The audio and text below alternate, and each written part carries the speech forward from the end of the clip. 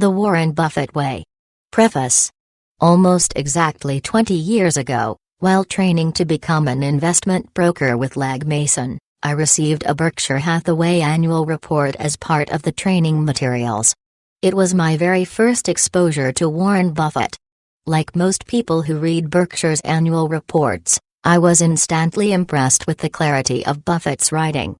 As a young professional during the 1980s, I found that my head was perpetually spinning as I tried to keep up with the stock market, the economy, and the constant buying and selling of securities. Yet, each time I read a story about Warren Buffett or an article written by him, his rational voice seemed to rise above the market's chaos. It was his calming influence that inspired me to write this book. The principal challenge I faced writing The Warren Buffett Way was to prove or disprove Buffett's claim that what I do is not beyond anybody else's competence. Some critics argue that, despite his success, Warren Buffett's idiosyncrasies mean his investment approach cannot be widely adopted. I disagree. Warren Buffett is idiosyncratic, it is a source of his success, but his methodology, once understood, is applicable to individuals and institutions alike. My goal in this book is to help investors employ the strategies that make Warren Buffett successful. The Warren Buffett Way describes what is, at its core, a simple approach. There are no computer programs to learn, no 2-inch thick investment manuals to decipher. Whether you are financially able to purchase 10% of a company or merely 100 shares, this book can help you achieve profitable investment returns. But do not judge yourself against Warren Buffett. His 5 decades of simultaneously owning and investing in businesses make it improbable that you can imitate his historical investment returns. Instead, compare your ongoing results against your peer group, whether that group includes actively managed mutual funds, an index fund, or the broader market in general. The original edition of this book enjoyed remarkable success, and I am deeply gratified that so many people found it useful. The success of The Warren Buffett Way, however, is first and foremost a testament to Warren Buffett. His wit and integrity have charmed millions of people worldwide, and his intellect and investment record have, for years, mesmerized the professional investment community, me included. This unparalleled combination makes Warren Buffett the single most popular role model in investing today. I had never met Warren Buffett before writing this book, and I did not consult with him while developing it. Although consultation surely would have been a bonus, I was fortunate to be able to draw from his extensive writings on investing that date back more than 4 decades. Throughout the book, I have employed extensive quotes from Berkshire Hathaway's annual reports, especially the famous chairman's letters. Mr. Buffett granted permission to use this copyrighted material, but only after he had reviewed the book. This permission in no way implies that he cooperated on the book or that he made available to me secret documents or strategies that are not already available from his public writings. Almost everything Buffett does is public, but it is loosely noted. What was needed, in my opinion, and what would be valuable to investors, was a thorough examination of his thoughts and strategies aligned with the purchases that Berkshire made over the years, all compiled in one source. And that was the starting point for the original edition of The Warren Buffett Way. This revised edition, 10 years later, retains that basic goal, to examine Buffett's more recent actions for the investment lessons they hold and to consider whether changes in the financial climate have triggered changes in his strategies. Some things became clear quickly. Buffett's level of activity in the stock market has dropped off significantly in recent years. He has bought entire companies more often than he has bought shares. He has on occasion moved more strongly into bonds, investment-grade corporate, government, even high yield, and then, when they became less attractive, moved out again. Some of these newly acquired companies are profiled in the chapters that follow, along with a discussion of how the characteristics of those companies reflect the tenets of the Warren Buffett Way. However, since many of these companies were privately held before Buffett bought them, the specifics of their financial data were not publicly available. I cannot, therefore, discern with any confidence what Buffett might have thought of those companies' economic conditions, other than to say that he clearly liked what he saw. For this updated edition, I also took the opportunity to incorporate some material that was not presented in the original book. I added a chapter on Buffett's style of portfolio management, a style he has labeled focus investing.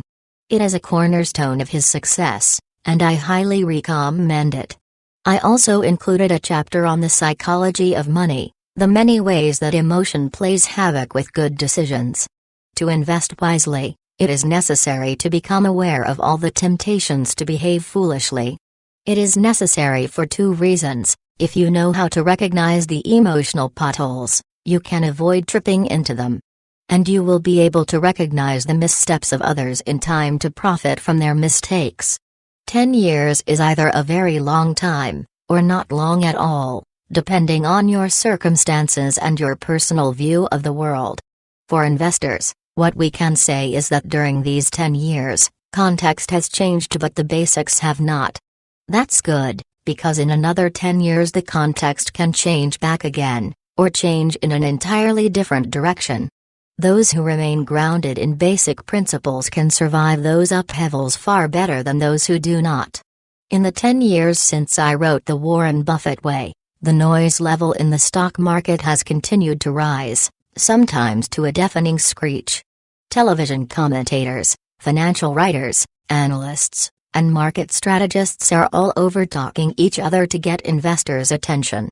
At the same time, many investors are immersed in internet chat rooms and message boards exchanging questionable information and misleading tips. Yet, despite all this available information, investors find it increasingly difficult to earn a profit. Some are hard-pressed even to continue. Stock prices skyrocket with little reason, then plummet just as quickly. People who have turned to investing for their children's education and their own retirement are constantly frightened.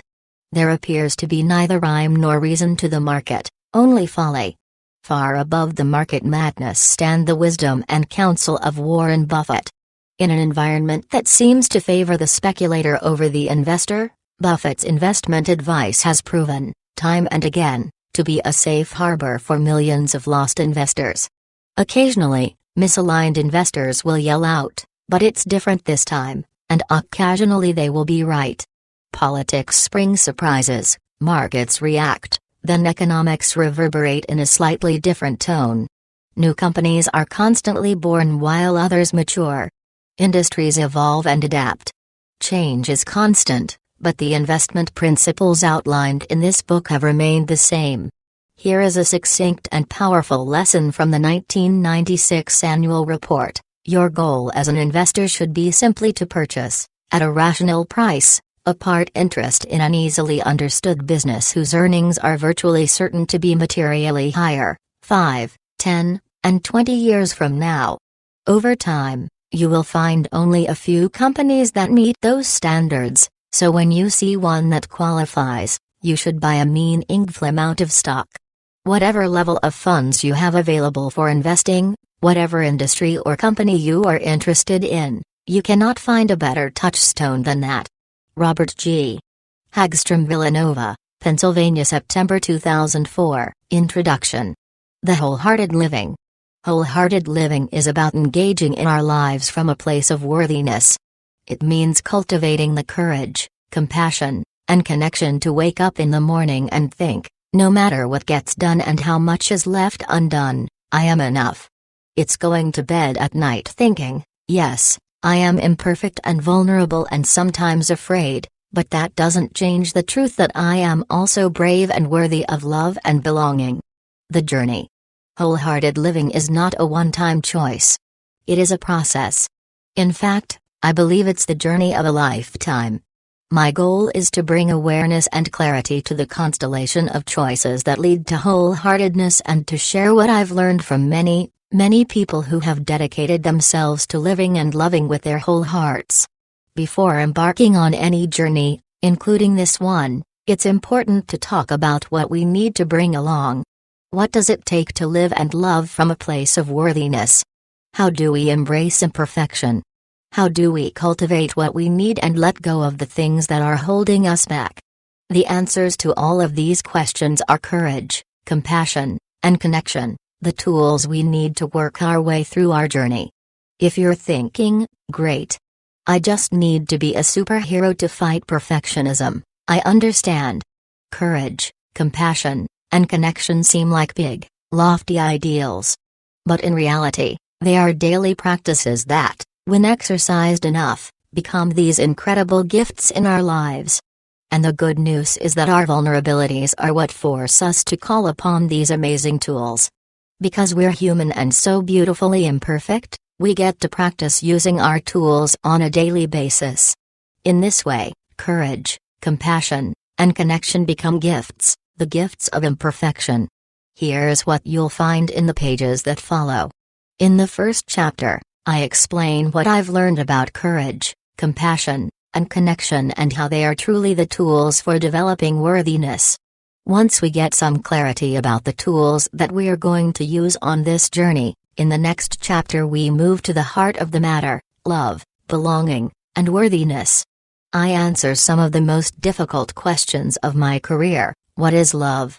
Can we love someone and betray them? Why does our constant need to fit in sabotage real belonging? Can we love the people in our lives, like our partners and children, more than we love ourselves? How do we define worthiness, and why do we so often end up hustling for it rather than believing in it? We encounter obstacles on every journey we make, the wholehearted journey is no exception. In the next chapter, we'll explore what I've found to be the greatest barriers to living and loving with our whole hearts and how we can develop effective strategies to move through the barriers and to cultivate resilience. From there, we'll explore the 10 guideposts for the wholehearted journey, daily practices that provide direction for our journey. There's one chapter for each guidepost, and each chapter is illustrated with stories, definitions, quotes, and ideas for making deliberate and inspired choices about the way we live and love. Defining moments. This book is full of big concept words such as love, belonging, and authenticity. I think it's critically important to define the gauzy words that are tossed around every day but rarely explained. And I think good definitions should be accessible and actionable. I've tried to define these words in a way that will help us unpack the term and explore the pieces. When we dig down past the feel-good words and excavate the daily activities and experiences that put the heart in wholehearted living, we can see how people define the concepts that drive their actions, beliefs, and emotions. For example, when the research participants talked about a concept such as love, I was careful to define it as they experienced it. Sometimes that required developing new definitions, like I actually did with love and many other words. Other times, when I started looking around in the existing literature, I found definitions that captured the spirit of the participants' experiences. A good example of this is play. Play is an essential component to wholehearted living, and when I researched the topic, I discovered the amazing work of Dr. Stuart Brown. So, rather than creating a new definition, I reference his work because it accurately reflects what I learned in the research. I realize that definitions spark controversy and disagreement, but I'm okay with that. I'd rather we debate the meaning of words that are important to us than not discuss them at all. We need common language to help us create awareness and understanding, which is essential to wholehearted living. Digging deep. In early 2008, when my blog was still pretty new, I wrote a post about breaking my dig deep button. You know the dig deep button, right? It's the button that you rely on when you're too bone tired to get up one more time in the middle of the night or to do one more load of throw up diarrhea laundry or to catch one more plane or to return one more call or to please/perform/perfect the way you normally do even when you just want to flip someone off and hide under the covers. The dig deep button is a secret level of pushing through when we're exhausted and overwhelmed, and when there's too much to do and too little time for self-care. In my blog post, I explained how I had decided not to fix my dig deep button.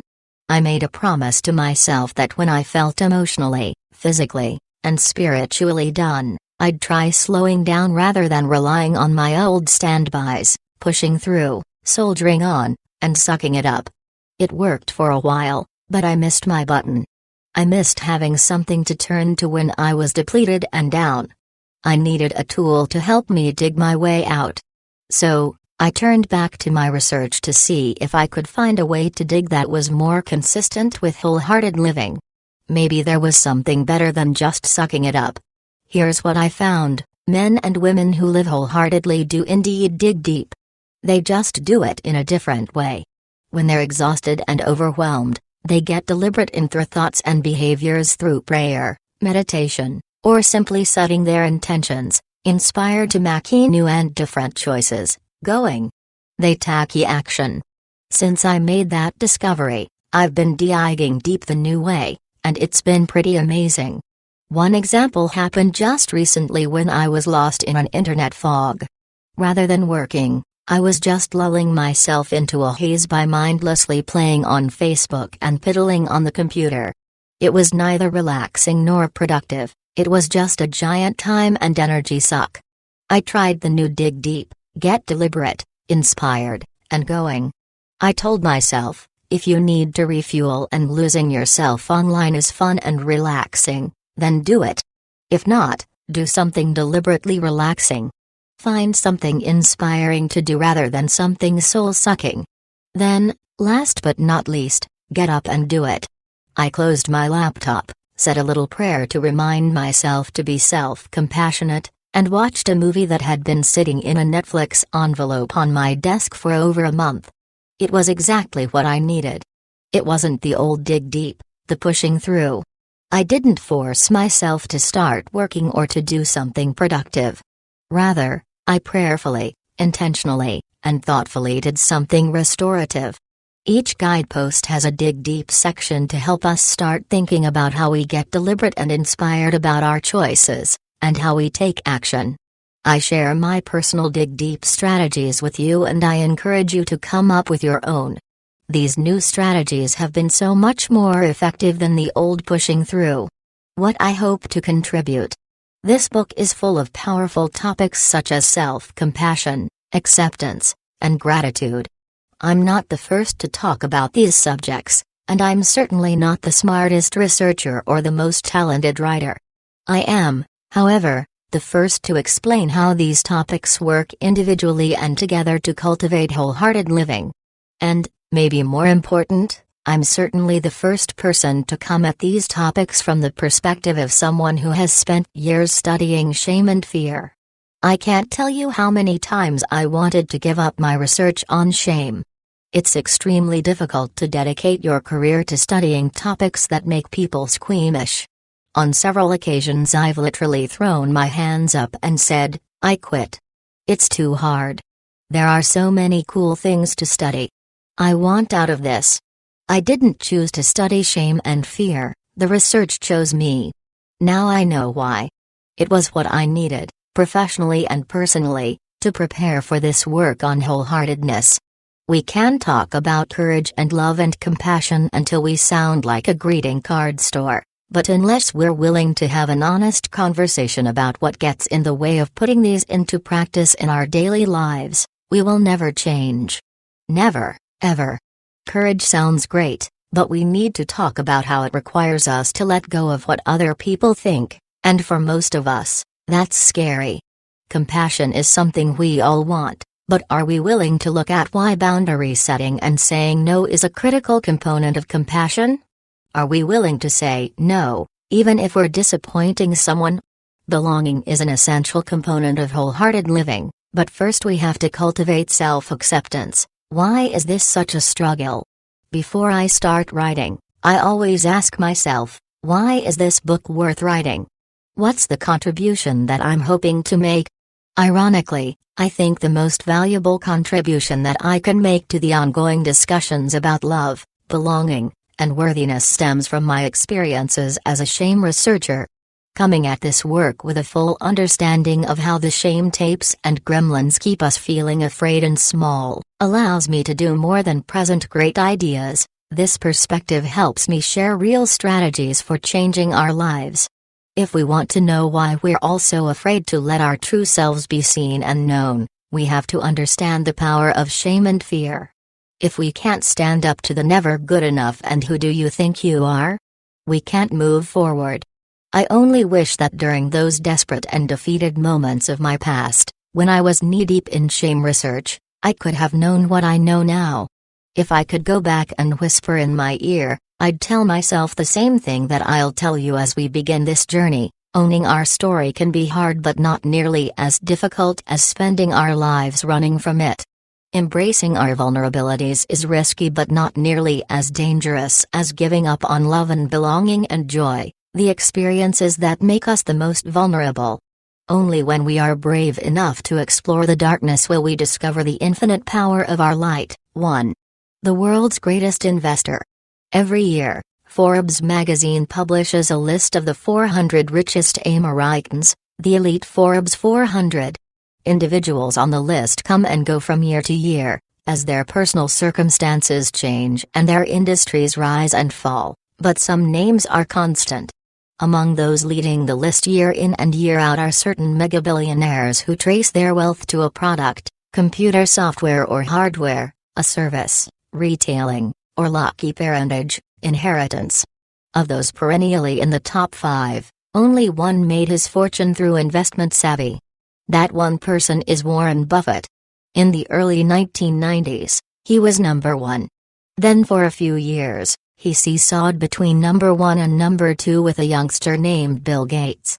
Even for the dot-com crazed year 2000, when so much of the wealth represented by the Forbes 400 came from the phenomenal growth in technology, Buffett, who smilingly eschews high-tech anything, was firmly in 4th position.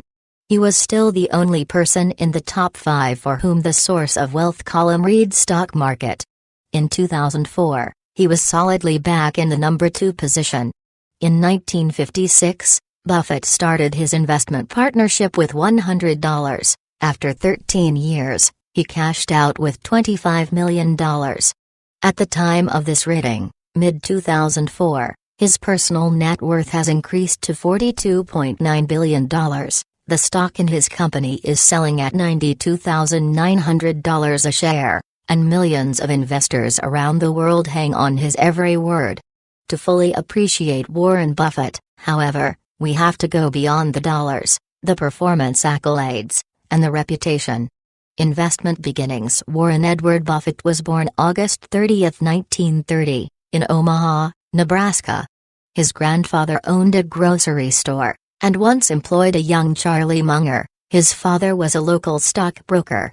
As a boy, Warren Buffett was always fascinated with numbers and could easily do complex mathematical calculations in his head.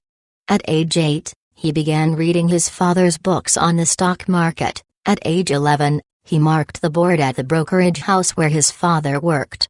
His early years were enlivened with entrepreneurial ventures, and he was so successful that he told his father he wanted to skip college and go directly into business. He was overruled. Buffett attended the business school at the University of Nebraska, and while there, he read a new book on investing by a Columbia professor named Benjamin Graham. It was, of course, The Intelligent Investor. Buffett was so taken with Graham's ideas that he applied to Columbia Business School so that he could study directly with Graham. Bill Ruane, now chairman of the Sequoia Fund, was in the same class.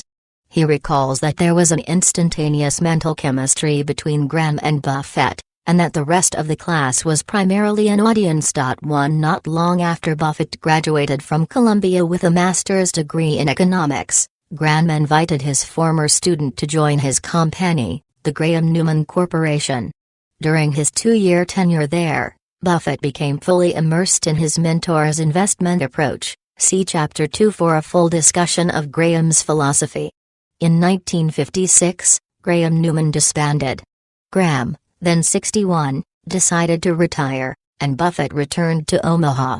Armed with the knowledge he had acquired from Graham, the financial backing of family and friends, and $100 of his own money, Buffett began a limited investment partnership. He was 25 years old. THEBUFFETTPARTNERSHIP, Ltd.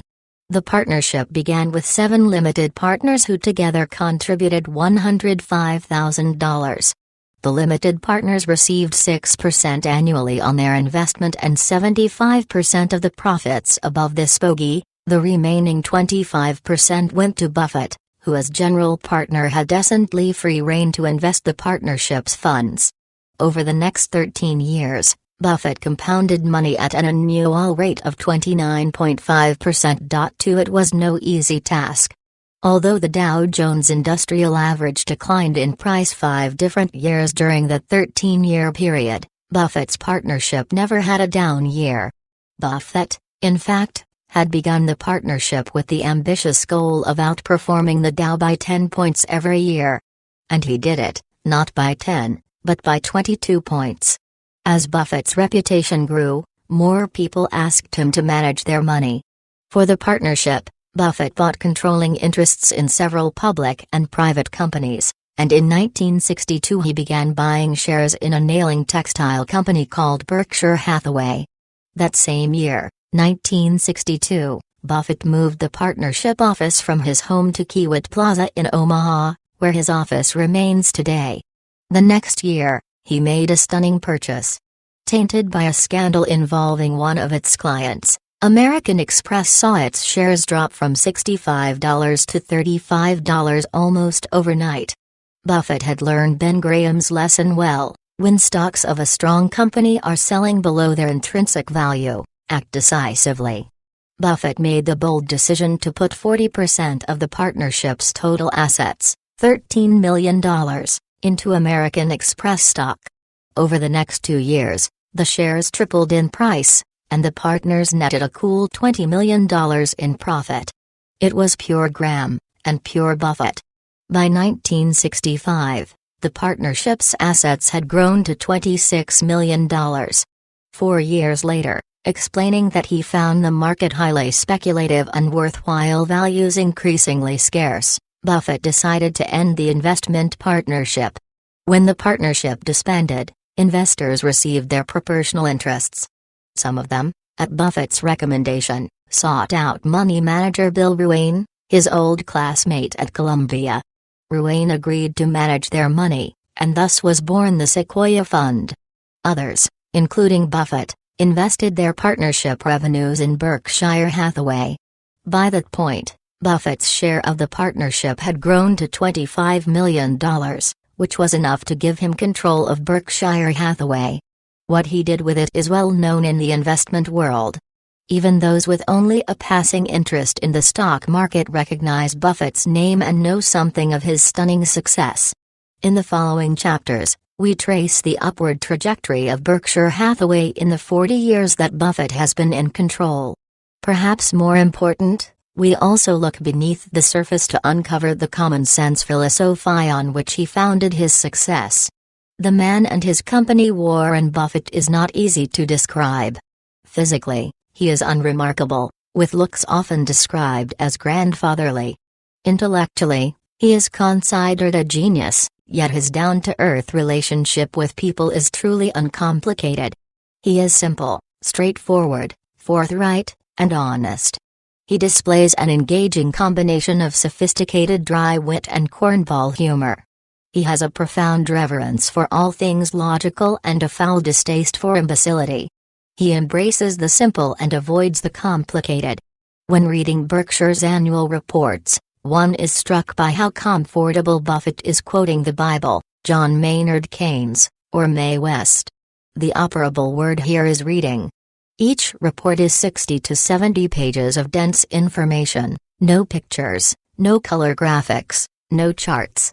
Those who are disciplined enough to start on page 1 and continue uninterrupted are rewarded with a healthy dose of financial acumen, folksy humor, and unabashed honesty. Buffett is candid in his reporting. He emphasizes both the pluses and the minuses of Berkshire's businesses. He believes that people who own stock in Berkshire Hathaway are owners of the company, and he tells them as much as he would like to be told if he were in their shoes. When Buffett took control of Berkshire, the corporate net worth was $22 million. 40 years later, it has grown to $69 billion. It has long been Buffett's goal to increase the book value of Berkshire Hathaway at a 15% annual rate, well above the return achieved by the average American company. Since he took control of Berkshire in 1964, the gain has been much greater. Book value per share has grown from $19 to $50,498, a rate of 22.2% compounded annually. This relative performance is all the more impressive when you consider that Berkshire is penalized by both income and capital gains taxes, and the Standard & Poor's 500 returns are pre-tax. Starting in 1979, accounting rules required insurance companies to value the equity securities they hold at market rather than at the lower of cost or market, which was previously the requirement. In this table, Berkshire's results through 1978 have been restated to conform to the changed rules. In all other respects, the results are calculated using the numbers originally reported. The S&P 500 numbers are pre-tax, whereas the Berkshire numbers are after tax. If a corporation such as Berkshire were simply to have owned the S&P 500 and accrued the appropriate taxes, its results would have lagged the S&P 500 in years when that index showed a positive return, but would have exceeded the S&P in years when the index showed a negative return. Over the years, the tax costs would have caused the aggregate lag to be substantial. On a year-by-year basis, Berkshire's returns have at times been volatile. Changes in the stock market and thus the underlying stocks that Berkshire owns create wide swings in per share value. See Table 1.1. To appreciate the volatility, compare the results for 1998 with 1999. In 1998, Berkshire's value increased more than 48%. Then, in 1999, Berkshire's increase dropped to a paltry 0.5%, yet the S&P 500 increased 21%. Two factors were involved. Berkshire's results can be traced to poor return on consumer non-durables, Coca-Cola and Gillette, while the S&P increase was fueled by the outstanding performance of technology stocks, which Berkshire does not own. Speaking with the candor for which he is famous, Buffett admitted in the 1999 annual report that truly large superiorities over the S&P index are a thing of the past. He predicted, however, that over time Berkshire's performance would be modestly better than the S&P. And for the next 3 years, this turned out to be the case. Then in 2003, even though Berkshire had a terrific year, book value up 21%, the S&P did even better. Buffett today. Over the most recent years, starting in the late 1990s, Buffett has been less active in the stock market than he was in the 1980s and early 1990s. Many people have noticed this lack of activity and have wondered whether it signaled that the market had hit its top. Others have theorized that the lack of new major purchases of common stocks simply means that the type of stocks Buffett likes to purchase are no longer selling at attractive prices. We know it is Buffett's preference to buy certainties at a discount. Certainties are defined by the predictability of a company's economics. The more predictable a company's economics, the more certainty we might have about its valuation. When we look down the list of stocks that Buffett owns as well as the wholly owned companies inside Berkshire, we are struck by the high degree of predictability reflected there. The discount part of the statement obviously refers to the stock price. Knowing that Buffett likes to buy highly predictable economics at prices below the intrinsic value of the business, we can conclude that his buyer's strike reflects the lack of choices in this arena. I am pretty sure that if Coca-Cola, Gillette, or other similar businesses were today selling at 50 cents on the dollar, Buffett would add more shares to Berkshire's portfolio. We also know Buffett's discipline of operating only within his circle of competence. Think of this circle of competence as the cumulative history of your experience. If someone had successfully operated a certain business within a certain industry for a decade or more, we would say that person had achieved a high level of competence for the task at hand. However, if someone else had only a few years' experience operating a new business, We could reasonably question that person's level of competence. Perhaps in Buffett's rational mind, the sum total of his business experience in studying and operating the businesses in Berkshire's portfolio sets the bar of competence so high that it would be difficult to achieve a similar level of insight into a new industry. So perhaps Buffett faces a dilemma. Within his circle of competence, the types of stocks he likes to purchase are not currently selling at discounted prices. At the same time, outside his circle of competence, faster-growing businesses are being born in new industries that have yet to achieve the high level of economic certainty Buffett requires. If this analysis is correct, it explains why there have been no new large buys of common stocks in the past few years. We would be foolish indeed to assume that because the menu of stocks available for purchase has been reduced, Warren Buffett is left without investment options. Certainly he has been active in the fixed income market, including taking a significant position in high-yield bonds in 2002. He is alert for the periodic arbitrage opportunity as well, but considering the amount of capital Buffett needs to deploy to make meaningful returns, the arbitrage markets are perhaps not as fruitful as they once were.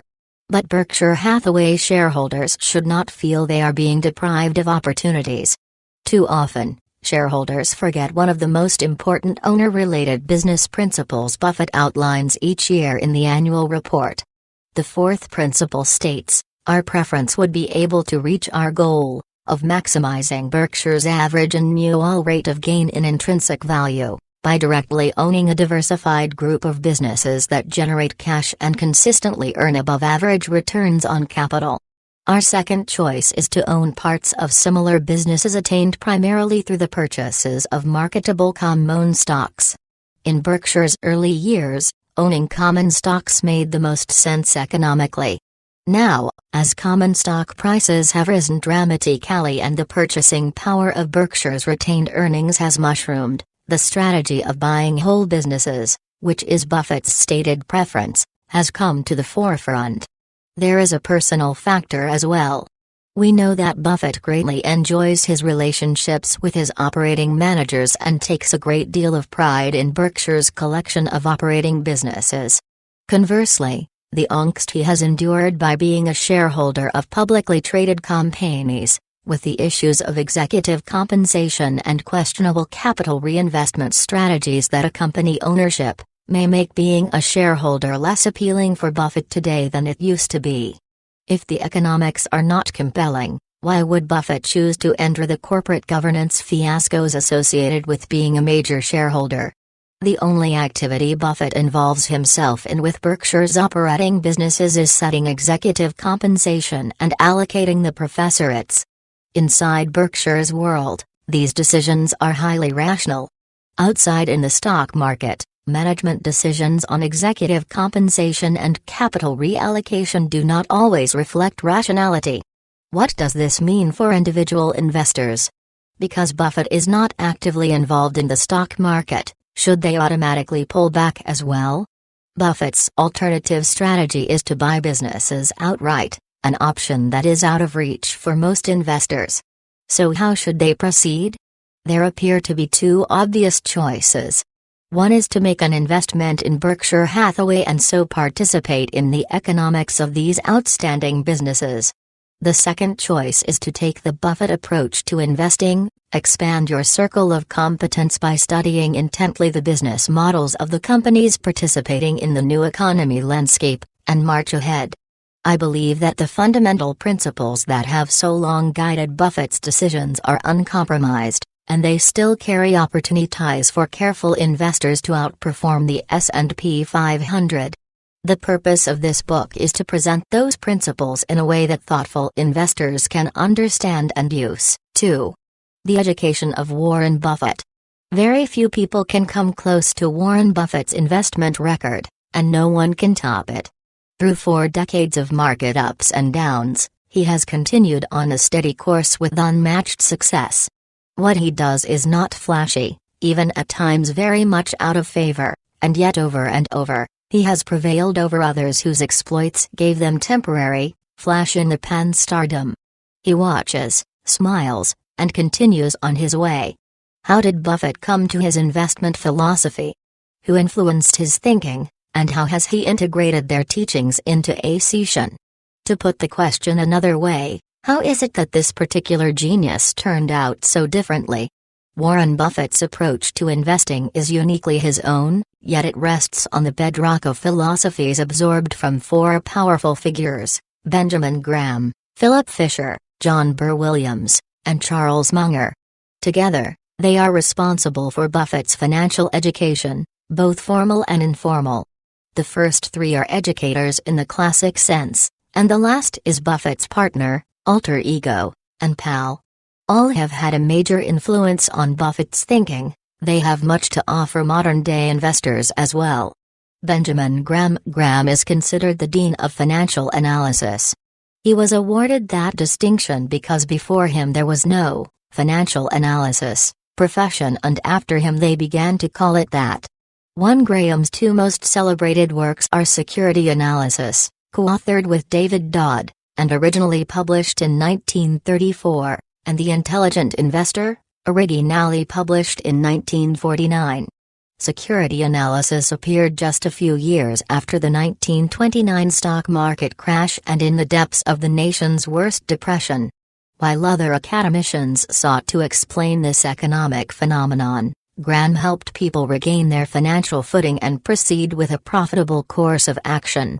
Graham began his career on Wall Street as a messenger at the brokerage firm of Neuberger, Henderson and Loeb, posting bond and stock prices on a blackboard for $12 a week.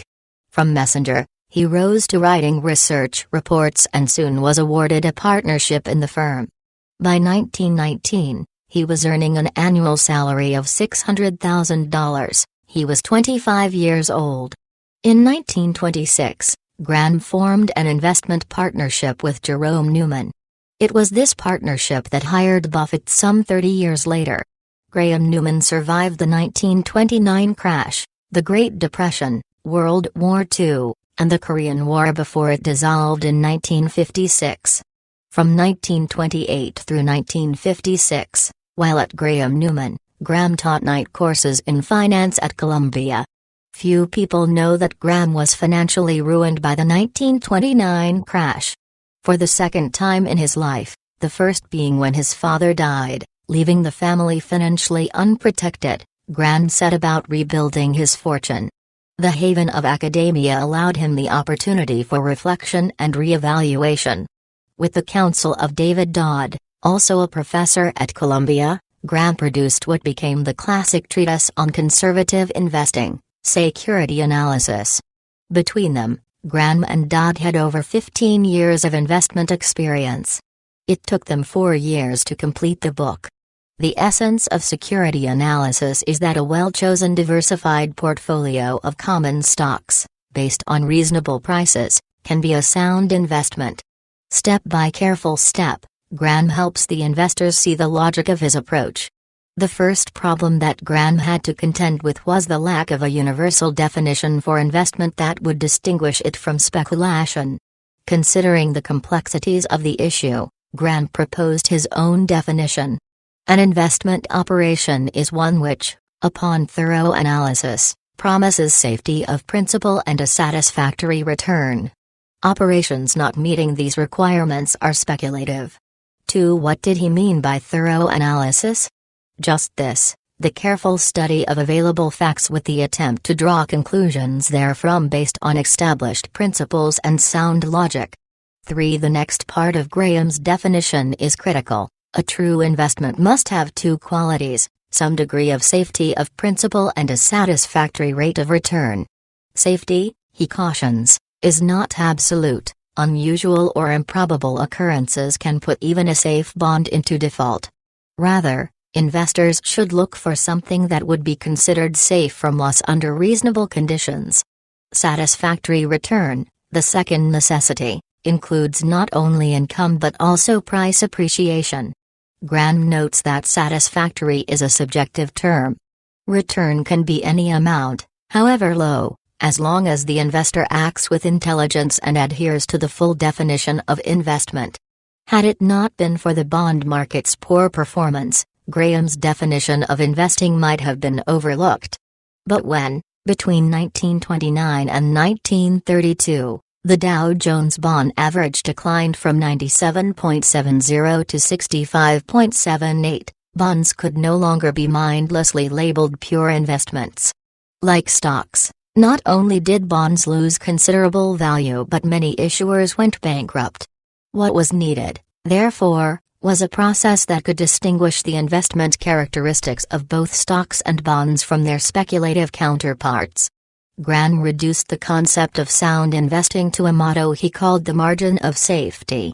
With this motto, he sought to unite all securities, stocks, and bonds in a singular approach to investing. In essence, a margin of safety exists when securities are selling, for whatever reason, at less than their real value. The notion of buying undervalued securities regardless of market levels was a novel idea in the 1930s and 1940s. Graham's goal was to outline such a strategy. In Graham's view, establishing a margin of safety concept for bonds was not too difficult.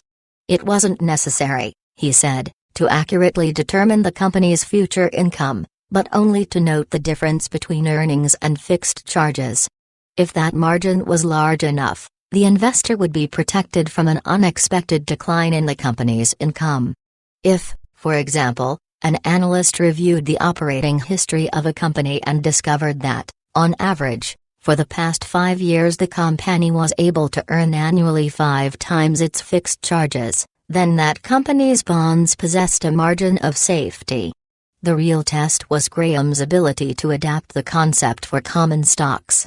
He reasoned that if the spread between the price of a stock and the intrinsic value of a company was large enough, the margin of safety concept could be used to select stocks. For this strategy to work systematically, Graham admitted, investors needed a way to identify undervalued stocks. And that meant they needed a technique for determining a company's intrinsic value.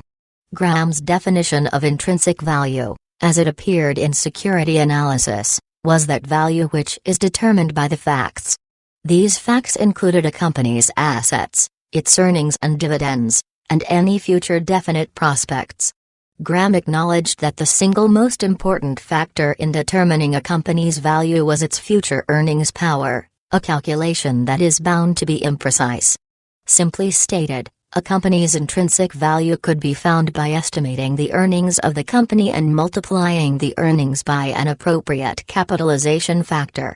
The company's stability of earnings, assets, dividend policy, and financial health influenced this capitalization factor, or multiplier. Graham asked us to accept that intrinsic value is an elusive concept. It is distinct from the market's quotation price.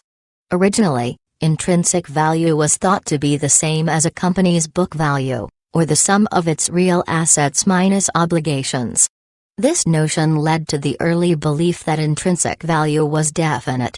However, analysts came to know that the value of a company was not only its net real assets but also the value of the earnings that these assets produced.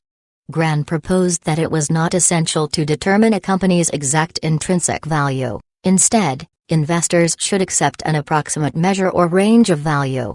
Even an approximate value, compared against the selling price, would be sufficient to gauge margin of safety. There are 2 rules of investing, said Graham. The first rule is don't lose. The second rule is don't forget rule number 1. This don't lose philosophy steered Graham toward 2 approaches for selecting common stocks that, when applied, adhered to the margin of safety. The first approach was buying a company for less than 2/3 of its net asset value, and the second was focusing on stocks with low price-to-earnings P/E ratios. Buying a stock for a price that is less than 2/3 of its net assets fit neatly into Graham's sense of the present and satisfied his desire for some mathematical expectation. Graham gave no weight to a company's plant, property, and equipment. Furthermore, he deducted all the company's short and long-term liabilities. What remained would be the net current assets. If the stock price was below this per share value, Graham reasoned that a margin of safety existed and a purchase was warranted. Graham considered this to be a foolproof method of investing, but he acknowledged that waiting for a market correction before making an investment might be unreasonable. He set out to design a second approach to buying stocks. He focused on stocks that were down in price and that sold at a low P/E ratio. Additionally, the company must have some net asset value. It must owe less than it's worth. Over the years, many other investors have searched for similar shortcuts for determining intrinsic value. Low P/E ratios, Graham's first technique, was a general favorite.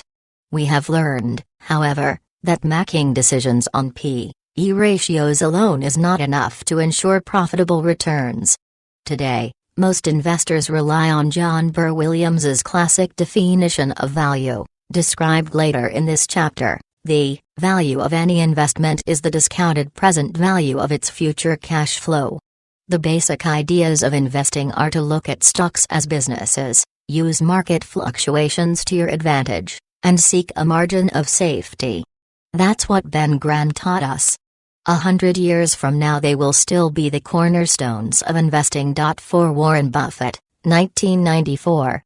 Both of Graham's approaches, buying a stock for less than 2/3 of net asset value and buying stocks with low P/E multiples, had a common characteristic.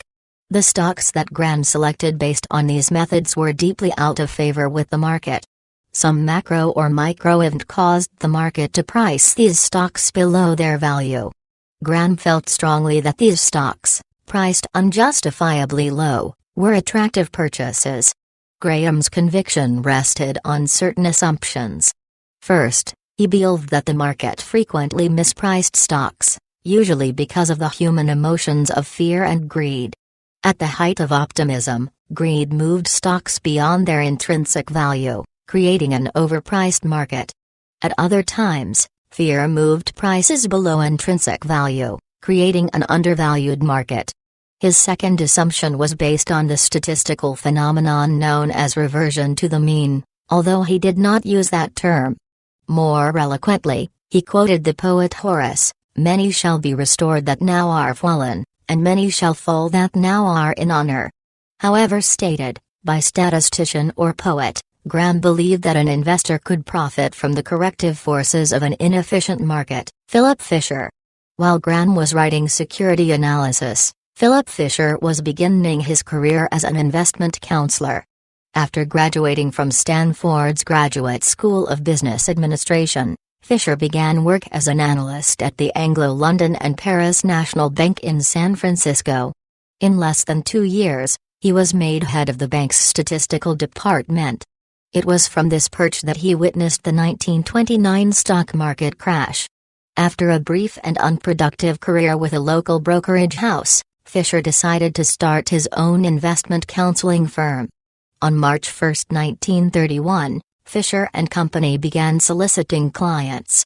Starting an investment counseling firm in the early 1930s might have appeared foolhardy, but Fisher figured he had 2 advantages.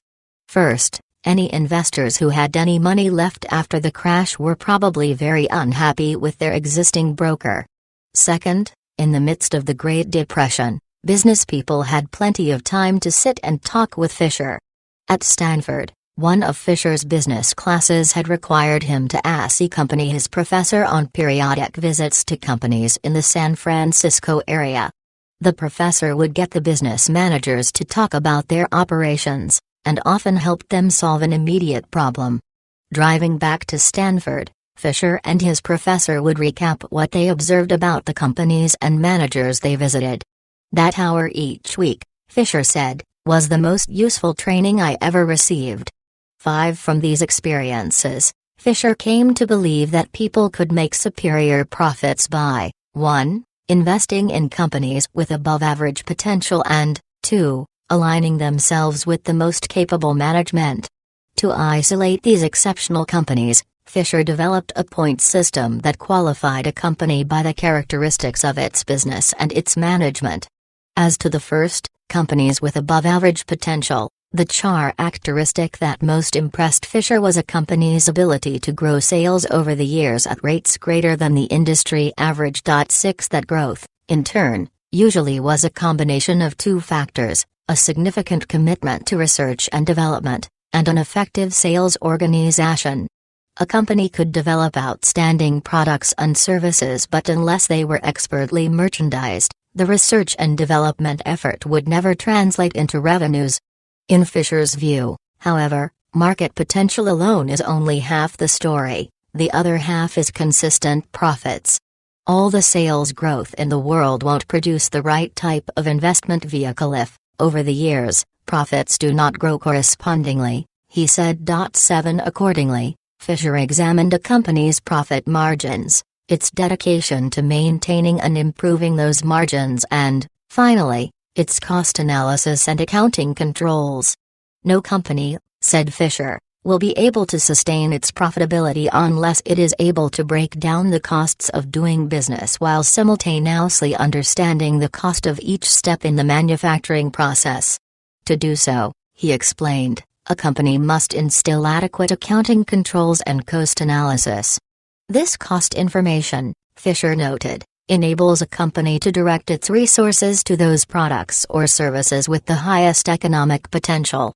Furthermore, accounting controls will help identify snags in a company's operations. These snags, or inefficiencies, act as an early warning device aimed at protecting the company's overall profitability. Fisher's sensitivity about a company's profitability was linked with another concern: a company's ability to grow in the future without requiring equity financing. If a company is able to grow only by selling stocks, he said, the larger number of shares outstanding will cancel out any benefit that stockholders might realize from the company's growth. He explained, is to uncover as much about a company as possible from those individuals who are familiar with the company. Fisher admitted this was a catch-all inquiry that he called scuttlebutt. Today, we might call it the business grapevine. If handled properly, Fisher claimed, scuttlebutt could provide the investor with substantial clues to identify outstanding investments. Fisher's scuttlebutt investigation led him to interview as many sources as possible. He talked with customers and vendors. He sought out former employees as well as consultants who had worked for the company. He contacted research scientists in universities, government employees, and trade association executives. He also interviewed competitors. Although executives may sometimes hesitate to disclose too much about their own company, Fisher found that they never lack an opinion about their competitors. Most investors are unwilling to commit the time and energy Fisher felt was necessary for understanding a company. Developing a scuttlebutt network and arranging interviews are time-consuming. Replicating the scuttlebutt process for each company under consideration can be exhausting. Fisher found a simple way to reduce his workload: he reduced the number of companies he owned. He always said he would rather own a few outstanding companies than a large number of average businesses. Generally, his portfolios included fewer than 10 companies, and often 3 to 4 companies represented 75% of his entire equity portfolio. Fisher believed that, to be successful, investors needed to do just a few things well. One was investing only in companies that were within their circle of competence. Fisher himself made that mistake in the beginning. I began investing outside the industries which I believed I thoroughly understood, in completely different spheres of activity, situations where I did not have comparable background knowledge. 8 John Burr Williams graduated from Harvard University in 1923 and went on to Harvard Business School, where he got his first taste of economic forecasting and security analysis. After Harvard, he worked as a security analyst at 2 well-known Wall Street firms. He was there through the heady days of the 1920s and the disastrous crash of 1929 and its aftermath. That experience convinced him that to be a good investor, one also needs to be a good economist. 9 So, in 1932, at the age of 30 and already a good investor, he enrolled in Harvard's Graduate School of Arts and Sciences. Working from a firm belief that what happened in the economy could affect the value of stocks, he had decided to earn an advanced degree in economics. When it came time to choose a topic for his doctoral dissertation, Williams asked advice from Joseph Schumpeter, the noted Austrian economist best known for his theory of creative destruction, who was then a member of the economics faculty. Schumpeter suggested that Williams look at the intrinsic value of a common stock, saying it would fit Williams's background and experience. Williams later commented that perhaps Schumpeter had a more cynical motive. The topic would keep Williams from running afoul of the rest of the faculty, none of whom would want to challenge my own ideas on investments. Nonetheless, Schumpeter's suggestion was the impetus for Williams's famous doctoral dissertation, which, as the theory of investment value, has influenced financial analysts and investors ever since. Williams finished writing his dissertation in 1937. Even though he had not yet defended it, and to the great indignation of several professors, he submitted the work to Macmillan for publication. Macmillan declined. So did McGraw-Hill. Both decided that the book had too many algebraic symbols. Finally, in 1938, Williams found a publisher in Harvard University Press, but only after he agreed to pay part of the printing cost. 2 years later, Williams took his oral exam and, after some intense arguments over the causes of the Great Depression, passed. The theory of investment value is a genuine classic.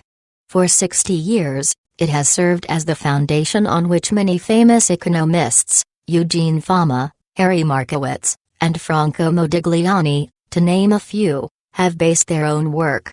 Warren Buffett calls it one of the most important investment books ever written. Williams's theory, known today as the dividend discount model, or discounted net cash flow analysis, provides a way to put a value on a stock or a bond. Like many important ideas, it can be reduced to a very simple precept: to know what a security is worth today, estimate all the cash it will earn over its lifetime and then discount that total back to a present value. It is the underlying methodology that Warren Buffett uses to evaluate stocks and companies. Buffett condensed Williams's theory as, the value of a business is determined by the net cash flows expected to occur over the life of the business discounted at an appropriate interest rate. Williams described it this way: a cow for her milk, a hen for her eggs, and a stock, by heck, for her dividends. 11 Williams's model is a two-step process. First, it measures cash flows to determine a company's current and future worth. How to estimate cash flows? One quick measure is dividends paid to shareholders. For companies that do not distribute dividends, Williams believed that in theory all retained earnings should eventually turn into dividends. Once a company reaches its mature stage, it would not need to reinvest its earnings for growth, so the management could start distributing the earnings in the form of dividends. Williams wrote, if earnings not paid out in dividends are all successfully reinvested, then these earnings should produce dividends later; if not, then they are money lost. In short, a stock is worth only what you can get out of it. 12 The second step is to discount those estimated cash flows, to allow for some uncertainty. We can never be exactly sure what a company will do, how its products will sell, or what management will do or not do to improve the business. There is always an element of risk, particularly for stocks, even though Williams's theory applies equally well to bonds. What, then, should we use as a discount rate?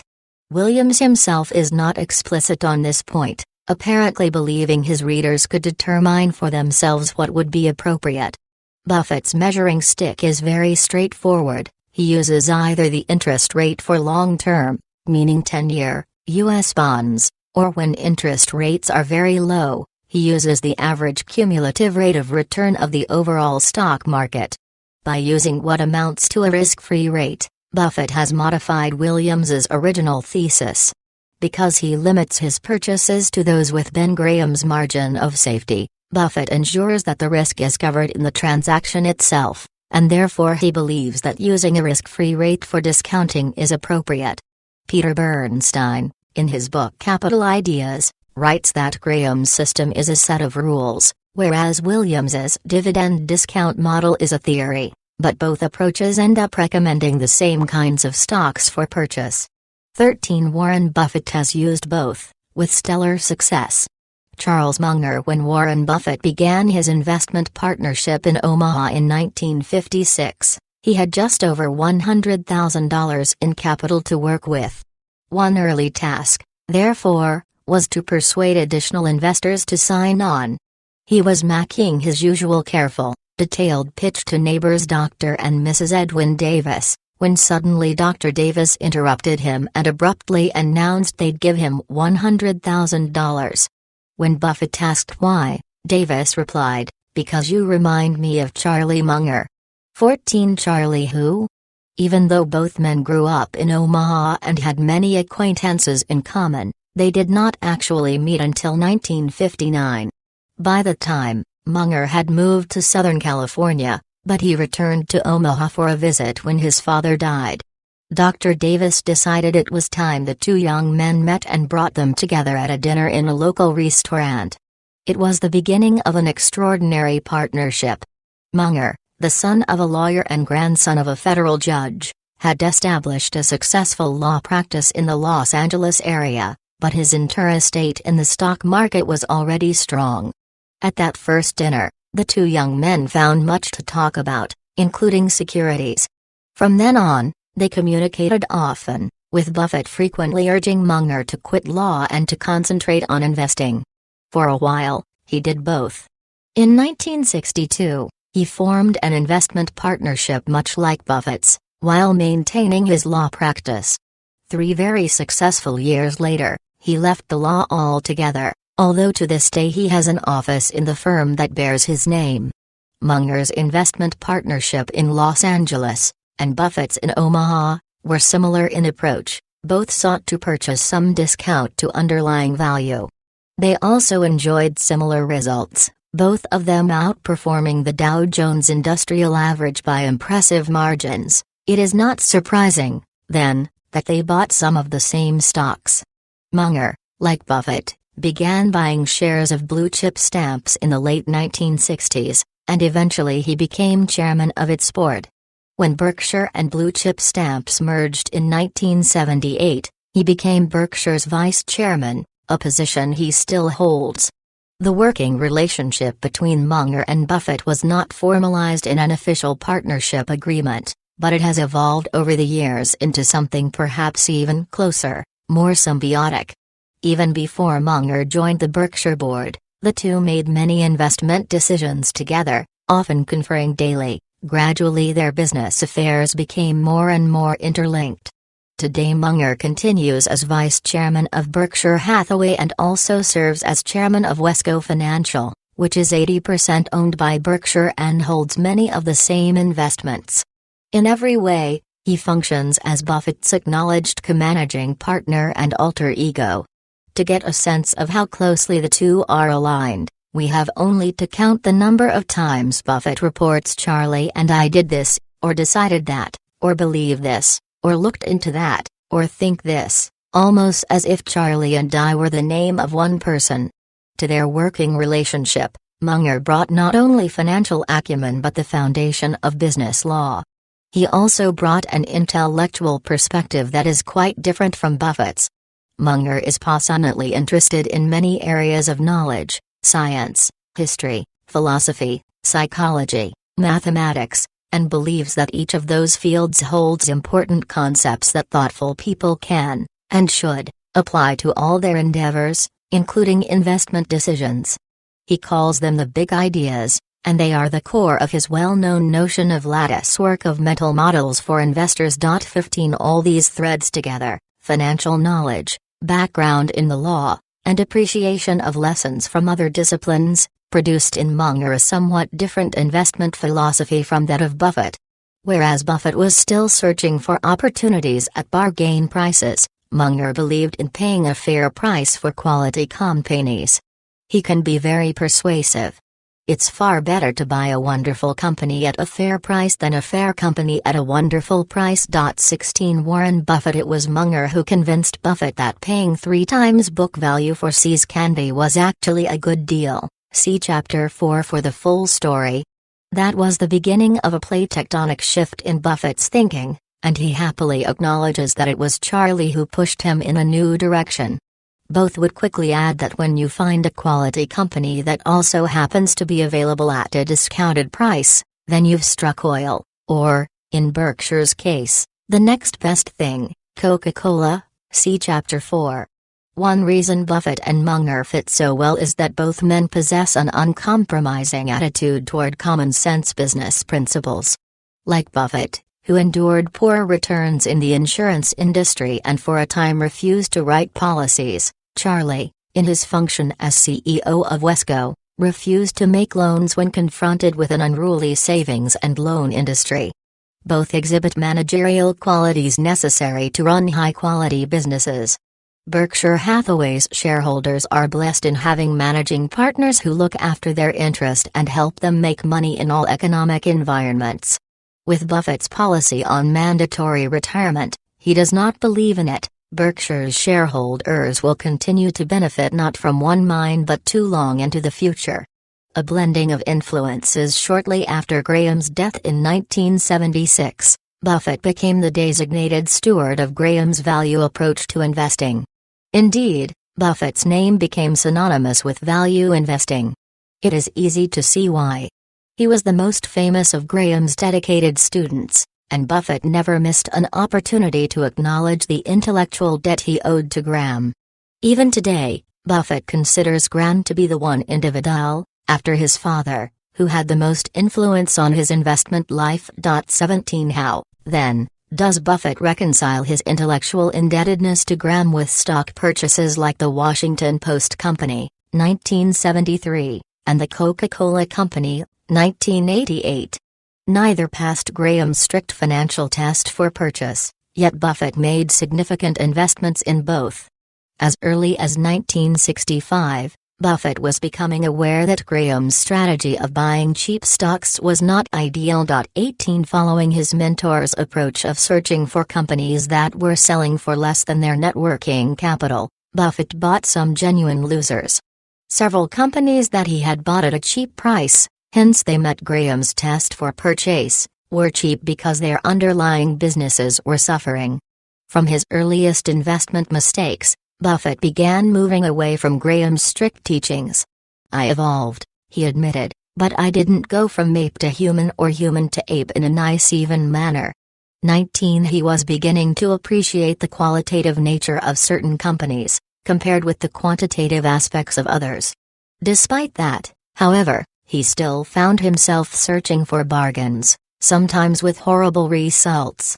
"My punishment," he confessed, "was an education in the economics of short-line farm implementation manufacturers, Dempster Mill Manufacturing, third-place department stores, Hochschild-Kahn, and New England textile manufacturers, Berkshire Hathaway."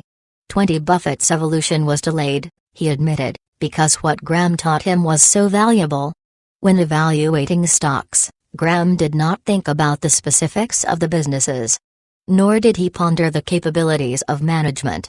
He limited his research investigation to corporate filings and annual reports. If there was a mathematical probability of making money because the share price was less than the assets of the company, Graham purchased the company, regardless of its business or its management.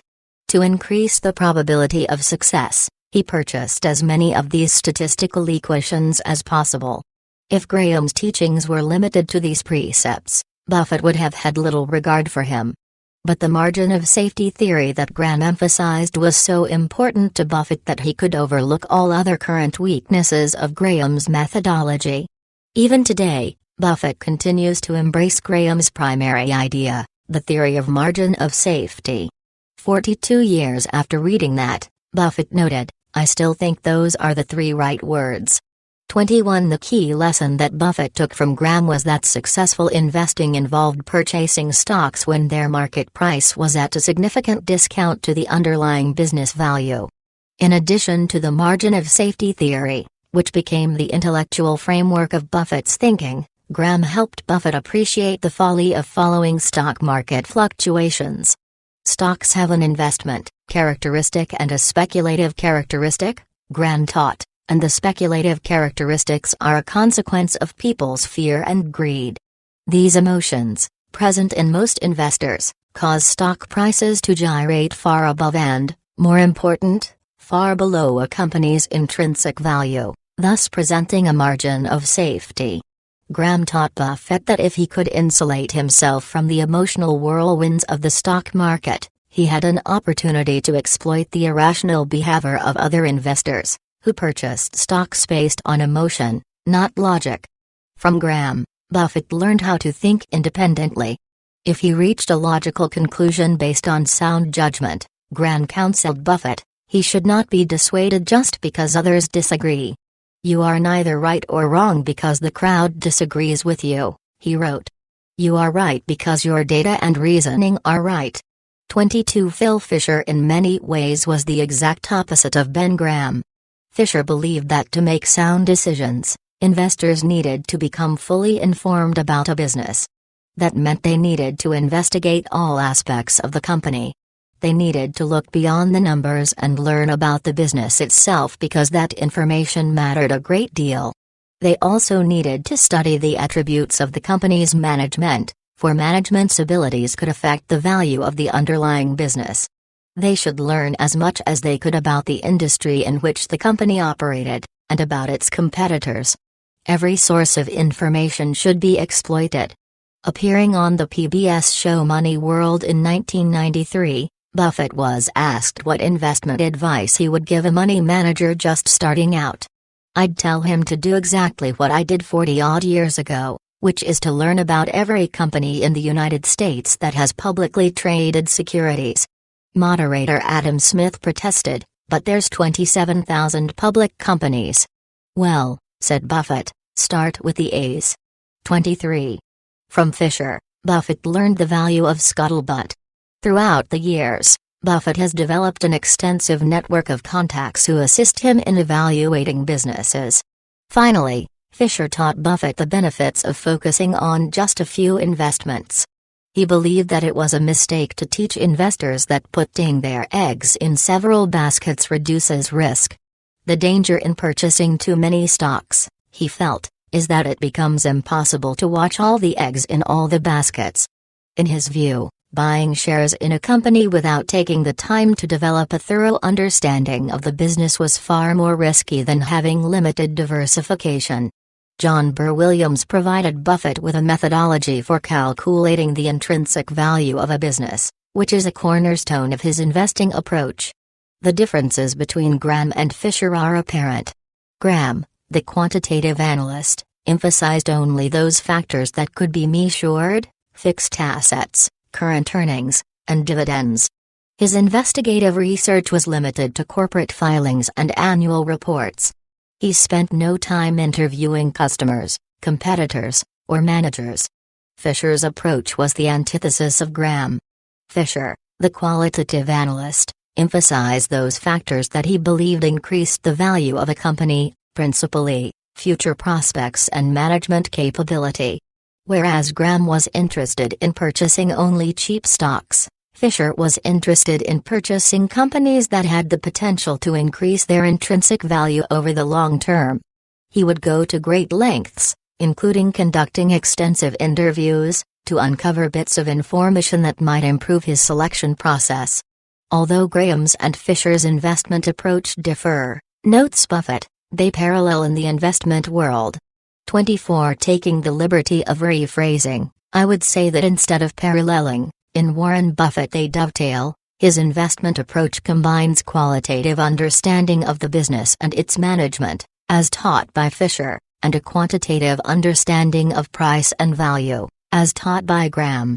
Warren Buffett once said, "I'm 15% Fisher and 85% Benjamin Graham." 25. That remark has been widely quoted, but it is important to remember that it was made in 1969.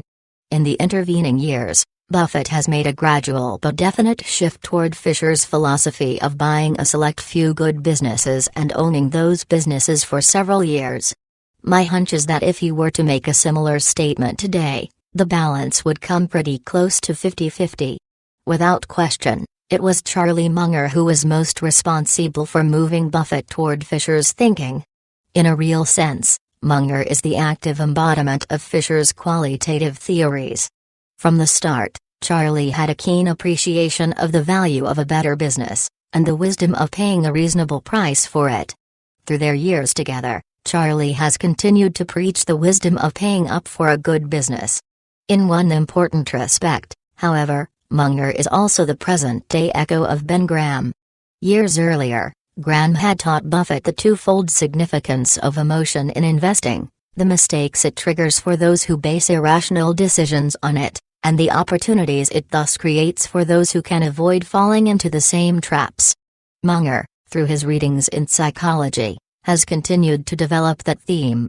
He calls it the psychology of misjudgment, a notion we look at more fully in Chapter 11, and through persistent emphasis, he keeps it an integral part of Berkshire's decision-making.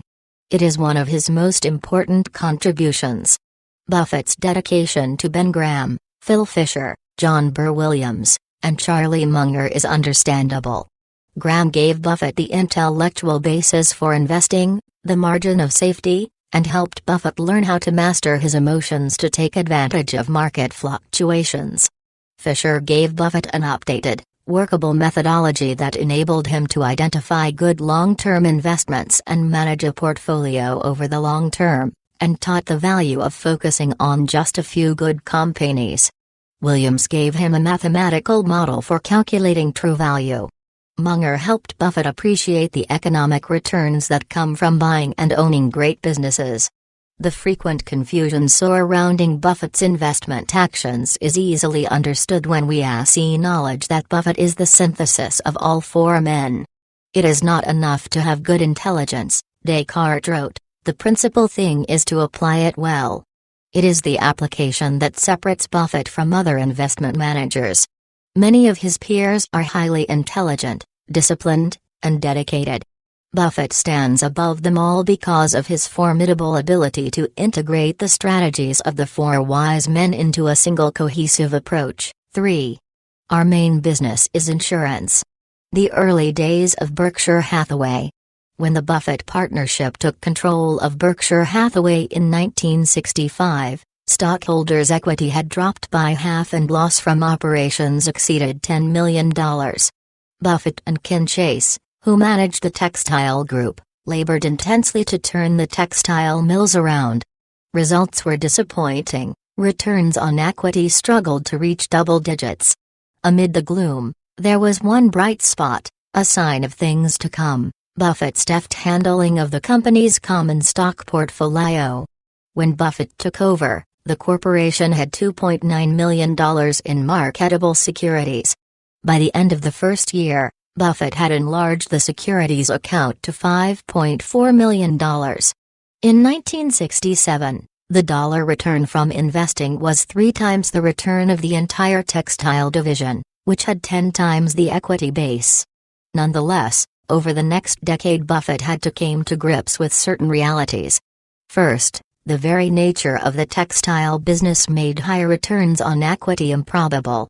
Textiles are commodities, and commodities by definition have a difficult time differentiating their products from those of competitors.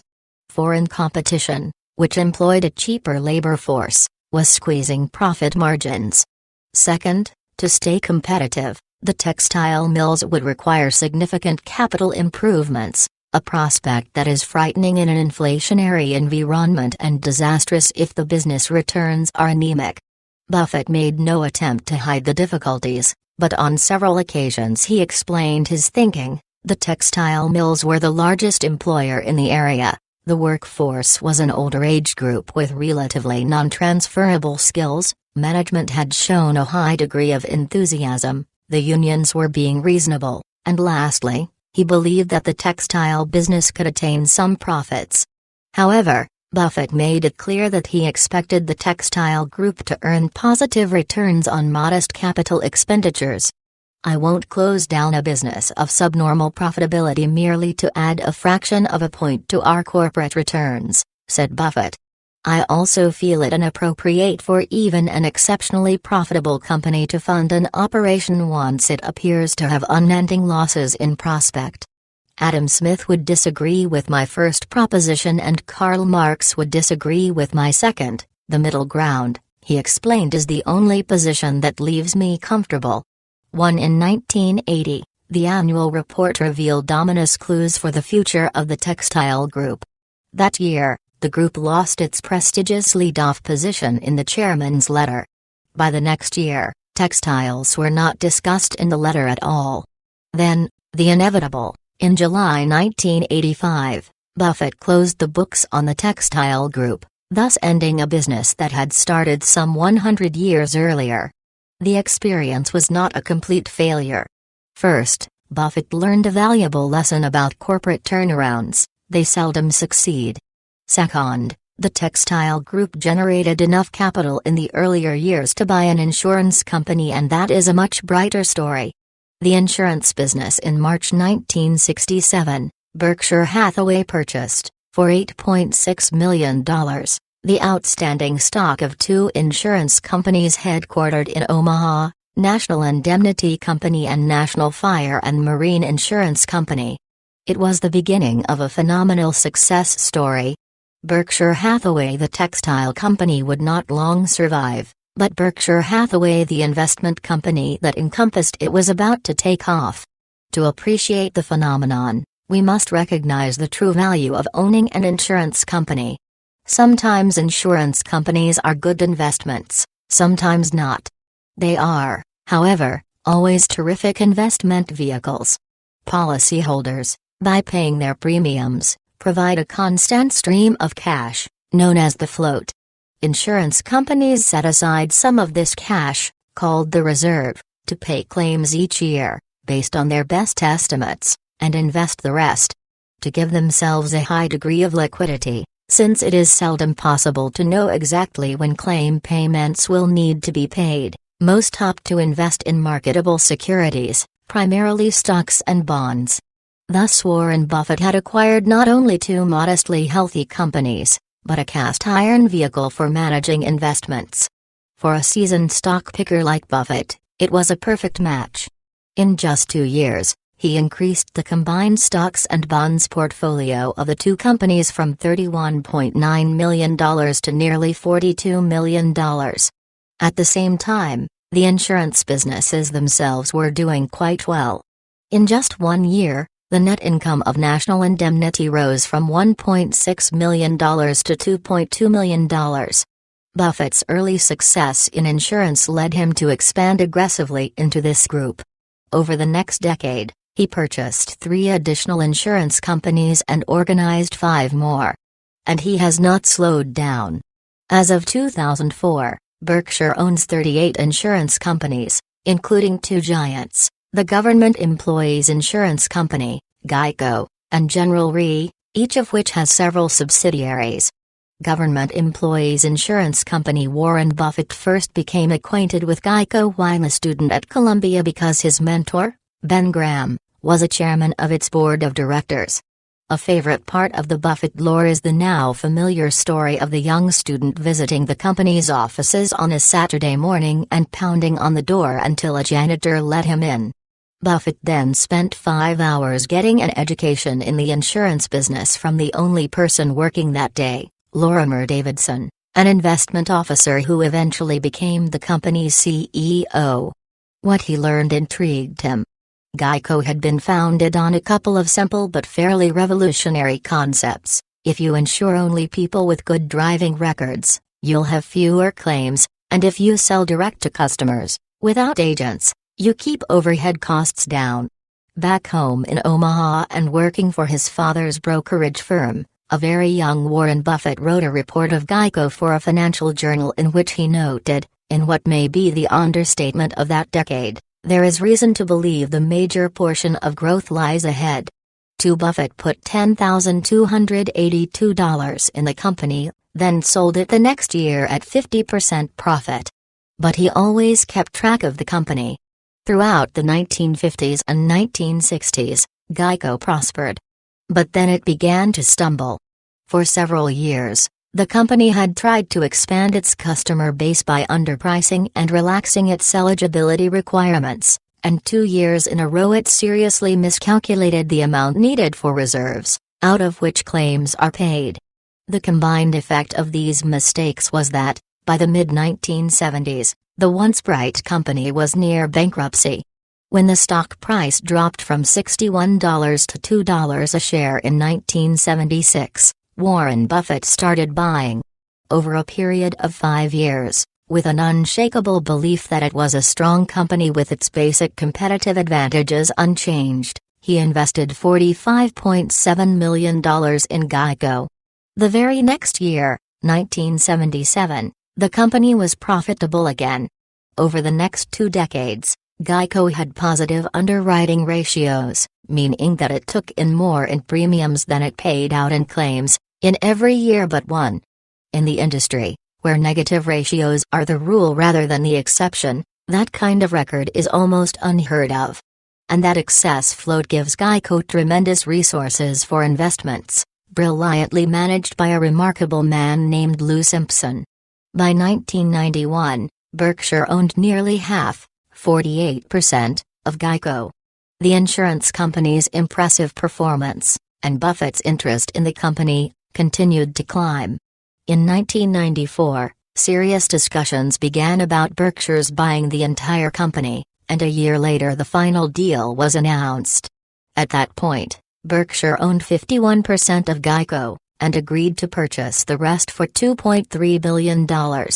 This at a time when most of the insurance industry struggled with profitability and most investors stayed away in droves. By the time all the paperwork was done, it was early 1996. At that point, Geico officially became a wholly owned unit of Berkshire Hathaway, managed independently from Berkshire's other insurance holdings. Despite a rough spot or two, Buffett's trust in the basic concept of Geico has been handsomely rewarded. From 1996 to 2003, the company increased its share of market from 2.7 to 5%. The biggest rough spot was the year 2000, when many policyholders switched to other insurers, and a very large, very expensive advertising campaign, $260 million, failed to produce as much new business as projected. Things began to stabilize in 2001, and by 2002, Geico was solidly back on track, with substantial growth in market share and in profits. That year, Geico took in $6.9 billion in premiums, a huge jump from the $2.9 billion booked in 1996, the year Berkshire took full ownership. In April 2003, the company hit a major milestone when it added its 5 millionth policyholder. By year-end 2003, those 5 million policyholders had sent in premiums totaling $8.1 billion. Because its profit margins increase the longer policyholders stay with the company, Geico focuses on building long-term relationships with customers. When Buffett took over the company in 1996, he put in a new incentive system that rewards this focus. Half the bonuses and profit sharing are based on policies that are at least 1 year old, the other half on policyholder growth. The average Geico customer has more than one vehicle insured, pays premiums of approximately $1,100 year after year, but maintains an excellent driving record. As Buffett once pointed out, the economics of that formula are simple: cash is pouring in rather than going out. 3 From the early bargain days of $2 a share in 1976, Buffett paid close to $70 a share for the rest of the company in 1996. He makes no apologies. He considers Geico a unique company, with unlimited potential, something worth paying a hefty price for. In this perspective, if you want the very best companies, you have to be willing to pay up when they become available. Buffett's partner, Charlie Munger, has been a profound influence. Knowing their close working relationship, it's a fair bet that Munger had a lot to say about Berkshire's other big insurance decision. General Re Corporation. In 1996, Buffett paid $2.3 billion to buy the half of Geico he didn't already own. 2 years later, he paid 7 times that amount, about $16 billion in Berkshire Hathaway stock, to acquire a reinsurance company called General Re. 4 It was his biggest acquisition by far. Some have called it the single biggest event in Berkshire history. 5 Reinsurance is a sector of the insurance industry not well known to the general public. for it doesn't deal in the familiar products of life, homeowners, or auto insurance. In simplest terms, reinsurers insure other insurance companies. Through a contract that spells out how the premiums and the losses are to be apportioned, a reinsurer takes on some percentage of the original company's risk. This allows the primary insurer to assume a higher level of risk, reduces its needs for operating capital, and moderates loss ratios. For its part, the reinsurer receives a share of premiums earned, to invest as it sees fit. At General Re, that investment had been primarily in bonds. This, in fact, was a key part of Buffett's strategy in buying the company. When Buffett acquired it, General Re owned approximately $19 billion in bonds, $5 billion in stocks, and $15 billion in float. By using Berkshire stock to buy the company and its heavy bond portfolio, Buffett in one neat step shifted the balance of Berkshire's overall holdings from 80% stocks to 60%. When the IRS ruled late in 1998 that the merger involved no capital gains, that meant he had managed to sell almost 20% of Berkshire's equity holdings, thus deftly sidestepping the worst of price volatility, essentially tax-free. The only significant staff change that followed the merger was the elimination of General Re's investment unit. Some 150 people had been in charge of deciding where to invest the company's funds. They were replaced with just one individual, Warren Buffett. Just after Berkshire bought General Re, the company had one of its worst years. In 1999, Gen Re, as it is known, paid claims resulting from natural disasters, a major hailstorm in Australia, earthquakes in Turkey, and a devastating series of storms in Europe, from the largest house fire in history, and from high-profile movie flops. The company had insured box office receipts. To make matters worse, Gen Re was part of a grouping of several insurers and reinsurers that became ensnarled in a workers' compensation tangle that ended in multiple litigation and a loss exposure of approximately $275 million for 2 years running, 1998 and 1999. The problem, it later became apparent, was that Gen Re was underpricing its product. Premiums coming in, remember, will ultimately be paid to policyholders who have claims. When more is paid out than comes in, the result is an underwriting loss. The ratio of that loss to the premiums received in any given year is known as the cost of float for that year. When the two parts of the formula are even, the cost of float is zero, which is a good thing. Even better is less than zero, or negative float cost, which is what happens when premiums outstrip loss payments, producing an underwriting profit. This is referred to as negative cost of float, but it is actually a positive. The insurer is literally being paid to hold the capital. Float is a wonderful thing, Buffett has often commented, unless it comes at too high a cost. Premiums that are too low or losses that are unexpectedly high adversely affect the cost of float. When both occur simultaneously, the cost of float skyrockets. And that is just what happened with Gen Re, although it wasn't completely obvious at first. Buffett had realized as early as 1999 that the policies were underpriced, and he began working to correct it. The effects of such changes are not felt overnight, however, and in 2000, General Re experienced an underwriting loss of $1.6 billion, producing a float cost of 6%. Still, Buffett felt able to report in his 2000 letter to shareholders that the situation was improving and he expected the upward trend to continue. Then, in a moment of terrible, unintentional foreshadowing, he added, "Absent a mega catastrophe, we expect our float cost to fall in 2001. Some 6 months later, on September 11, the nation had an enormous hole torn in its soul by a mega catastrophe we had never imagined possible." In a letter to shareholders that was sent out with the third quarter 2001 report, Buffett wrote, "A mega catastrophe is no surprise. One will occur from time to time, and this will not be our last. We did not, however, price for man-made mega cats, and we were foolish in not doing so. 7 Buffett estimated that Berkshire's underwriting losses from the terrorist attacks on September 11 totaled $2.275 billion, of which $1.70 billion fell to General Re. That level of loss galvanized a change at Gen Re. More aggressive steps were taken to make sure the policies were priced correctly, and that sufficient reserves were in place to pay claims. These corrective maneuvers were successful.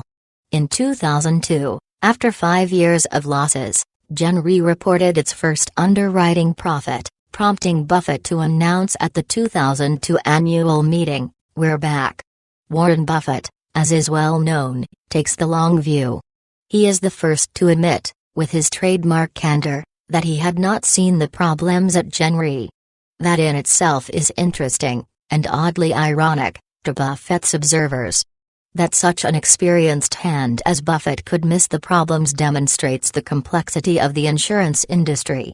Had those problems been apparent, I have no doubt Buffett would not have paid the price he did for Gen Re.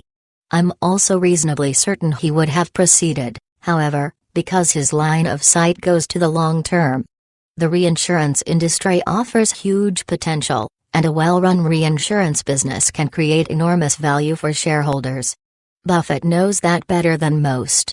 So, even though Gen Re's pricing errors created problems in the short run, and even though he bought those problems along with the company, this does not negate his basic conclusion that a well-managed reinsurance company could create great value for Berkshire. In a situation such as this, Buffett's instinct is to fix the problems, not unload the company. As he usually does, Buffett credits the company's managers with restoring underwriting discipline by setting rational prices for the policy size and setting up sufficient reserves. Under their leadership, he wrote in the 2003 letter to shareholders, General Re will be a powerful engine driving Berkshire's future profitability.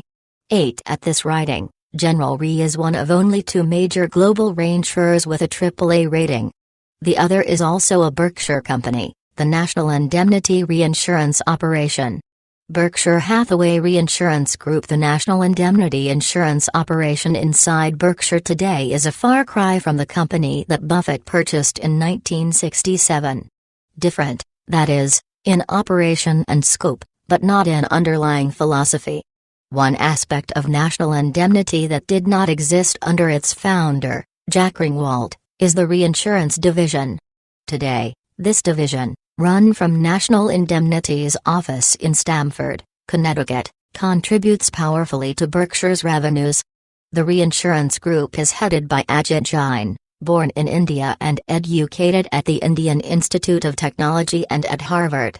He recently joked that when he joined Berkshire in 1982, he didn't even know how to spell reinsurance. Yet Jain has built a tremendously professor-at-table operation that earns Buffett's highest praise year in and year out. 9 Working on the foundation of Berkshire's financial strength, the reinsurance group is able to write policies that other companies, even other reinsurers, would shy away from. Some of them stand out because they are so unusual, a policy insuring against injury to superstar shortstop Alex Rodriguez for the Texas Rangers baseball team, or against a $1 billion payout by an internet lottery. Commenting on the latter, a vice president in the reinsurance division noted, "As long as the premium is higher than the odds, we're comfortable." 10 The bulk of underwriting at the reinsurance group is not quite so flashy. It is, however, extremely profitable. Significant revenue increases occurred in 2002 and 2003. In the aftermath of September 11, many companies and individuals increased their insurance coverage, often significantly, yet there were no catastrophic losses in the 2 following years. In 2003, the Berkshire Hathaway Reinsurance Group brought in $4.43 billion in premiums, bringing its total float to just under $14 billion. Perhaps more significant, its cost of float that year was a negative 3%, meaning there was no cost, but rather a profit. In this case, remember, negative is a positive, that is because the reinsurance group in 2003 had an underwriting gain, more premiums than payouts, of more than $1 billion. For comparison, That same year the Geico underwriting gain was $452 million, and General Re's was $145 million. It is no wonder Buffett says of Gene, "If you see Ajit at our annual meeting, bow deeply." 11. Warren Buffett understands the insurance business in a way that few others do. His success derives in large part from acknowledging the essential commodity nature of the industry and elevating his insurance companies to the level of a franchise. Insurance companies sell a product that is indistinguishable from those of competitors. Policies are standardized and can be copied by anyone. There are no trademarks, no patents, no advantages in location or raw materials. It is easy to get licensed and insurance rates are an open book. Insurance, in other words, is a commodity product. In a commodity business, a common way to gain market share is to cut prices. In periods of intense competition, other companies were willing to sell insurance policies below the cost of doing business rather than risk losing market share. Buffett held firm. Berkshire's insurance operations would not move into unprofitable territory. Only once, at General Re, did this happen, and it caught Buffett unaware. You can always write dumb insurance policies. There is an unlimited market for dumb insurance policies. And they're very troubling because the first day the premium comes in, that's the last time you see any new money. From then on, it's all going out. And that's not our aim in life. 12. Warren Buffett, 2001. Unwilling to compete on price, Buffett instead seeks to distinguish Berkshire's insurance companies in two other ways. First, by financial strength. Today, in annual revenue and profit, Berkshire's insurance group ranks second, only to AIG, in the property casualty industry. Additionally, the ratio of Berkshire's investment portfolio, $35.2 billion, to its premium volume, $8.1 billion, is significantly higher than the industry average. The second method of differentiation involves Buffett's underwriting philosophy. His goal is simple: to always write large volumes of insurance but only at prices that make sense. If prices are low, he is content to do very little business. This philosophy was instilled at National Indemnity by its founder, Jack Ringwalt. Since that time, says Buffett, Berkshire has never knowingly wavered from this underwriting discipline. The only exception is General Re, and its underpricing had a large impact on Berkshire's overall performance for several years. Today, that unpleasant state of affairs has been rectified. Berkshire's superior financial strength has distinguished its insurance operations from the rest of the industry. When competitors vanish from the marketplace because they are frightened by recent losses, Berkshire stands by as a constant supplier of insurance. In a word, the financial integrity that Buffett has imposed on Berkshire's insurance companies has created a franchise in what is otherwise a commodity business. It's not surprising that Buffett notes, in his typical straightforward way, our main business is insurance. 13. The stream of cash generated by Berkshire's insurance operations is mind-boggling, some $44.2 billion in 2003. What Buffett does with that cash defines him and his company. And that takes us to our next chapter. 4. Buying a business. Berkshire Hathaway, Incorporated, is complex but not complicated. It owns, at the moment, just shy of 100 separate businesses, the insurance companies described in the previous chapter, and a wide variety of non-insurance businesses acquired through the income stream from the insurance operation. Using that same cash stream, it also purchases bonds and stocks of publicly traded companies.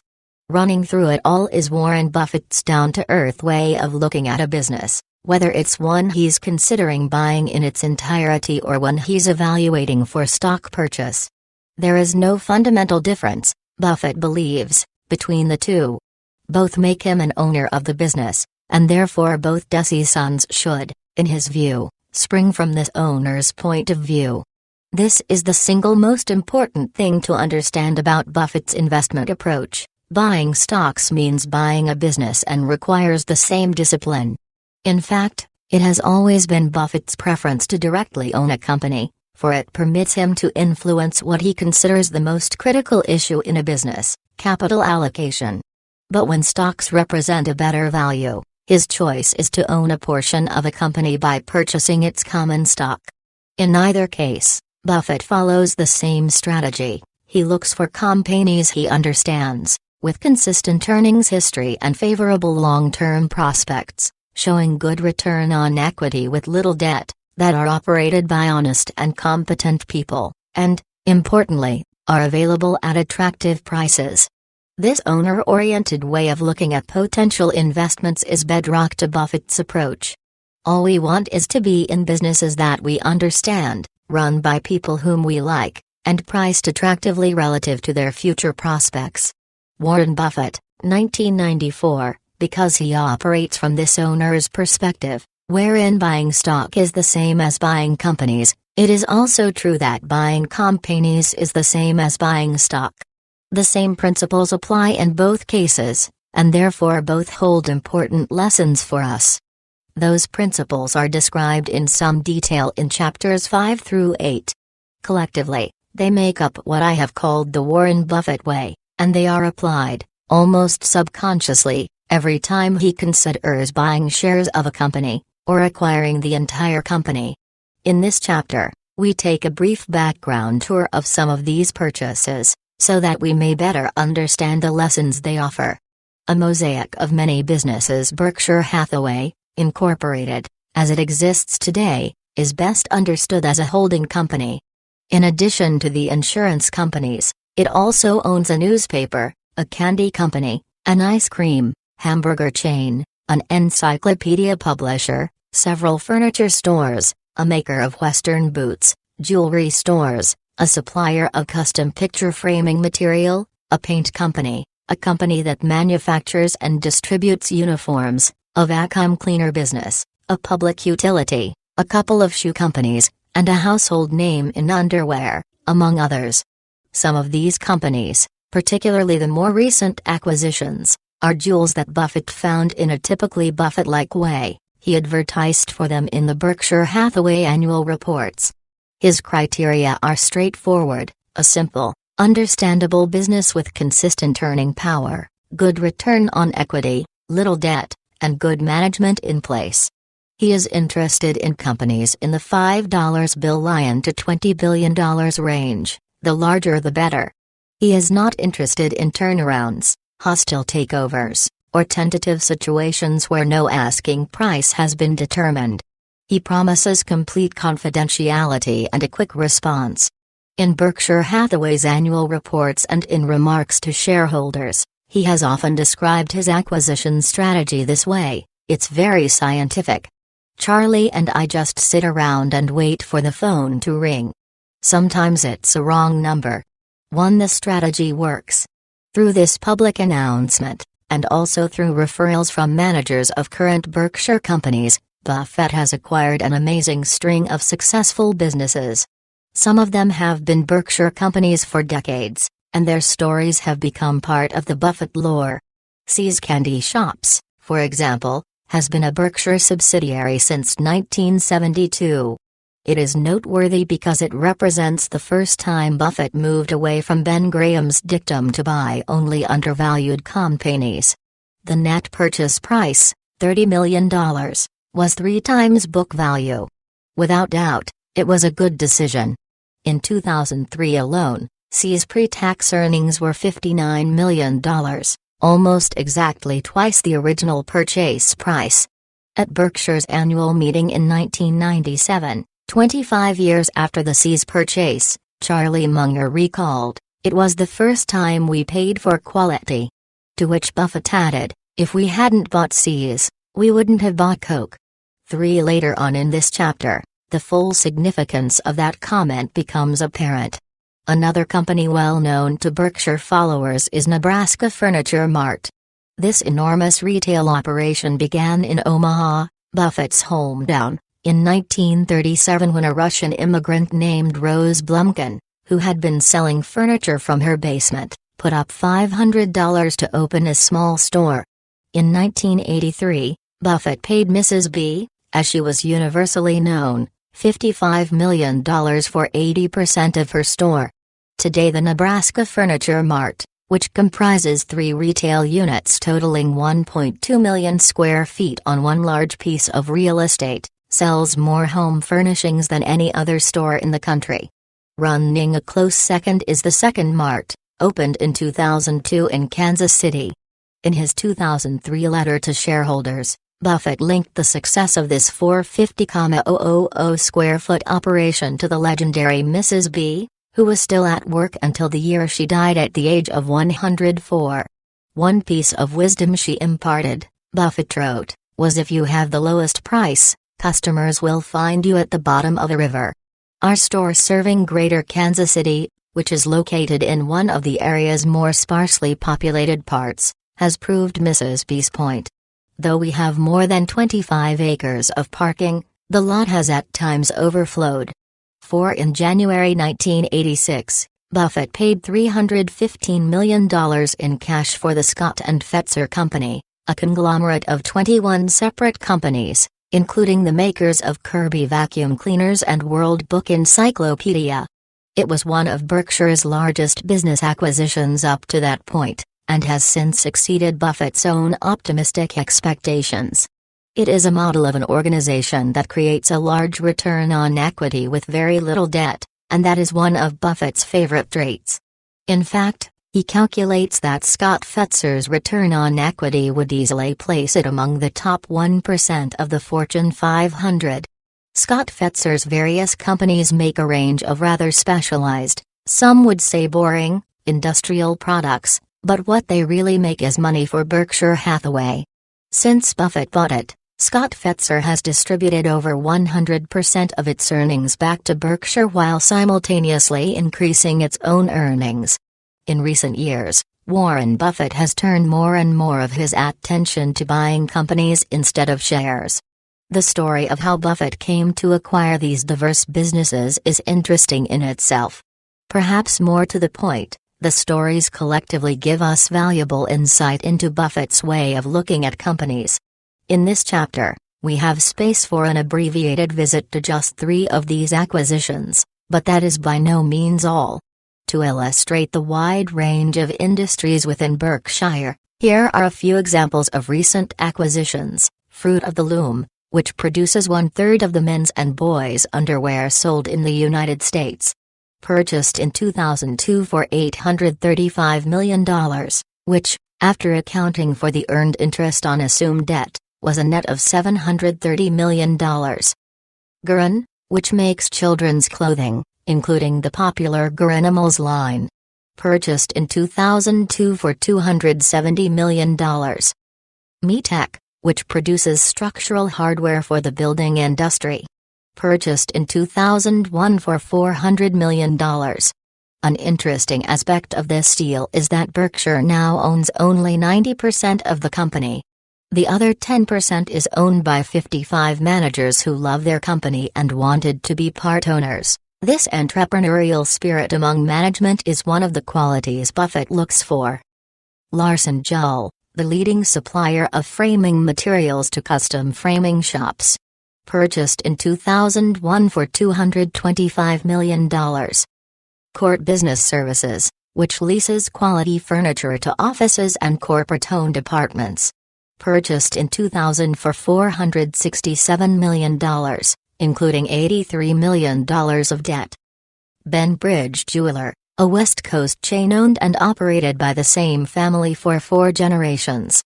A requirement of the purchase was that the Bridge family remain to manage the company. Purchased in 2000 for a price not disclosed publicly. Justin Industries, which makes Western boots, Justin, Tony Lama, and other brands, and, under the Acme brand name, Bricks. Purchased in 2000 for $600 million. Benjamin Moore, which has been making paint for 121 years. Purchased in 2000 for $1 billion.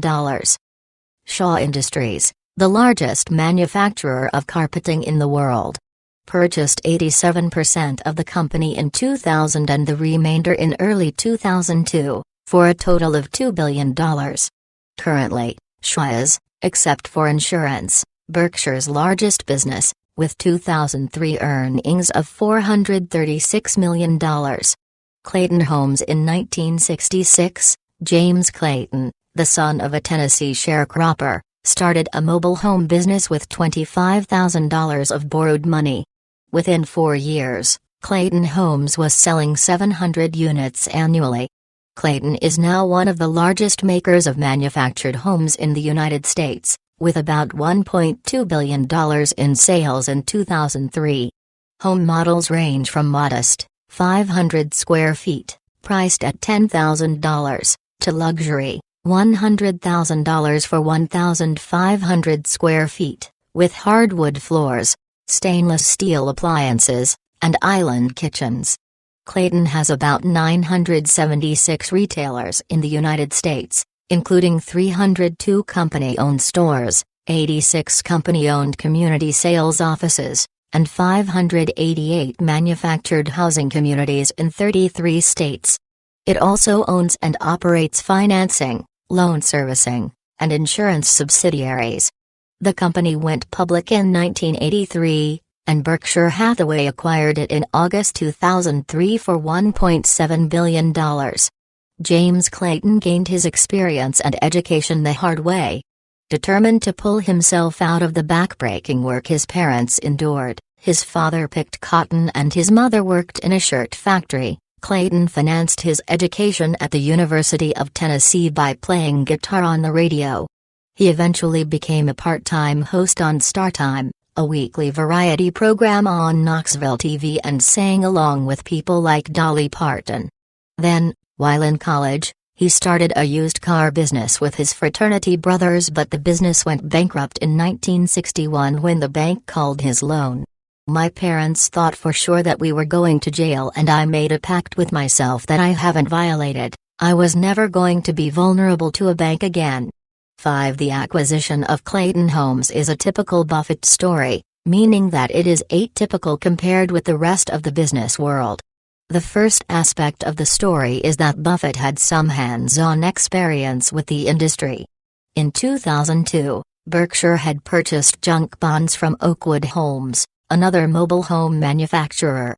As Buffett has freely admitted, at the time he was not fully aware of the atrocious consumer financing practices that were common in the industry. But I learned, he added. Oakwood rather promptly went bankrupt. 6. Fast forward to February 2003. Al Oxier, a professor of finance at the University of Tennessee, brought a group of MBA students to Omaha to meet with Buffett for what Buffett describes as 2 hours of give and take. It was the 5th time Oxier had made the trip, and it had become traditional for the visiting students to bring a thank you gift for Buffett. This time, the gift was the autobiography of James Clayton, who had located his company in Knoxville, home of his alma mater. After he finished reading the book, Buffett phoned James Clayton's son Kevin, who is now CEO. As I talked with Kevin, it became clear that he was both able and a straight shooter. Soon thereafter, I made an offer for the business based solely on Jim's book, my evaluation of Kevin, the public financials of Clayton, and what I had learned from the Oakwood experience. 2 weeks later, Berkshire announced its acquisition of Clayton Homes. I made the deal over the phone, Buffett said, without ever seeing it. 8. In the fall of 2003, Buffett was invited to attend the University of Tennessee's MBA symposium. He recounted the Clayton story, and then presented all the students who had started the ball rolling with honorary PhDs, for phenomenal, hard-working dealmaker, from the University of Berkshire Hathaway. Each student was also given one Class B share of Berkshire, and their teacher, Al Oxier, was presented with an share, McLean Company. In 1894, Robert McLean, escaping the post-Civil War poverty of South Carolina, moved to Cameron, Texas, and started a small grocery store. Over the years, he developed it into a wholesale grocery and distribution business. His son, Robert D. McLean, known by his middle name of Drayton, joined the company in 1921. Drayton's son, Drayton Jr., began working in the family business at the age of 9, and spent many teenage Saturdays sweeping floors in the warehouse. After college, he joined the company full-time. Eventually Drayton Jr. convinced his father to move the company close to an interstate highway and then in 1962 to automate the business with computers. In 1990, he sold the company to his tennis pal Sam Walton, and McLean became a Walmart subsidiary, supplying Walmart and Sam's Club stores, as well as convenience stores and fast food restaurants across the nation with everything from peanuts to pepperoni. By 2003, McLean had become the largest distributor in the United States to corner and convenience stores. McLean's innovative software systems for pricing, freight, delivery, and point-of-sales processing and its excellent delivery service had made the company a lean and efficient full-service delivery company. An efficient, well-run company built on strong principles and showing consistent profitability is just what Warren Buffett likes to see. In May 2003, Berkshire announced it had acquired McLean for $1.45 billion in cash, and assumed an additional $1.2 billion in liabilities. The acquisition positioned McLean for even greater growth, as it freed the company to pursue distribution contracts with supermarket chains and with Walmart competitors, such as Target and Dollar General. In the past, some retailers had shunned McLean, wrote Buffett in his 2003 shareholder letter, because it was owned by their major competitor. But Grady Rosier, McLean's superb CEO, has already landed some of these accounts. He was in full stride the day the deal closed, and more will come. 9. The Pampered Chef. In 1980, Doris Christopher, a former teacher of home economics and a stay-at-home mom, was looking for part-time work with flexible hours that would add to the family income but still allow her time with her 2 young daughters. She decided to leverage what she knew, cooking and teaching, and that led her to the idea of selling kitchenware with in-home demonstrations. So she borrowed $3,000 against her life insurance policy, went shopping at the wholesale mart and bought $175 worth of products she admired, then asked a friend to host a demonstration party. Christopher was a nervous wreck before the first party, but it was a resounding success. Not only did everyone have a great time, several guests suggested they'd like to host a party themselves. That was the beginning of the Pampered Chef, a company that markets gourmet kitchenware through direct sales and in-home parties. The 34-year-old Christopher, who had no business background, started the company in the basement of her Chicago home with the $3,000 loan.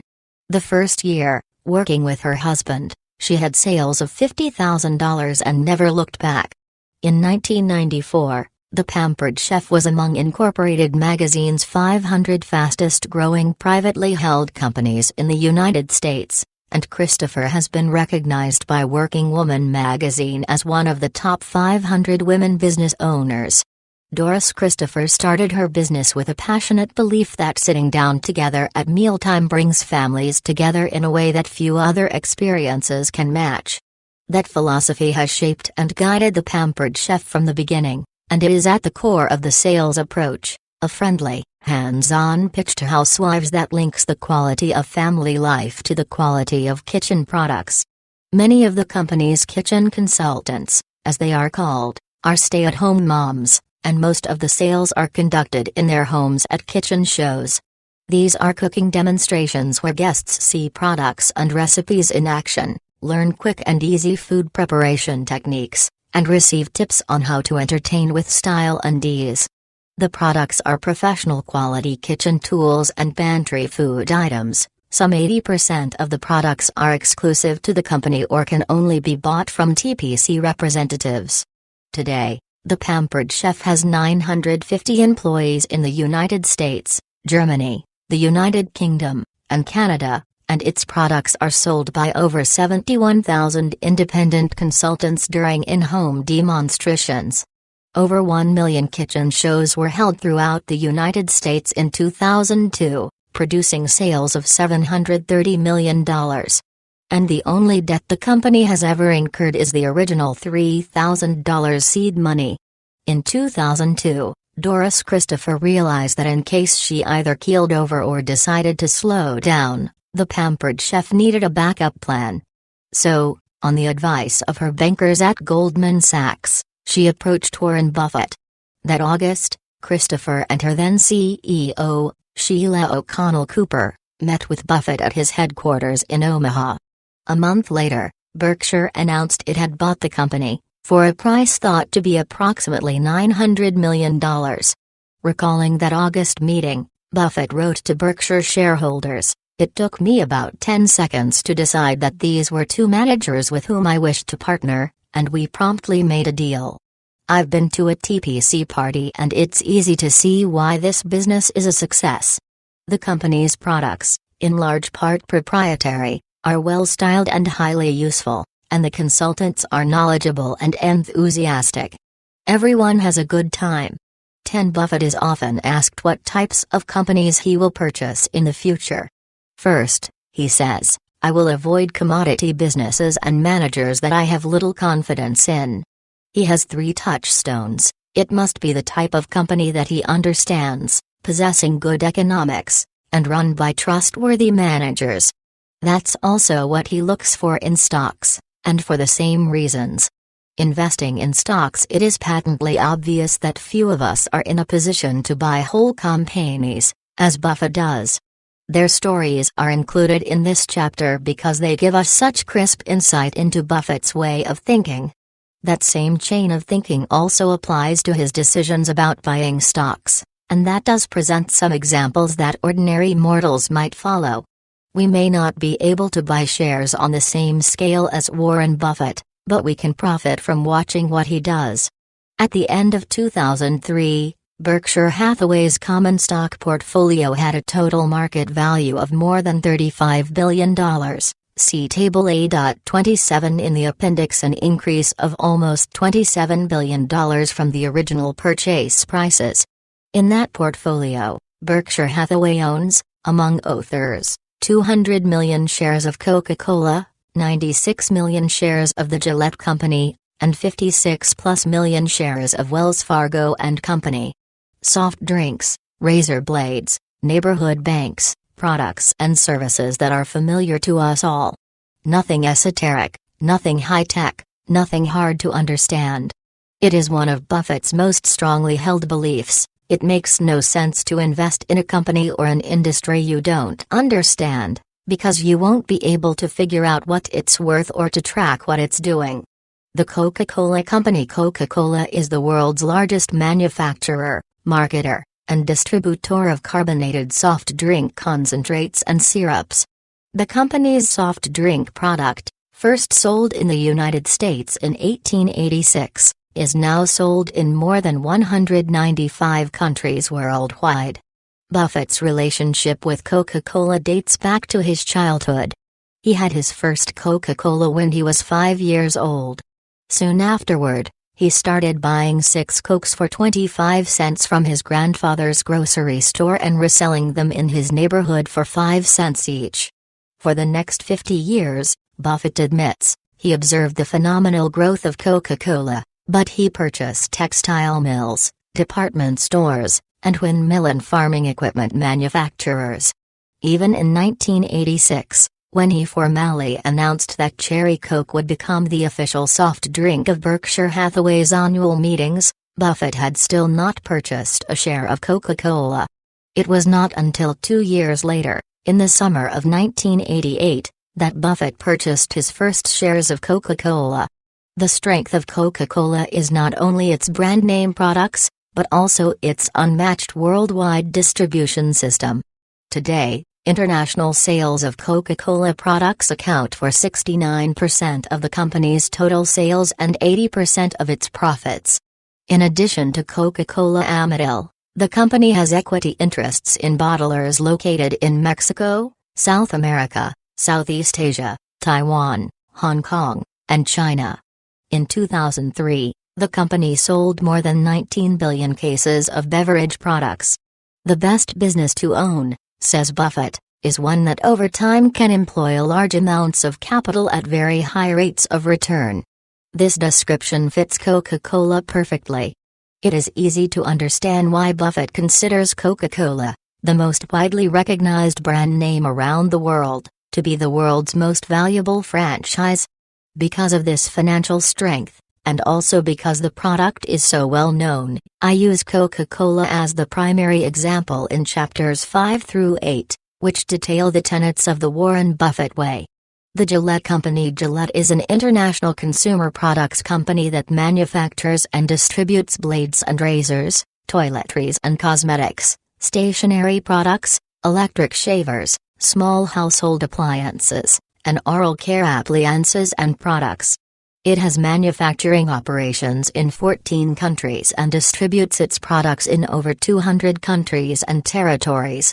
Foreign operations account for over 63% of Gillette's sales and earnings. King C. Gillette founded the company at the turn of the 20th century. As a young man, Gillette spent time strategizing how he would make his fortune. A friend suggested that he should invent a product that consumers would use once, throw away, and replace with another. While working as a salesperson for Crown Cork and Seal, Gillette hit on the idea of a disposable razor blade. In 1903, his fledgling company began selling the Gillette Safety Razor with 25 disposable blades for $5. Today, Gillette is the world's leading manufacturer and distributor of blades and razors. Razor blades account for approximately 1/3 of the company's sales but 2/3 of its profits. Its global share of market is 72.5%. Almost 6 times greater than the nearest competitor. The company has a 70% market share in Europe, 80% in Latin America. Sales are just beginning to grow in Eastern Europe, India, and China. For every one blade that Gillette sells in the United States, it sells 5 overseas. In fact, Gillette is so dominant worldwide that in many languages its name has become the word for razor blade. Buffett became interested in Gillette in the 1980s. Wall Street observers had begun to see the company as a mature, slow-growing consumer company ripe for a takeover. Profit margins hovered between 9% and 11%, return on equity flattened out with no sign of improvement, and income growth and market value were anemic. See figures 4.1 and 4.2. In short, the company appeared stagnant. CEO Coleman Mockler fought off 4 takeover attempts during this time, culminating in a hotly contested battle against Coniston Partners in 1988. Gillette won, barely, but in so doing obligated itself to buy back 19 million shares of Gillette stock at $45 per share. Between 1986 and 1988, the company replaced $1.5 billion in equity with debt, and for a short period Gillette had a negative net worth. At this point Buffett called his friend Joseph Cisco, a member of Gillette's board, and proposed that Berkshire invest in the company. Gillette's business is very much the kind we like, Buffett said. Charlie and I think we understand the company's economics and therefore believe we can make a reasonably intelligent guess about its future. Gillette issued $600 million in convertible preferred stock to Berkshire in July 1989 and used the funds to pay down debt. Buffett received a 8.75% convertible preferred security with a mandatory redemption in 10 years and the option to convert into Gillette common at $50 per share, 20% higher than the then current price. In 1989, Buffett joined Gillette's board of directors. That same year, the company introduced a highly successful new product, the sensor. It was the beginning of a turnaround. With sensor sales, Gillette's prosperity magnified. Earnings per share began growing at a 20% annual rate. Pre-tax margins increased from 12 to 15% and return on equity reached 40%, twice its return in the early 1980s. In February 1991, the company announced a 2-for-1 stock split. Berkshire converted its preferred stock and received 12 million common shares or 11% of Gillette's shares outstanding. In less than 2 years, Berkshire's $600 million investment in Gillette had grown to $875 million. Buffett's next step was to calculate the value of those 12 million shares. In Chapter 8, we'll see how he went about it. Gillette's razor blade business is a prime beneficiary of globalization. Typically, Gillette begins with low-end blades that have lower margins and over time introduces improved shaving systems with higher margins. The company stands to benefit not only from increasing unit sales but from steadily improving profit margins as well. Gillette's future appears bright. "It's pleasant to go to bed every night," says Buffett, "knowing there are 2.5 billion males in the world who will have to shave in the morning." 13. The Washington Post Company. The Washington Post Company today is a media conglomerate with operations in newspaper publishing, television broadcasting, cable television systems, magazine publishing, and the provision of educational services. The newspaper division publishes the Washington Post, the Everett, Washington, Herald, and the Gazette newspapers, a group of 39 weekly papers. The television broadcasting division owns 6 television stations located in Detroit, Miami, Orlando, Houston, San Antonio, and Jacksonville, Florida. The Cable Television Systems Division provides cable and digital video services to more than 1.3 billion subscribers. The Magazine Division publishes Newsweek, with domestic circulation of over 3 million and over 600,000 internationally. In addition to the 4 major divisions, the Washington Post Company owns the Stanley H. Kaplan Educational Centers, a large network of schools that prepare students for college admission tests and professional licensing exams. Best known for its original program that helps high school students do well on scholastic aptitude tests, Kaplan has aggressively expanded its operations in recent years. It now includes after-school classes for grades K-12, the world's only accredited online law school, test prep materials for engineers and CFAs, and campus-based schools with programs in business, finance, technology, health, and other professions. In 2003, Kaplan's sales totaled $838 million, making it a significant element in the Post Company. The company owns 28% of Cowles Media, which publishes the Minneapolis Star-Tribune, several military newspapers, and 50% of the Los Angeles-Washington News Service. Today, the Washington Post Company is an $8 billion company generating $3.2 billion in annual sales. Its accomplishments are especially impressive when you consider that 70 years ago, the company was in one business, publishing a newspaper. In 1931, the Washington Post was one of 5 dailies competing for readers. 2 years later, the Post, unable to pay for its newsprint, was placed in receivership. That summer, the company was sold at auction to satisfy creditors. Eugene Meyer, a millionaire financier, bought the paper for $825,000. For the next 2 decades, he supported the operation until it turned a profit. Management of the paper passed to Philip Graham, a brilliant Harvard-educated lawyer who had married Meyer's daughter Catherine. In 1954, Phil Graham convinced Eugene Meyer to purchase a rival newspaper, the Times-Herald. Later, Graham purchased Newsweek magazine and 2 television stations before his tragic death in 1963. It is Phil Graham who is credited with transforming the Washington Post from a single newspaper into a media and communications company. After Phil Graham's death, control of the Washington Post passed to his wife, Catherine. Although she had no experience managing a major corporation, she quickly distinguished herself by confronting difficult business issues. Catherine Graham realized that to be successful the company would need a decision-maker, not a caretaker. "I quickly learned that things don't stand still," she said. "You have to make decisions." 14. 2 decisions that had a pronounced impact on the Washington Post were hiring Ben Bradley as managing editor of the newspaper and then inviting Warren Buffett to become a director of the company. Bradley encouraged Catherine Graham to publish the Pentagon Papers and to pursue the Watergate investigation, which earned the Washington Post a reputation for prize-winning journalism.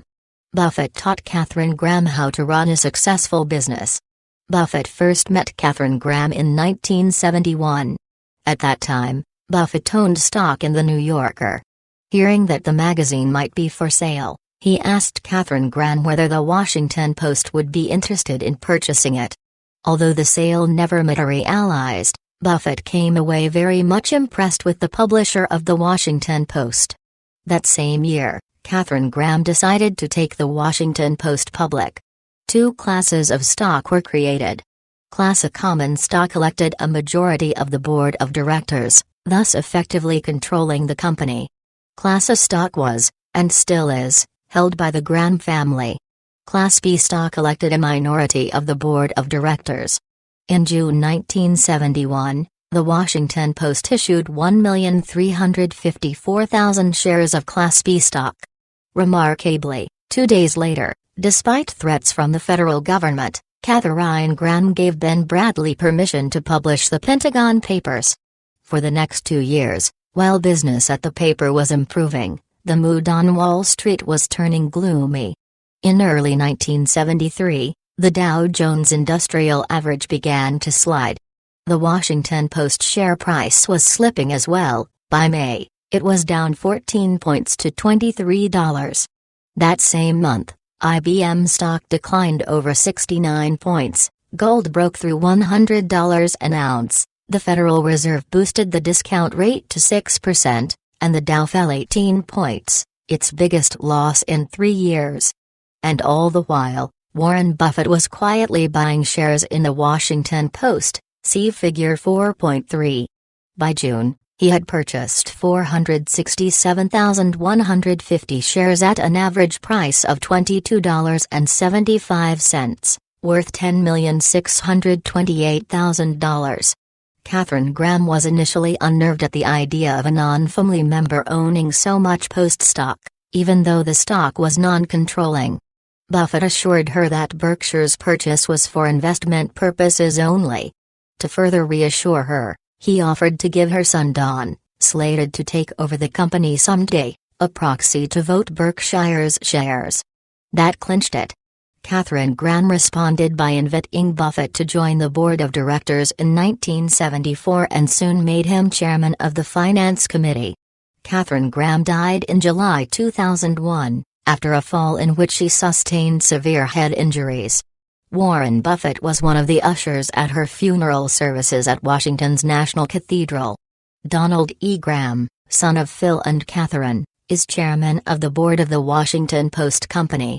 Don Graham graduated magna cum laude from Harvard in 1966, having majored in English, history and literature. After graduation, he served 2 years in the Army. Knowing that he would eventually lead the Washington Post, Graham decided to get better acquainted with the city. He took the unusual path of joining the Metropolitan Police Force of Washington, D.C., and spent 14 months as a patrolman walking the beat in the 9th Precinct.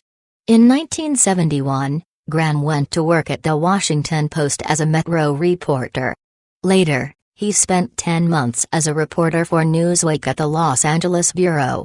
Graham returned to the Post in 1974 and became the assistant managing sports editor. That year, he was added to the company's board of directors. Buffett's role at the Washington Post is widely documented. He helped Katharine Graham persevere during the labor strikes of the 1970s, and he also tutored Don Graham in business, helping him understand the role of management and its responsibility to its owners. In finance, Don Graham says, "He's the smartest guy I know. I don't know who is second." 15 Looking at the story from the reverse side, it's also clear that the Post has played a major role for Buffett as well. Finance journalist Andrew Kilpatrick, who has followed Buffett's career for years, believes that the Washington Post Company investment locked up Buffett's reputation as a master investor. 16 Berkshire has not sold any of its Washington Post stock since the original purchase in 1973. In 2004, the Class B stock was selling for more than $900 a share, making it the second most expensive stock on the New York Stock Exchange.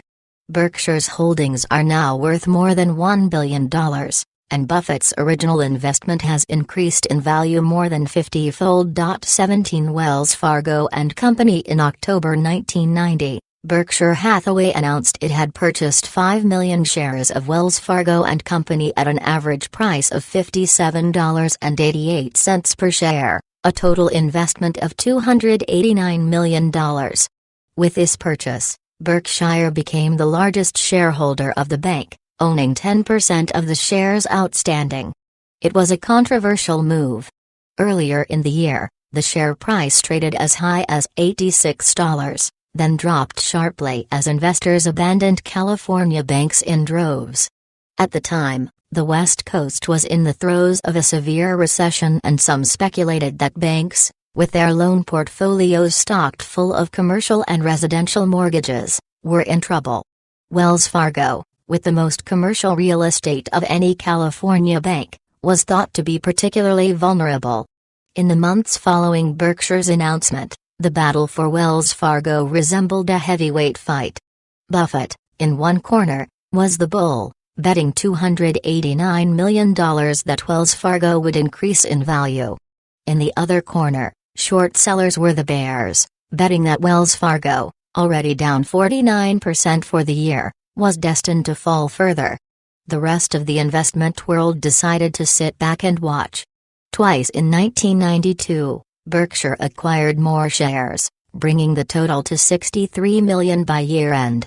The price crept over $100 per share, but short sellers were still betting the stock would lose half its value. Buffett has continued to add to his position, and by year-end 2003, Berkshire owned more than 56 million shares, with a market value of $4.6 billion and a total accumulated purchase cost of $2.8 billion. In 2003, Moody's gave Wells Fargo a AAA credit rating, the only bank in the country with that distinction.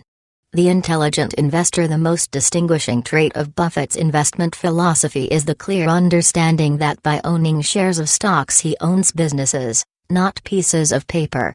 The idea of buying stocks without understanding the company's operating functions, its products and services, labor relations, raw material expenses, plant and equipment, capital reinvestment requirements, inventories, receivables, and needs for working capital, is unconscionable, says Buffett.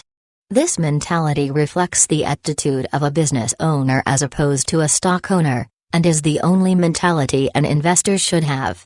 In the Summation of the Intelligent Investor, Benjamin Graham wrote, "Investing is most intelligent when it is most businesslike."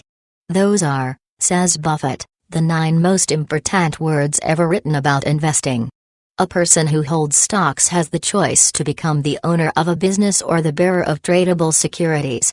Owners of common stocks who perceive that they merely own a piece of paper are far removed from the company's financial statements. They behave as if the market's ever-changing price is a more accurate reflection of their stock's value than the business's balance sheet and income statement. They draw or discard stocks like playing cards. For Buffett, the activities of a common stockholder and a business owner are intimately connected. Both should look at ownership of a business in the same way. "I am a better investor because I am a businessman," Buffett says, "and a better businessman because I am an investor."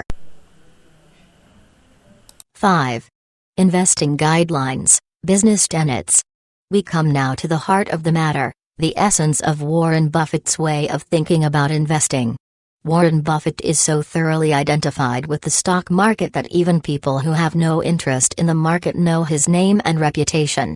Others, those who read the financial pages of the newspaper only Casu Ally, may know him as the head of an unusual company whose stock sells for upward of $90,000 per share.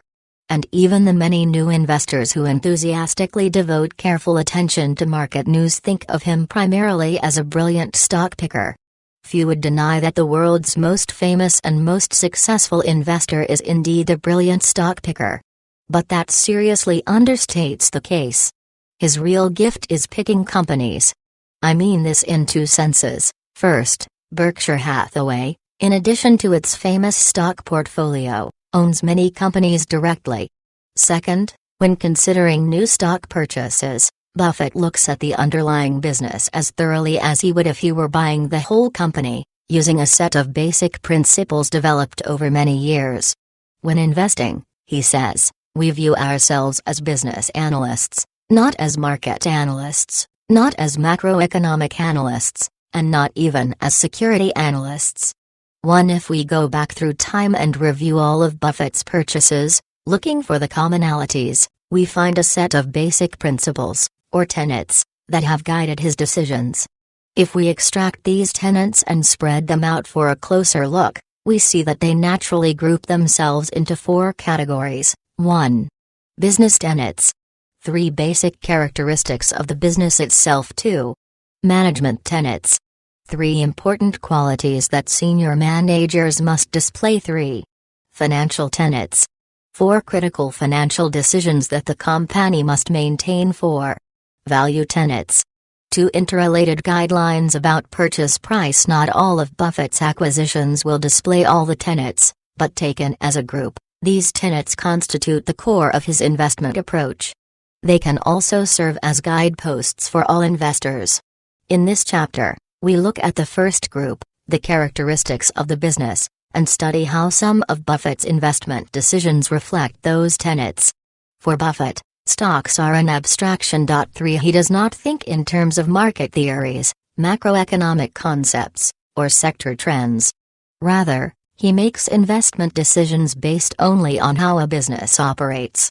He believes that if people choose an investment for superficial reasons instead of business fundamentals, they are more likely to be scared away at the first sign of trouble, in all likelihood losing money in the process. Buffett concentrates on learning all he can about the business under consideration, focusing on 3 main areas. 1.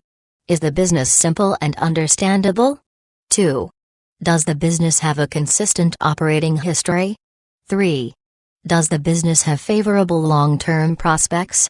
A simple and understandable business. In Buffett's view, investors' financial success is correlated to the degree in which they understand their investment. This understanding is a distinguishing trait that separates investors with a business orientation from most hit-and-run investors, people who merely buy shares of stock. It is critical to the buy or don't buy decision for this reason. In the final analysis, after all their research, investors must feel convinced that the business they are buying into will perform well over time.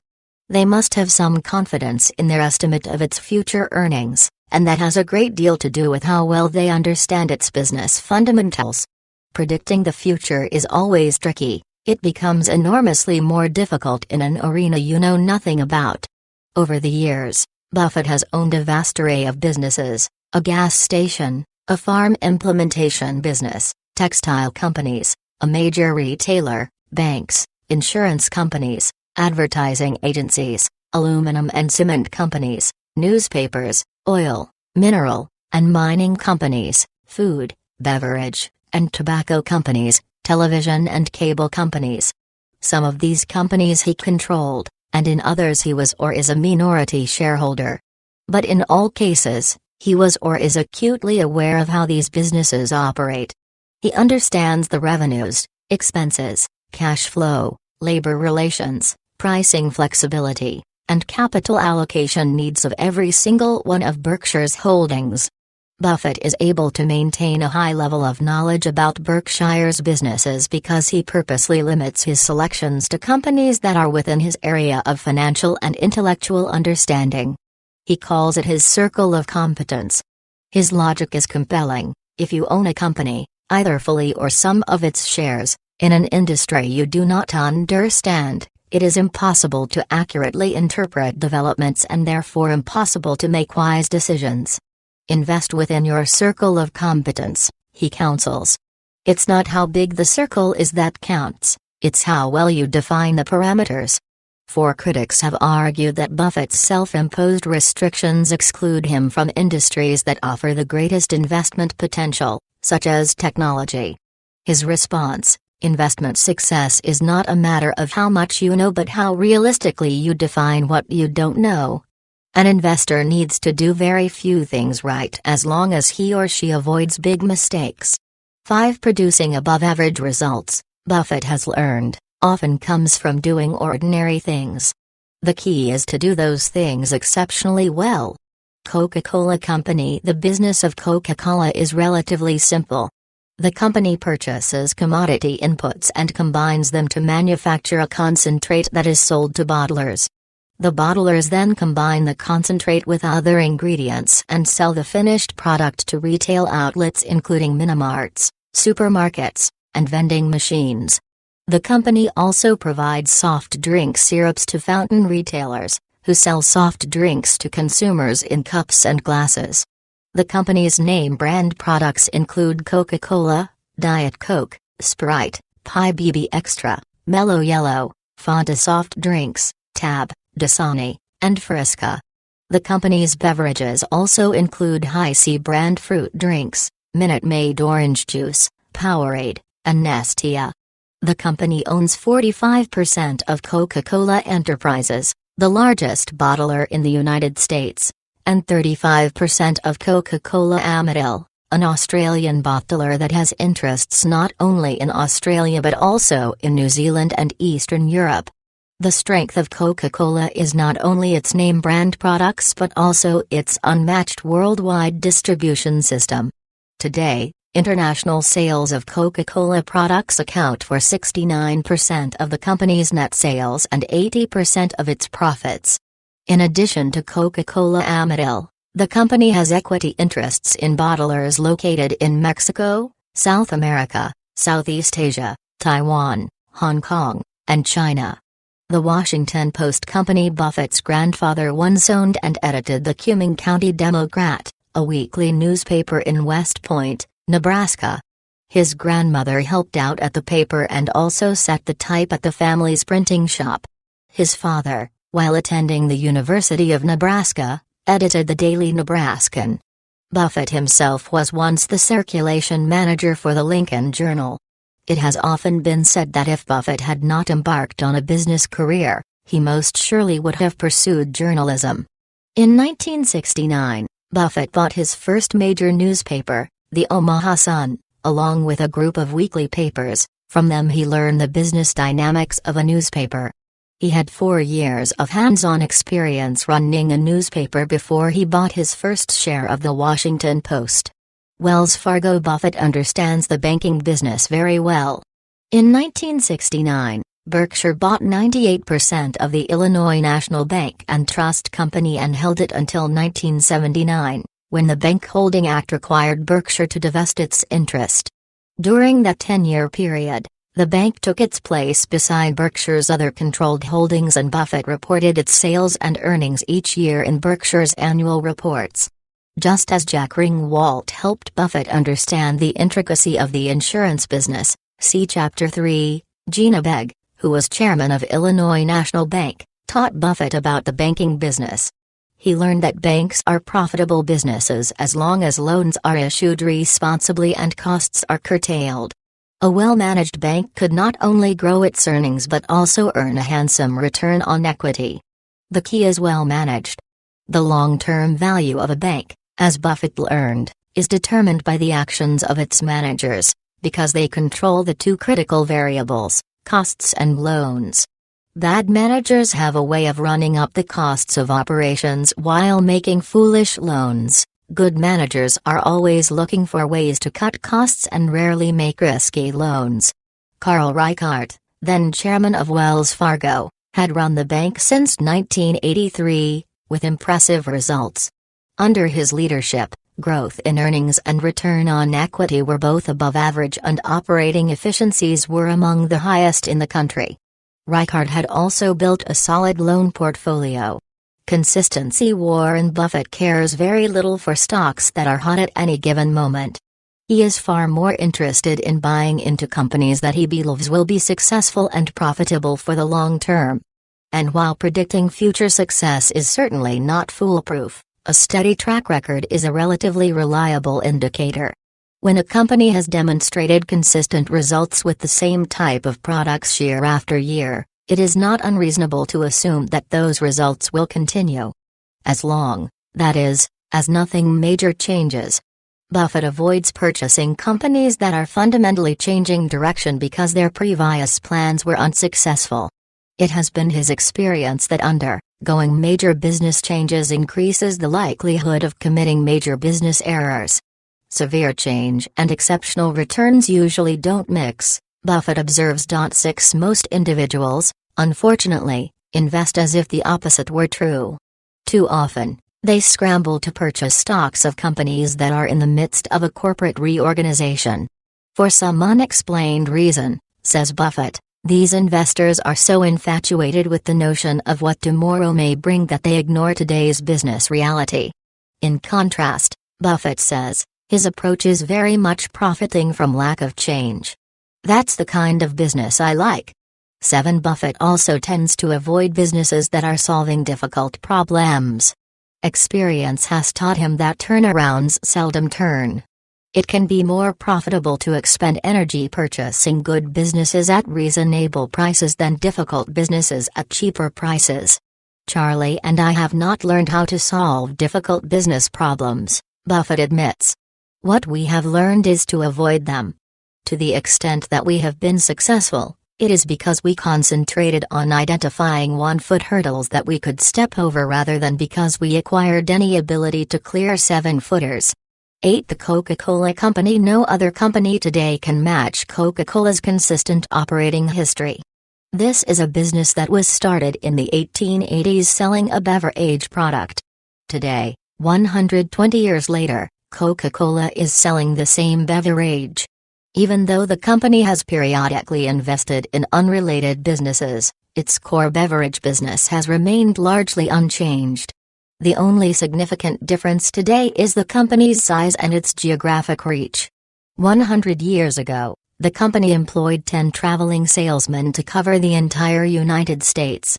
At that point, the company was selling 116,492 gallons of syrup a year, for annual sales of $148,000.90. 50 years later, in 1938, the company was selling 207 million cases of soft drinks annually, having converted sales from gallons to cases. That year, an article in Fortune noted, it would be hard to name any company comparable to Coca-Cola and selling, as Coca-Cola does, an unchanged product that can point to a 10-year record anything like Coca-Cola's. 10 Today, nearly 70 years after that article was published, Coca-Cola is still selling syrup. The only difference is the increase in quantity. By the year 2003, the company was selling over 19 billion cases of soft drink in more than 200 countries, generating $22 billion a year in sales. The Washington Post company. Buffett tells Berkshire's shareholders that his first financial connection with the Washington Post was at age 13. He delivered both the Washington Post and the Times-Herald on his paper route while his father served in Congress. Buffett likes to remind others that with this dual delivery route he merged the two papers long before Phil Gramm bought the Times-Herald. Obviously, Buffett was aware of the newspaper's rich history. And he considered Newsweek magazine a predictable business. He quickly learned the value of the company's television stations. The Washington Post had been reporting for years the stellar performance of its broadcast division. Buffett's personal experience with the company and its own successful history led him to believe that the Washington Post was a consistent and dependable business performer. Gillette. Few companies have dominated their industry as long as Gillette. It was the lead brand of razors and blades in 1923 and the lead brand in 2003. Maintaining that position for so many years has required the company to spend hundreds of millions of dollars inventing new, improved products. Even though Wilkinson, in 1962, developed the first coated stainless steel blade, Gillette bounced back quickly and has since worked hard to remain the world's leading innovator of shaving products. In 1972, Gillette developed the popular twin-blade Track 2, in 1977, the Atra razor with its pivoting head. Then, in 1989, the company developed the popular Sensor, a razor with independently suspended blades. Gillette's consistent success is a result of its innovation and patent protection of its new products.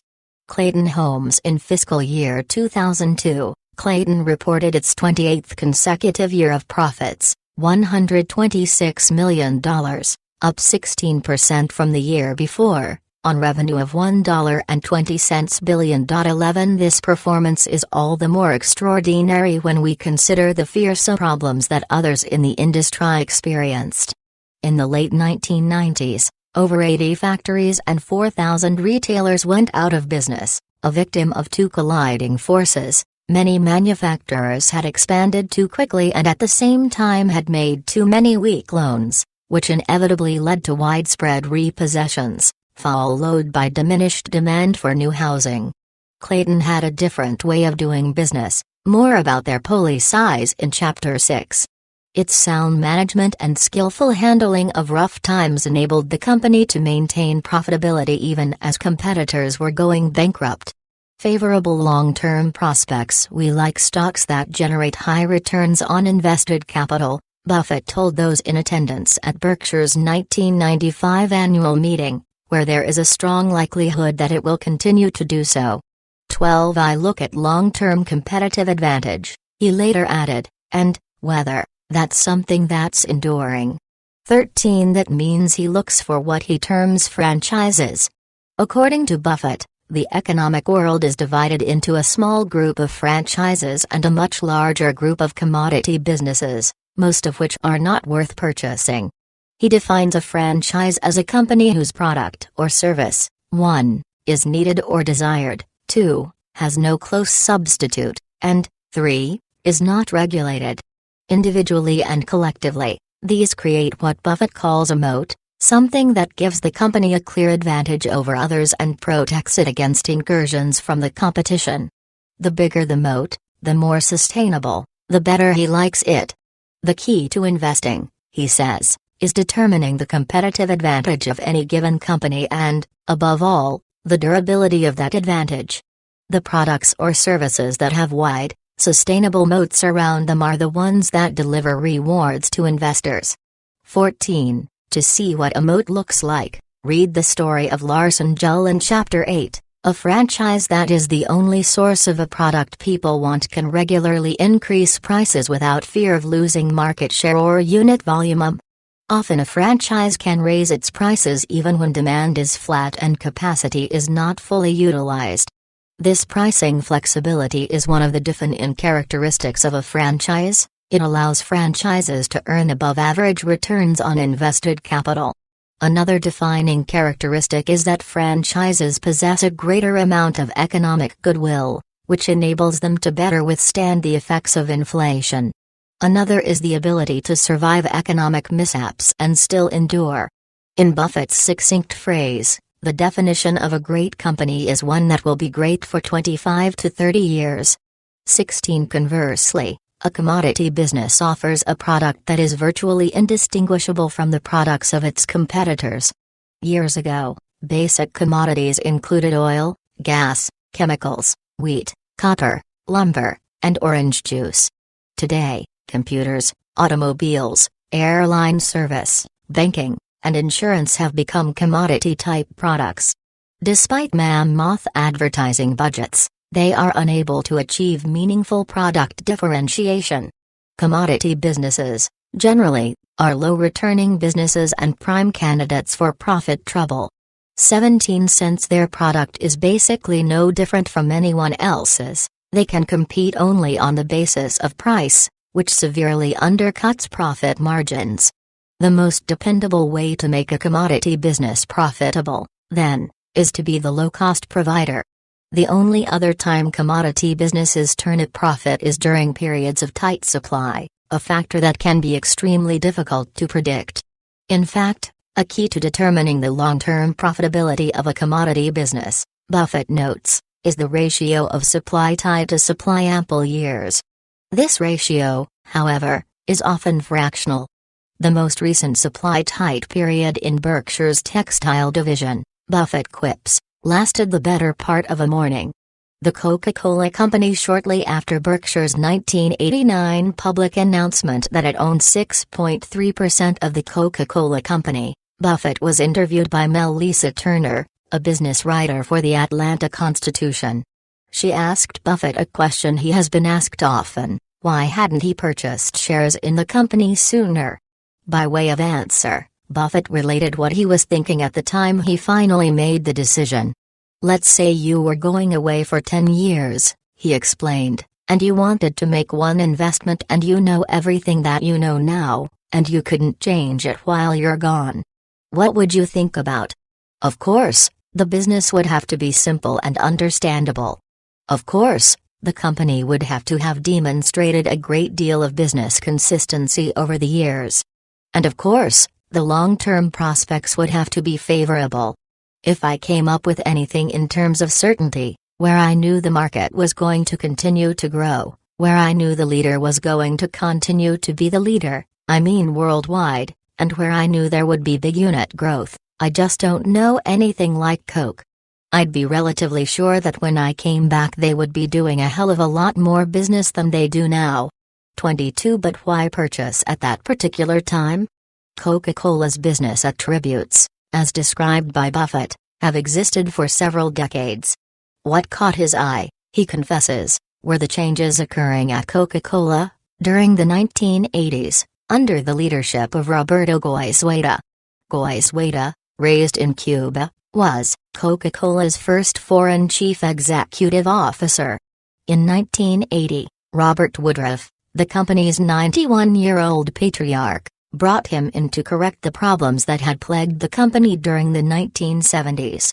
It was a dismal period for Coca-Cola: disputes with bottlers, accusations of mistreatment of migrant workers at the company's Minute Maid groves. Environmentalists claim that Coke's one-way containers contributed to the country's growing pollution problem, and the Federal Trade Commission charged that the company's exclusive franchise system violated the Sherman Antitrust Act.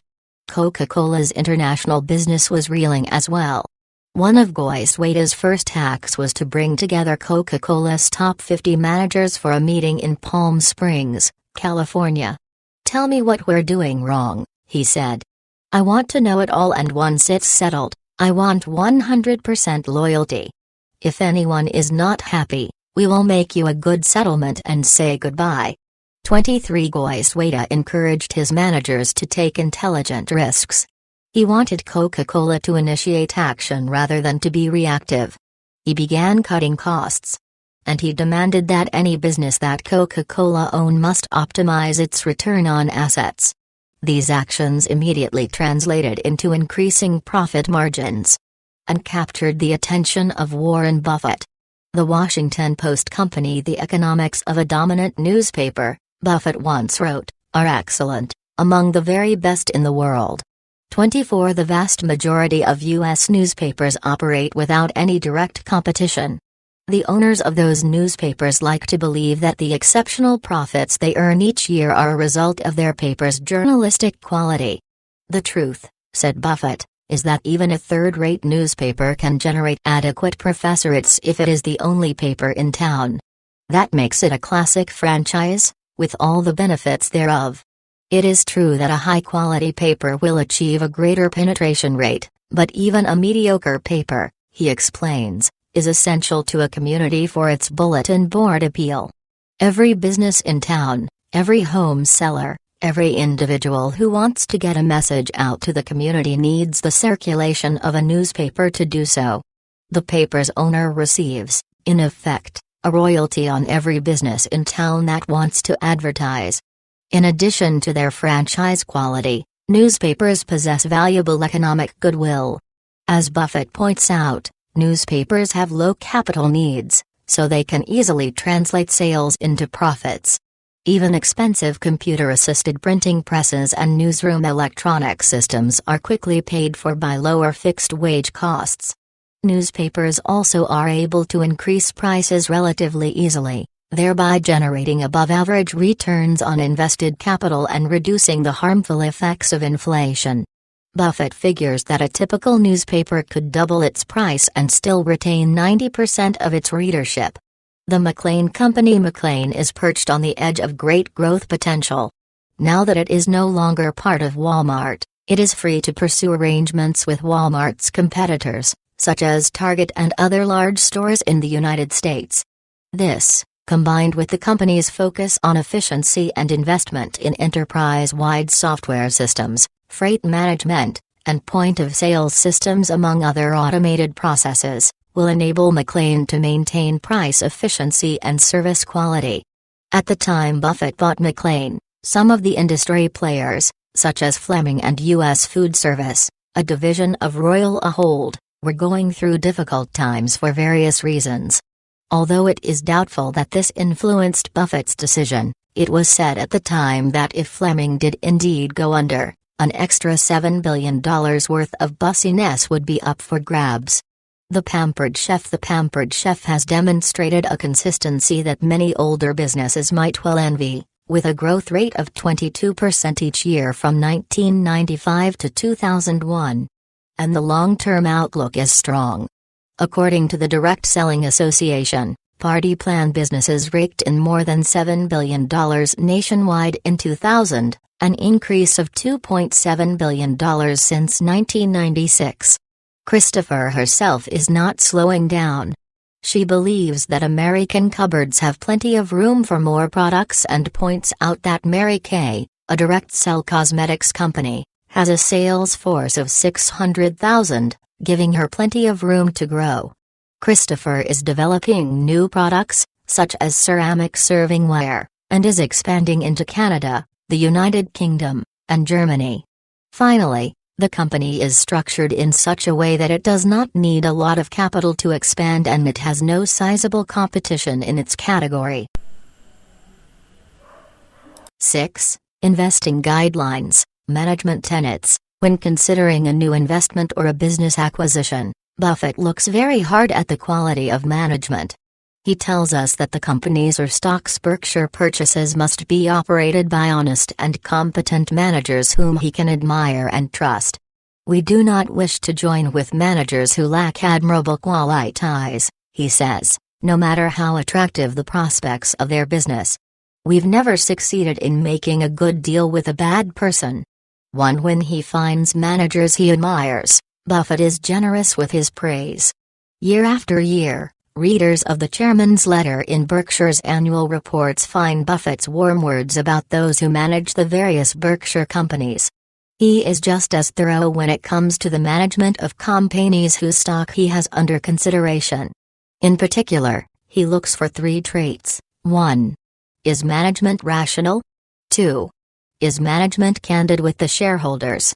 3. Does management resist the institutional imperative?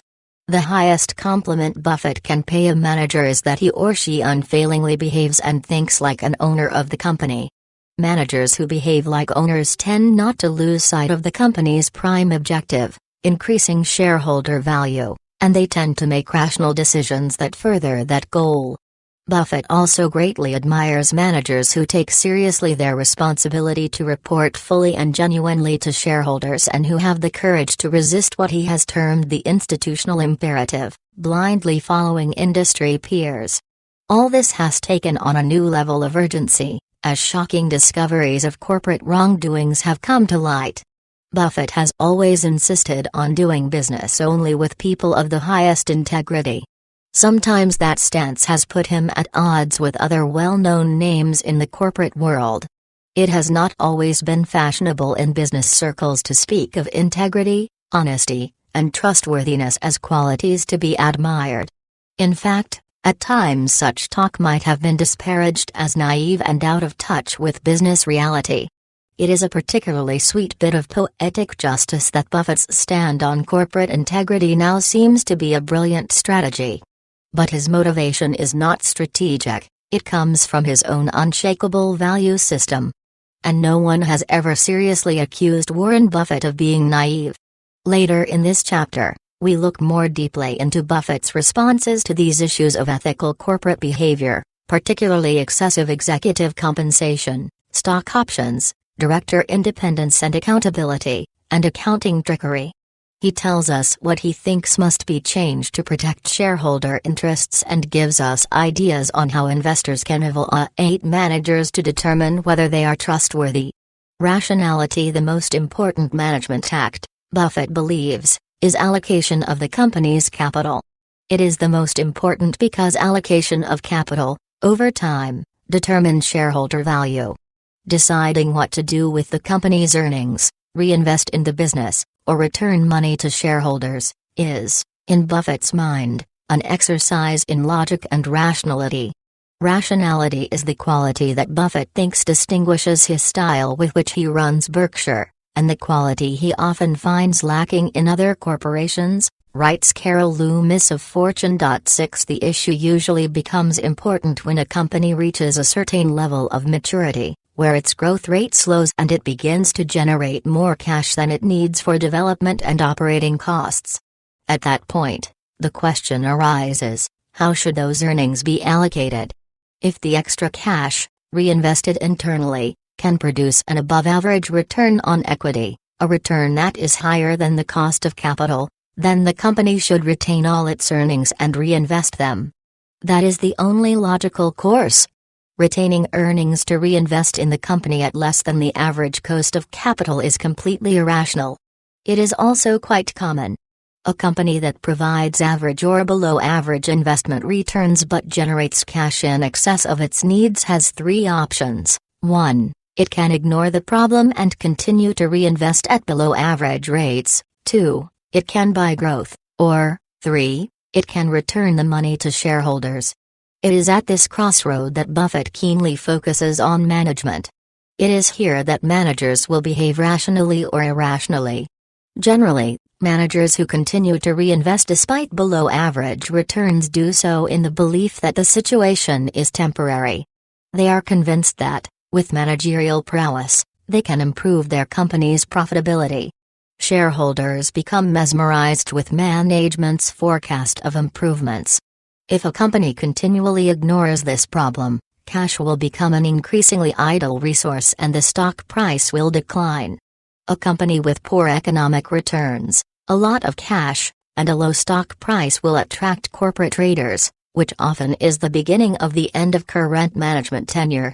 To protect themselves, executives frequently choose the second option instead, purchasing growth by acquiring another company. Announcing acquisition plans excites shareholders and dissuades corporate traders. However, Buffett is skeptical of companies that need to buy growth. For one thing, it often comes at an overvalued price. For another, a company that must integrate and manage a new business is apt to make mistakes that could be costly to shareholders. In Buffett's mind, the only reasonable and responsible course for companies that have a growing pile of cash that cannot be reinvested at above-average rates is to return that money to the shareholders. For that, two methods are available: raising the dividend or buying back shares. With cash in hand from their dividends, shareholders have the opportunity to look elsewhere for higher returns. On the surface, this seems to be a good deal, and therefore many people view increased dividends as a sign of companies that are doing well. Buffett believes that this is so only if investors can get more for their cash than the company could generate if it retained the earnings and reinvested in the company. Over the years, Berkshire Hathaway has earned very high returns from its capital and has retained all its earnings. With such high returns, shareholders would have been ill-served if they were paid a dividend. Not surprisingly, Berkshire does not pay a dividend. And that's just fine with the shareholders. The ultimate test of owners' faith is allowing management to reinvest 100% of earnings. Berkshire's owners' faith in Buffett is high. If the real value of dividends is sometimes misunderstood, the second mechanism for returning earnings to the shareholders, stock repurchase, is even more so. The benefit to the owners is in many respects less direct, less tangible, and less immediate. When management repurchases stock, Buffett feels that the reward is twofold. If the stock is selling below its intrinsic value, then purchasing shares makes good business sense. If a company's stock price is $50 and its intrinsic value is $100, then each time management buys its stock, They are acquiring $2 of intrinsic value for every $1 spent. Such transactions can be highly profitable for the remaining shareholders. Furthermore, says Buffett, when executives actively buy the company's stock in the market, they are demonstrating that they have the best interests of their owners at hand rather than a careless need to expand the corporate structure. That kind of stance sends good signals to the market, attracting other investors looking for a well-managed company that increases shareholders' wealth.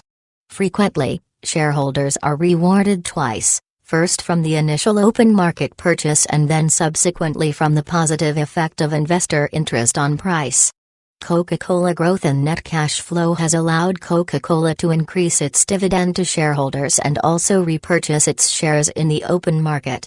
In 1984, the company authorized its first ever buyback, announcing it would repurchase 6 million shares of stock. Since then, the company has repurchased more than 1 billion shares. This represented 32% of the shares outstanding as of January 1, 1984, at an average price per share of $12.46. In other words, the company spent approximately $12.40 billion to buy in shares that only 10 years later would have a market value of approximately $60 billion. In July 1992, the company announced that through the year 2000, it would buy back 100 million shares of its stock, representing 7.6% of the company's outstanding shares. Remarkably, because of its strong cash-generating abilities, the company was able to accomplish this while it continued its aggressive investment in overseas markets.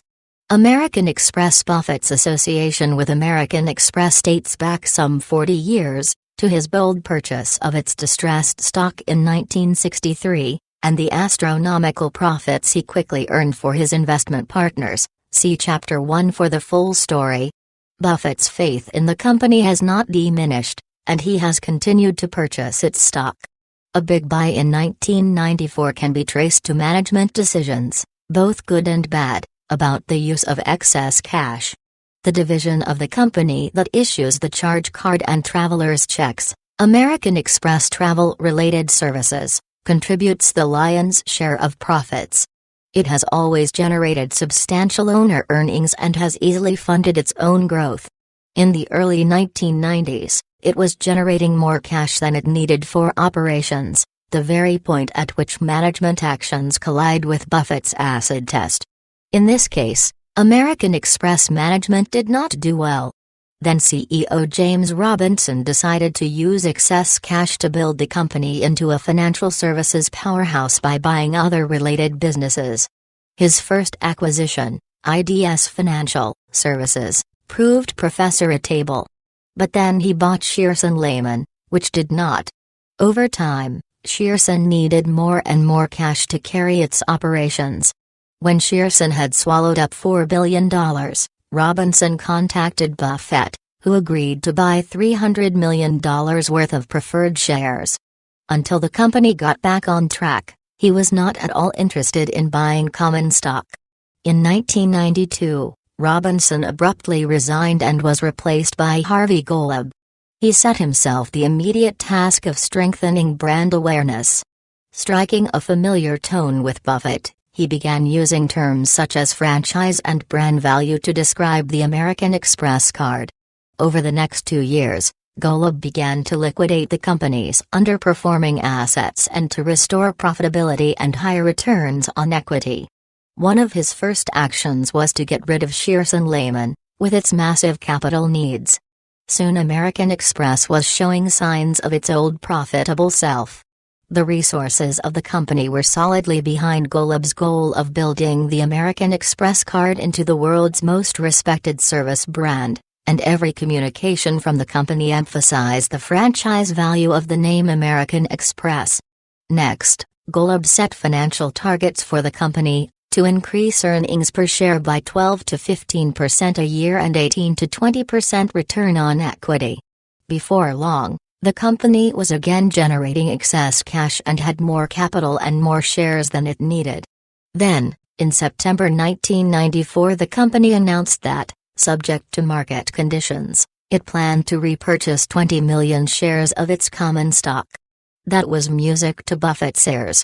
That summer, Buffett had converted Berkshire's holdings in preferred stock to common, and soon thereafter, he began to acquire even more. By the end of the year, Berkshire owned 27 million shares. In March 1995, Buffett added another 20 million shares. In 1997, another 49.5 million, and 50.5 million more in 1998. At the end of 2003, Berkshire owned more than 151 million shares of American Express stock, nearly 12% of the company, with a market value of more than $7 billion, 7 times what Buffett paid for it. The Washington Post Company. The Washington Post generates substantial cash flow for its owners, more than can be reinvested in its primary businesses. So its management is confronted with two rational choices: return the money to shareholders and/or profitably invest the cash in new investment opportunities. As we know, Buffett prefers to have companies return excess earnings to shareholders. The Washington Post Company, while Katharine Graham was president, was the first newspaper company in its industry to repurchase shares in large quantities. Between 1975 and 1991, the company bought an unbelievable 43% of its shares at an average price of $60 per share. A company can also choose to return money to shareholders by increasing the dividend. In 1990, confronted with substantial cash reserves, the Washington Post voted to increase the annual dividend to its shareholders from $1.84 to $4, a 117% increase, see Figure 6.1. In addition to returning excess cash to its owners, the Washington Post has made several profitable business purchases: cable properties from capital cities, cellular telephone companies, and television stations. Don Graham, who now runs the company, is continually beset with offers. To further his goal of developing substantial cash flows at favorable investment costs, he has developed specific guidelines for evaluating those offers. He looks for a business that has competitive barriers, does not require extensive capital expenditures, and has reasonable pricing power. Furthermore, he notes, "We have a strong preference for businesses we know, and given the choice, we're more likely to invest in a handful of big bets rather than spread our investment dollars around thinly." 9. Graham's acquisition approach mimics Buffett's strategy at Berkshire Hathaway. The dynamics of the newspaper business have changed in recent years. Earlier, when the economy slowed and advertisers cut spending, newspapers could maintain profitability by raising lineage rates. But today's advertisers have found cheaper ways to reach their customers: cable television, direct mail, and newspaper inserts. Newspapers are no longer monopolies, they have lost their pricing flexibility. Even so, Buffett is convinced that the Post is in better shape than other media companies. There are two reasons for his optimism. First, the Post's long-term debt was more than offset by its cash holdings. The Washington Post is the only public newspaper that is essentially free of debt. As a result, explains Buffett, the shrinkage in the value of their assets has not been accentuated by the effects of leverage. 10. Second, he notes, the Washington Post Company has been exceptionally well managed. The pampered chef Doris Christopher, the founder, chairman and CEO of the Pampered Chef, has allocated her capital well, financing all expansion and growth through internal earnings. She has reinvested virtually all her profits in the company, and the resulting expansion has brought tremendous growth in sales. Between 1995 and 2001, the Pampered Chef's business grew an astonishing 232%, with pre-tax profit margins above 25%. And the only debt the company ever had was the original $3,000 seed money that Christopher borrowed from her life insurance policy. From all appearances, Doris Christopher is a careful and profitable manager, and she runs a tight ship. She displays keen management intuition by treating her representatives well but competitively. The pampered chef's direct marketers across the country are the bread and butter of the business and the company's only direct contact with its over 12 million customers. The sales force earns commissions of 18 to 20% on goods they sell, and 1 to 4% on the sales of kitchen consultants whom they bring into the company. Candor. Buffett holds in high regard managers who report their company's financial performance fully and genuinely, who admit mistakes as well as share successes, and who are in all ways candid with shareholders. In particular, he respects managers who are able to communicate the performance of their company without hiding behind generally accepted accounting principles. GAAP.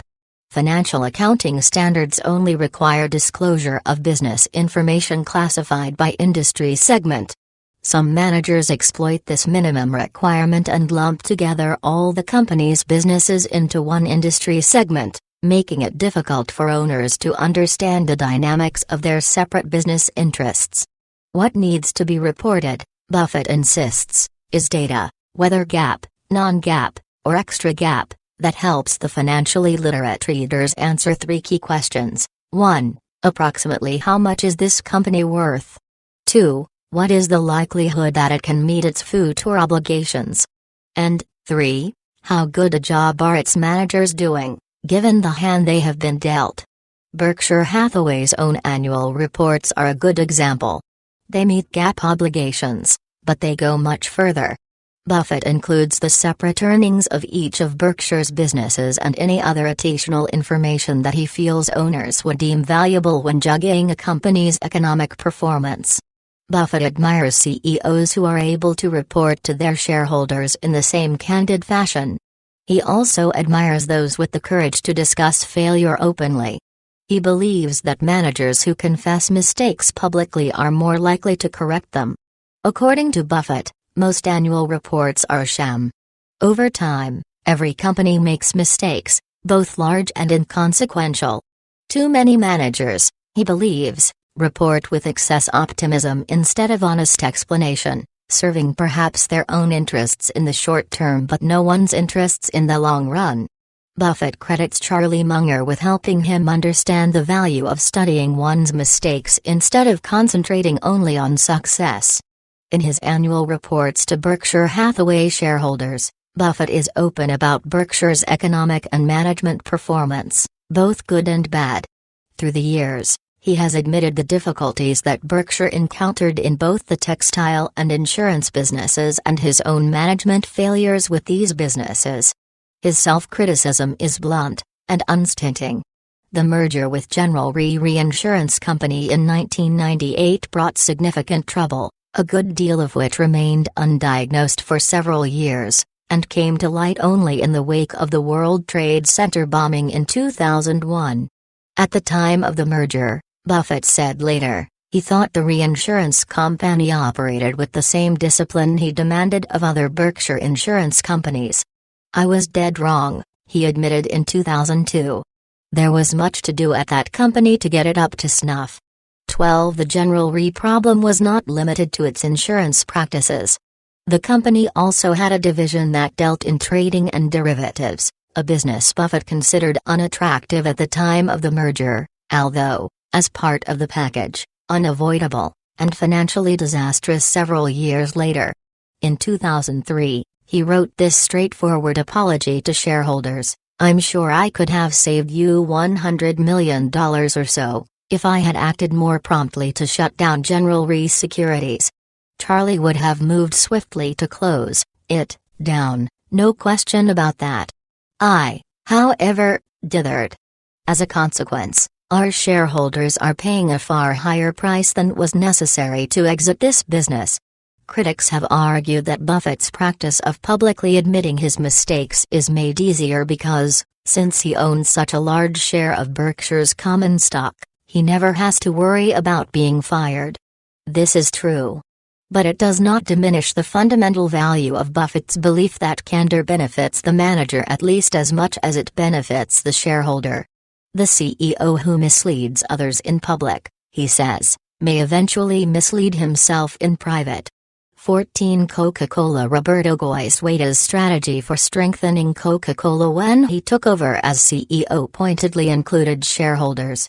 "We shall, during the next decade, remain totally committed to our shareholders and to the protection and enhancement of their investment," he wrote. "In order to give our shareholders an above-average total return on their investment, we must choose businesses that generate returns in excess of inflation." 15 Goizueta not only had to grow the business, which required capital investment, he was also obliged to increase shareholder value. By increasing profit margins and return on equity, Coca-Cola was able to increase dividends while simultaneously reducing the dividend payout ratio. Dividends to shareholders, in the 1980s, were increasing 10% per year while the payout ratio was declining from 65% to 40%. This enabled Coca-Cola to reinvest a greater percentage of the company's earnings to help sustain its growth rate without shortchanging shareholders. Coca-Cola is undeniably a superior company with an outstanding historical economic performance record. In the most recent years, however, that level of growth has moderated.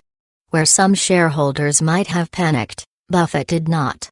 He did not, in fact, do anything. He didn't sell even one share. It is a clear testament to his belief in the company, and a clear illustration of staying true to his principles. The institutional imperative: if management stands to gain wisdom and credibility by facing mistakes, why do so many annual reports trumpet only successes? If allocation of capital is so simple and logical, why is capital so poorly allocated? The answer, Buffett has learned, is an unseen force he calls the institutional imperative, the lemming-like tendency of corporate management to imitate the behavior of other managers, no matter how silly or irrational that behavior may be. He says it was the most surprising discovery of his business career. At school, he was taught that experienced managers were honest, intelligent, and automatically made rational business decisions.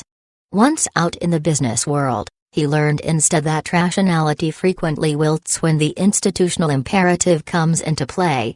16 Buffett believes that the institutional imperative is responsible for several serious, but distressingly common, conditions. 1. The organization resists any change in its current direction. 2. Just as work expands to fill available time, corporate projects or acquisitions will materialize to soak up available funds. 3. Any business craving of the leader, however foolish, will quickly be supported by detailed rate of return and strategic studies prepared by his troops. And 4. The behavior of peer companies, whether they are expanding, acquiring, setting executive compensation or whatever, will be mindlessly imitated. 17 Buffett learned this lesson early. Jack Ringwald, head of National Indemnity, which Berkshire acquired in 1967, helped Buffett discover the destructive power of the imperative.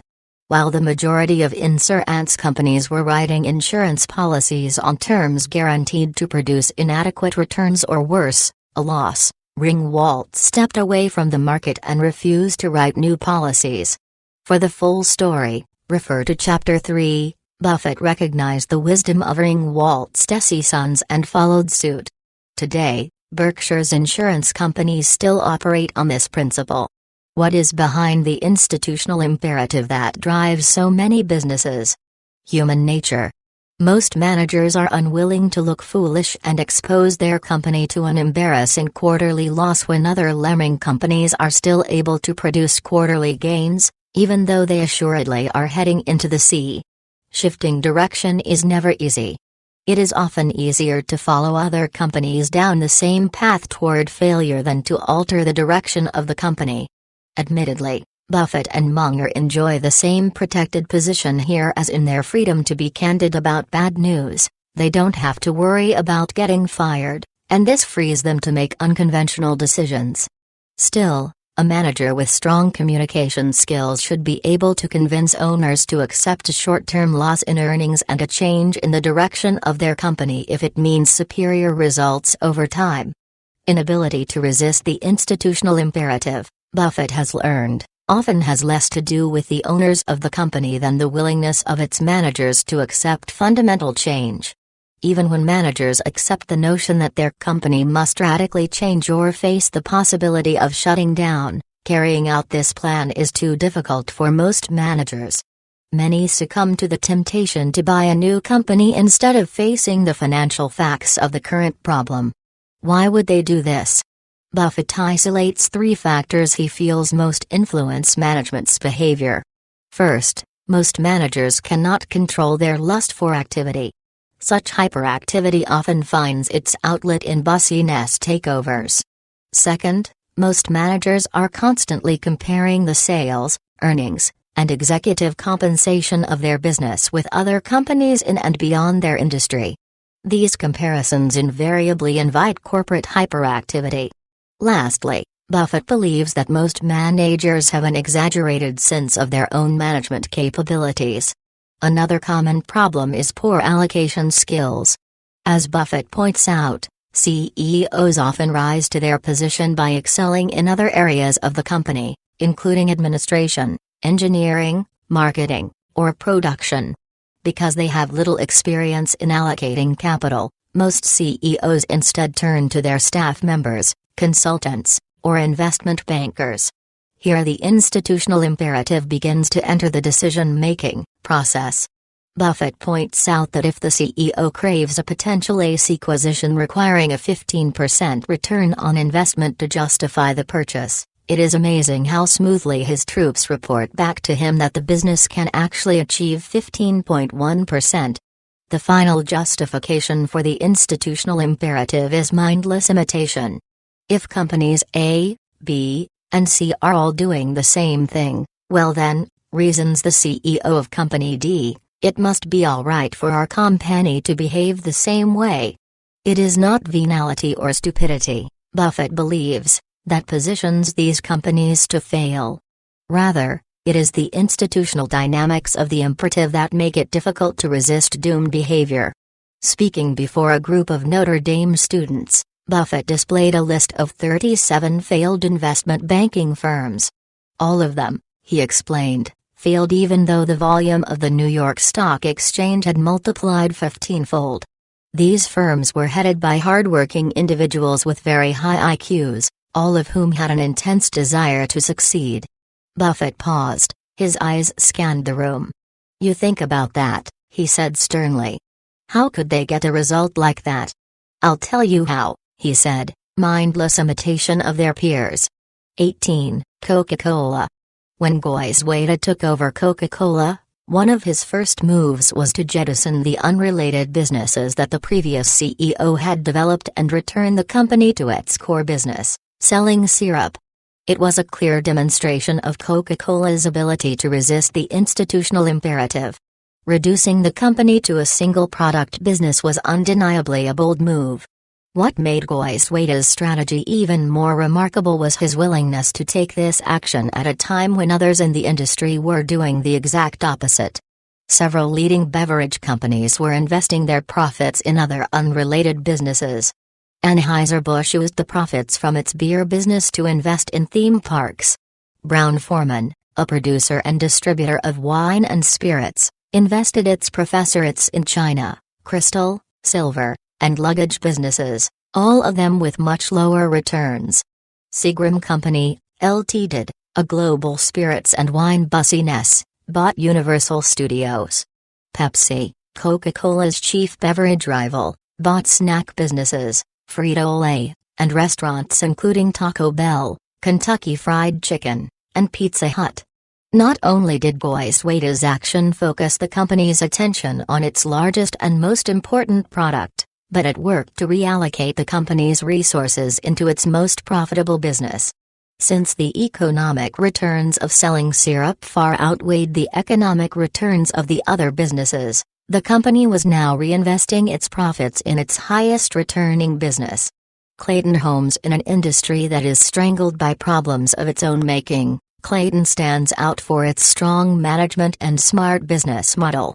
Manufactured homes now constitute 15% of the total housing units in the United States. In many respects, Their historically negative image is disappearing. The homes are becoming more like site-built homes in size and scope. Construction quality has consistently improved, they are competitive with rentals, they have tax advantages in that owners do not have to own the underlying property, and mortgages are now supported by other large mortgage companies and government agencies, such as Fannie Mae. Still, since they are considerably less expensive than site-built homes, 2002 average prices, $48,800 compared with $164,217, the primary market remains consumers toward the lower end of the economic range. In 2002, over 22 million Americans lived in manufactured homes, with a median family income of $26,900.19. Many manufacturers were caught in a self-inflicted double bind in the 1990s, and many of them failed. One arm of this double bind was the increasing acceptance and popularity of these homes, which rushed many in the industry toward overexpansion. The other squeeze factor was simple greed. The homes are sold through retailers that are either independent dealers representing several manufacturers or company-owned outlets. Right there, on the same lot, shoppers usually find a financing option, often a subsidiary of the manufacturer, retailer. In and of itself, there is nothing wrong with this. It sounds like, and in fact operates like, a car dealership. The problem is that it has become endemic in the industry to push sales to anybody who can sign their name to a sales agreement, regardless of credit history, based on loans that are destined to default. Selling scads of units creates immediate profits for the retailers and huge commissions for the salespeople. It also creates enormous economic problems longer range. It is an unfortunate reality that many homes are sold to people with fragile economic circumstances, and repossession rates are high, which reduces the demand for new homes. As unemployment rates rose in the past few years, so did loan delinquencies. Factor in the oversupply of inventory from the 1990s, and the tight economic times that diminished spending across the board, and it adds up to a sorry state of affairs for the industry as a whole. Much of the problem can be traced to the very weak loans that are so common in the manufactured home business. Why do they all do it? Because they all do it, and each company fears losing market share if it does otherwise. That, in a nutshell, is the curse of the institutional imperative. Clayton has not been completely immune, but it has avoided the most egregious faults. Most importantly, Clayton compensates its salespeople in a different way. The commissions of sellers and managers are based not only on the number of homes sold but also on the quality and performance of the loans made.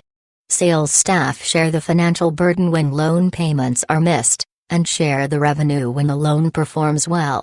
Take, for example, a sales manager who handles the sale and financing of a $24,000 mobile home.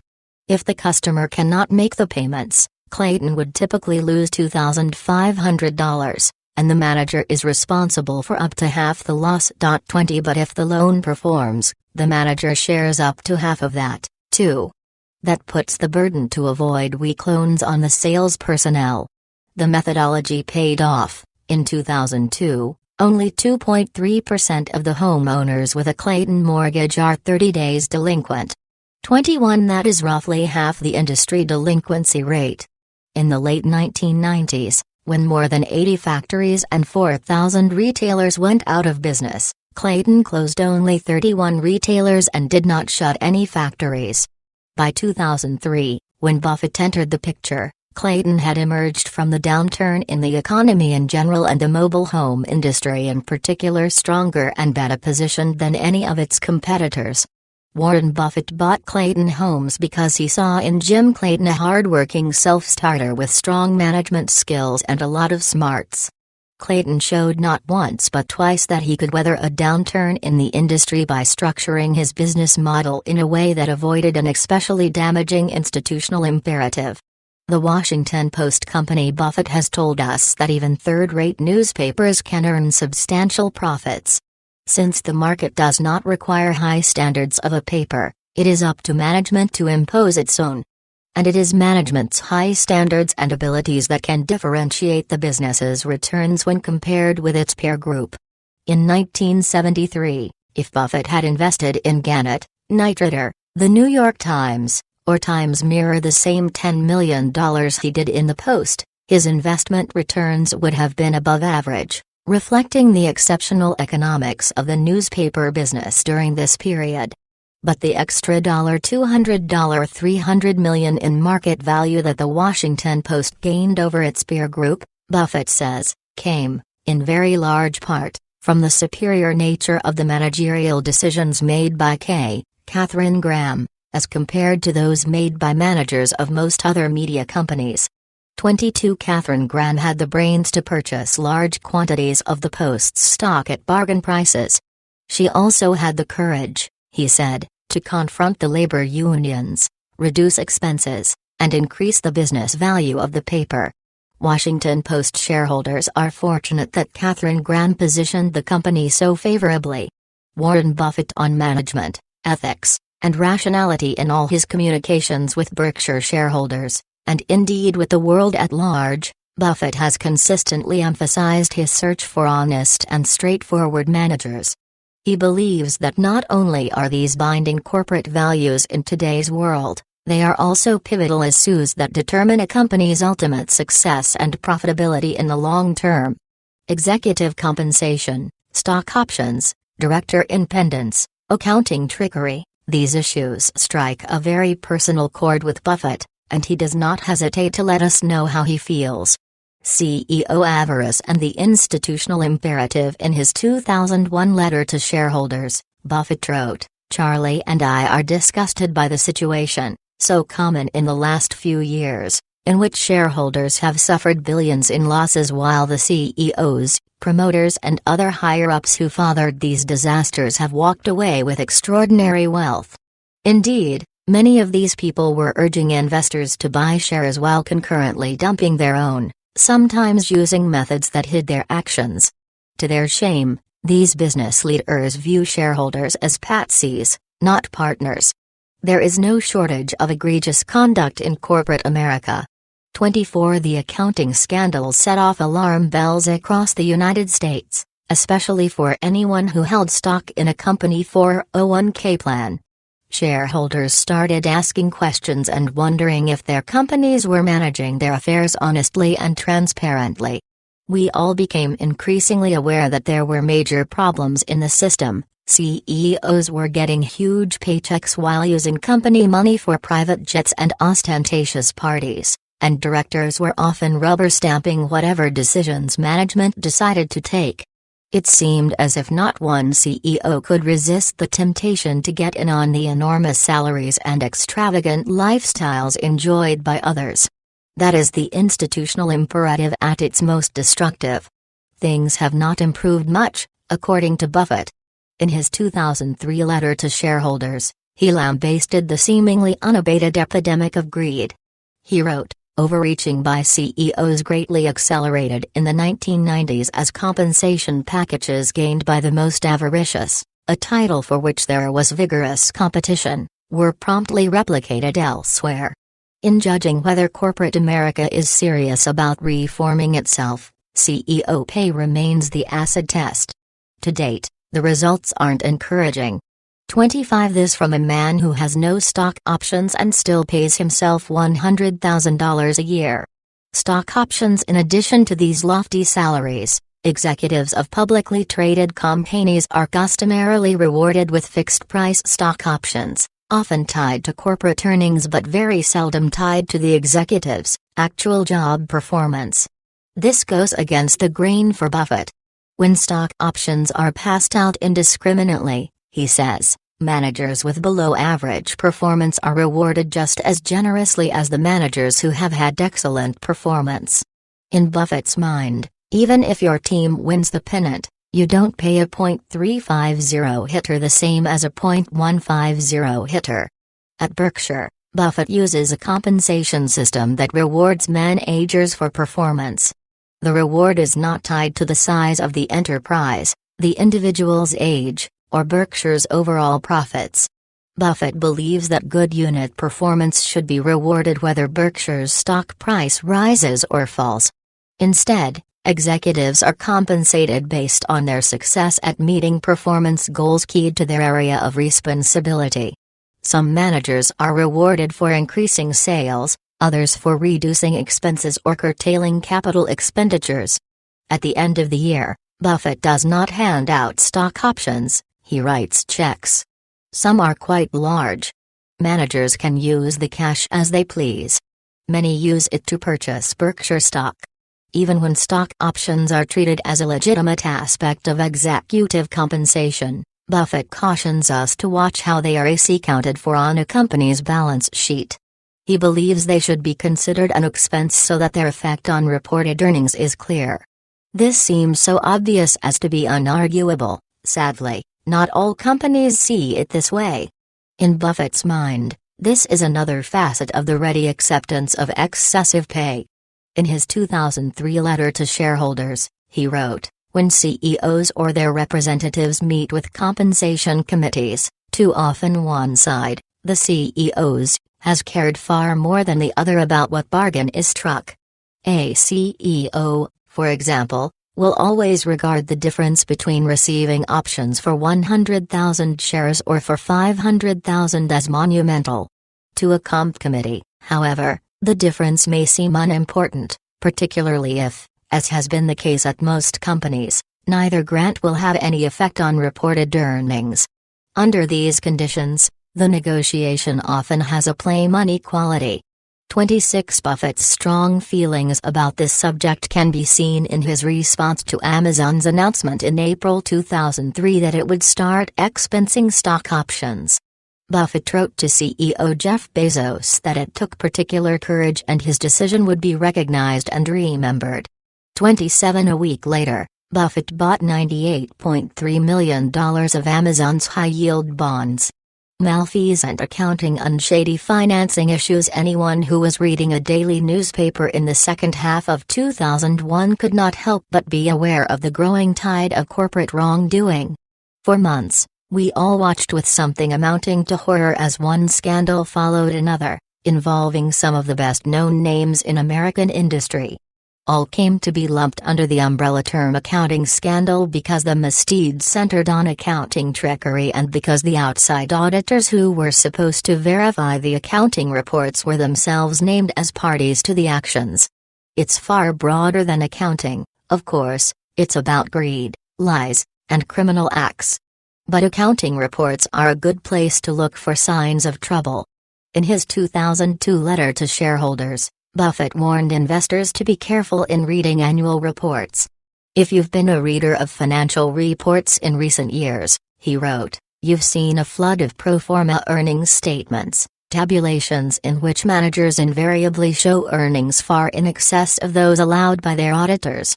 In these presentations, the CEO tells his owners, don't count this, don't count that, just count what makes earnings fat. Often, a forget all this bad stuff message is delivered year after year without management so much as blushing." 29 Buffett is plainly disgusted by the scandals. The blatant wrongdoing that has occurred has betrayed the trust of so many millions of shareholders. He blames the heady days of the 1990s, the get-rich-quick period he calls the Great Bubble, for the deterioration of corporate ethics. As stock prices went up, he says, the behavioral norms of managers went down. By the late 90s, CEOs who traveled the high road did not encounter heavy traffic.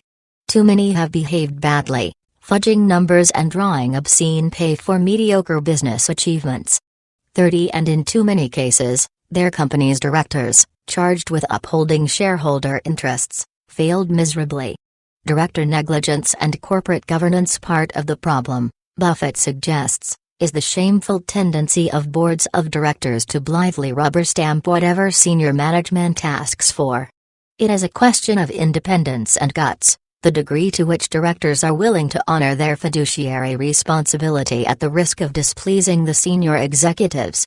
That willingness, or lack of it, is on display in boardrooms across the country. True independence, meaning the willingness to challenge a forceful CEO when something is wrong or foolish, is an enormously valuable trait in a director, Buffett writes. It is also rare. The place to look for it is among high-grade people whose interests are in line with those of rank-and-file shareholders. Buffett illuminates his position by describing what he looks for in members of the Berkshire Hathaway board: very high integrity, business savvy, shareholder orientation and a genuine interest in the company. 31. Can we really put a value on management? Buffett would be the first to admit that evaluating managers along his three dimensions, rationality, candor, and independent thinking, is more difficult than measuring financial performance, for the simple reason that human beings are more complex than numbers. Indeed, many analysts believe that because measuring human activity is vague and imprecise, we simply cannot value management with any degree of confidence, and therefore the exercise is futile.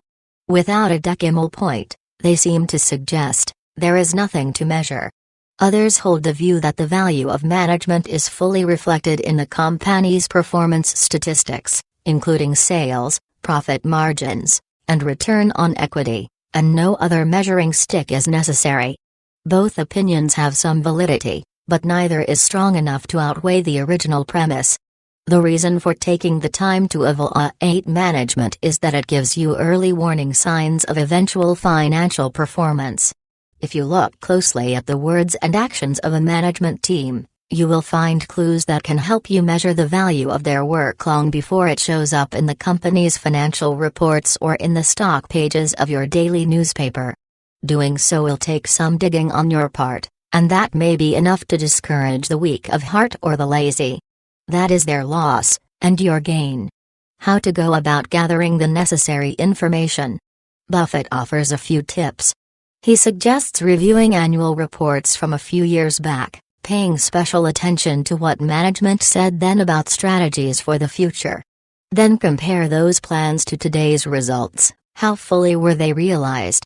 Also compare strategies of a few years ago to this year's strategies and ideas. How has the thinking changed?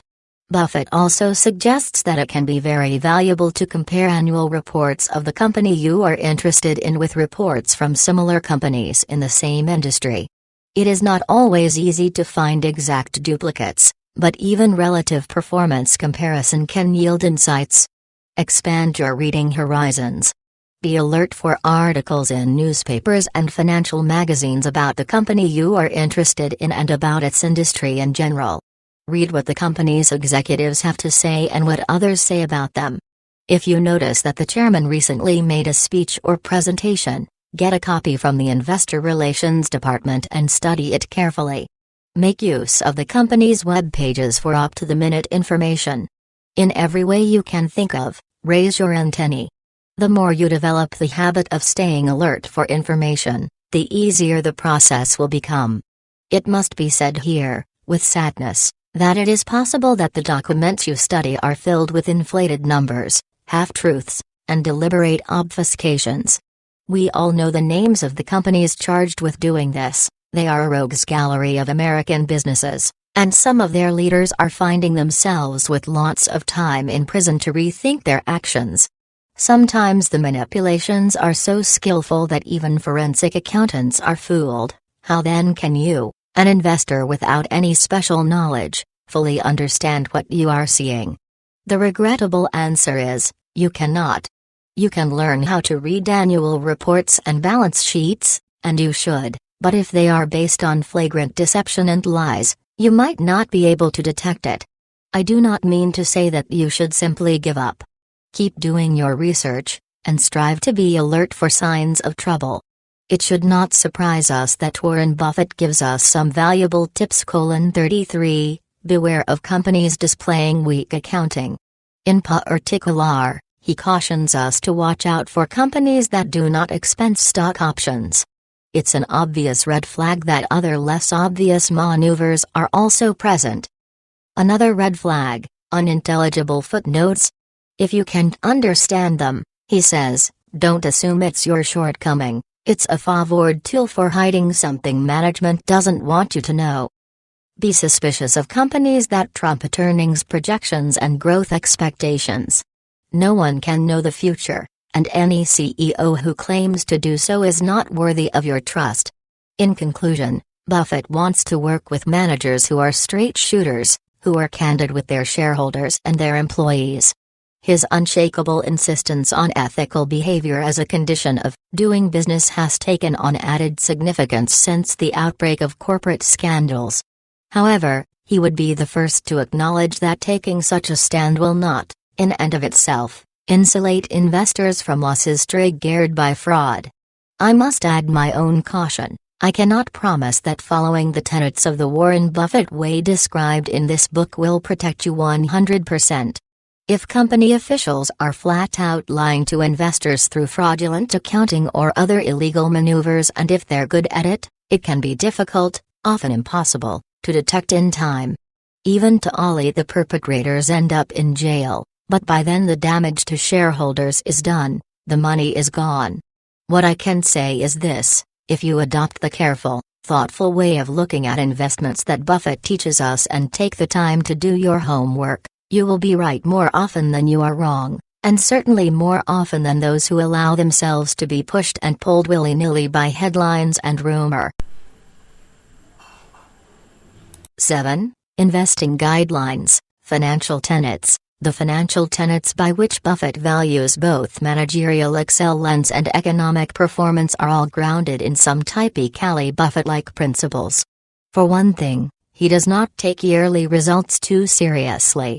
Instead, he focuses on 4 or 5 year averages. Often, he notes, profitable business returns might not coincide with the time it takes for the planet to circle the sun. He also has little patience with accounting sleight of hand that produces impressive year-end numbers but little real value. Instead, he relies on a few timeless financial principles. Focus on return on equity, not earnings per share. Calculate owner earnings to get a true reflection of value. Look for companies with high profit margins. For every dollar retained, has the company created at least $1 of market value? Return on equity. Customarily, analysts measure annual company performance by looking at earnings per share. Did they increase over the preceding year? Are they high enough to brag about? For his part, Buffett considers earnings per share a smokescreen. Since most companies retain a portion of their previous year's earnings to increase their equity base, he sees no reason to get excited about record earnings per share. There is nothing spectacular about a company that increases earnings per share by 10% if at the same time it is growing its equity base by 10%. That's no different, he explains, from putting money in a savings account and letting the interest accumulate and compound.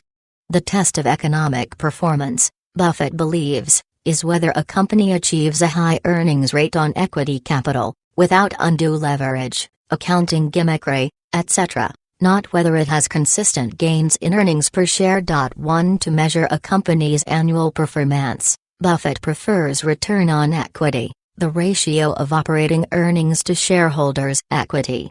To use this ratio, though, we need to make several adjustments. First, all marketable securities should be valued at cost and not at market value, because values in the stock market as a whole can greatly influence the returns on shareholders' equity in a particular company.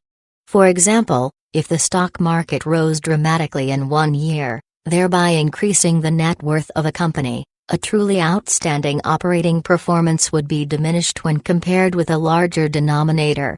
Conversely, falling prices reduce shareholders' equity, which means that mediocre operating results appear much better than they really are.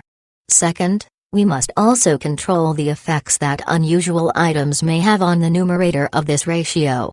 Buffett excludes all capital gains and losses as well as any extraordinary items that may increase or decrease operating earnings. He is seeking to isolate the specific annual performance of a business. He wants to know how well management accomplishes its task of generating a return on the operations of the business given the capital it employs. That, he says, is the single best measure of management's economic performance. Furthermore, Buffett believes that a business should achieve good returns on equity while employing little or no debt. We know that companies can increase their return on equity by increasing their debt-to-equity ratio. Buffett is aware of this, but the idea of adding a couple of points to Berkshire Hathaway's return on equity simply by taking on more debt does not impress him. Good business or investment decisions, he says, will produce quite satisfactory economic results with no aid from leverage. 2. Furthermore, highly leveraged companies are vulnerable during economic slowdowns. Buffett does not give us any suggestions as to what debt levels are appropriate or inappropriate for a business. Different companies, depending on their cash flows, can manage different levels of debt. What Buffett does tell us is that a good business should be able to earn a good return on equity without the aid of leverage. Investors should be wary of companies that can earn good returns on equity only by employing significant debt. Coca-Cola in strategy for the 1980s, his plan for revitalizing the company, Goiswada pointed out that Coca-Cola would divest any business that no longer generated acceptable returns on equity. Any new business venture must have sufficient real growth potential to justify an investment. Coca-Cola was no longer interested in battling for share in a stagnant market. Increasing earnings per share and effecting increased return on equity are still the name of the game, Goiswada announced. 3. His words were followed by actions. Coca-Cola's wine business was sold to Seagram's in 1983. Although the company earned a respectable 20% return on equity during the 1970s, Goiswada was not impressed. He demanded better returns and the company obliged. By 1988, Coca-Cola's return on equity had increased to 31.8% by any measurement. Goiswada's Coca-Cola was doubling and tripling the financial accomplishments of the previous CEO. The results could be seen in the market value of the company. In 1980, Coca-Cola had a market value of $4.1 billion. By the end of 1987, even after the stock market crash in October, the market value had risen to $14.10 billion, see figure 7.2. In 7 years, Coca-Cola's market value rose at an average annual rate of 19.3%. The Washington Post Company. When Buffett purchased stock in the Washington Post in 1973, its return on equity was 15.7%. This was an average return for most newspapers and only slightly better than the Standard & Poor's Industrial Index. But within 5 years, the Post's return on equity doubled. By then, it was twice as high as the S&P Industrials and 50% higher than the average newspaper. Over the next 10 years, the Post Company maintained its supremacy, reaching a high of 36.3% return on equity in 1988. These above-average returns are more impressive when you observe that the company has, over time, purposely reduced its debt. In 1973, long-term debt to shareholders' equity stood at 37.2%, the second highest ratio in the newspaper group. Astonishingly, by 1978, Katharine Graham had reduced the company's debt by 70%.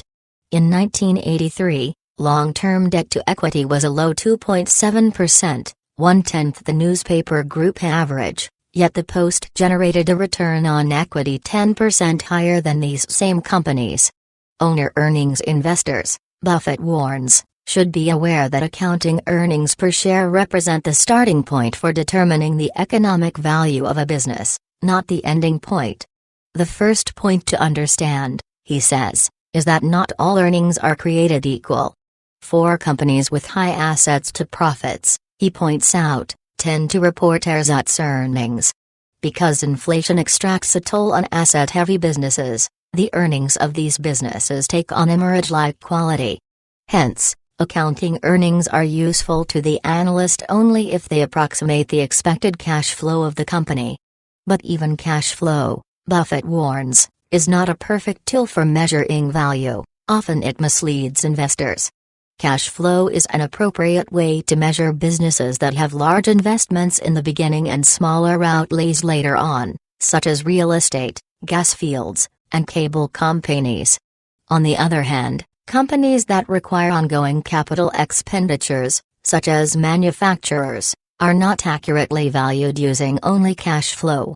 A company's cash flow is customarily defined as net income after taxes plus depreciation, depletion, amortization, and other non-cash charges.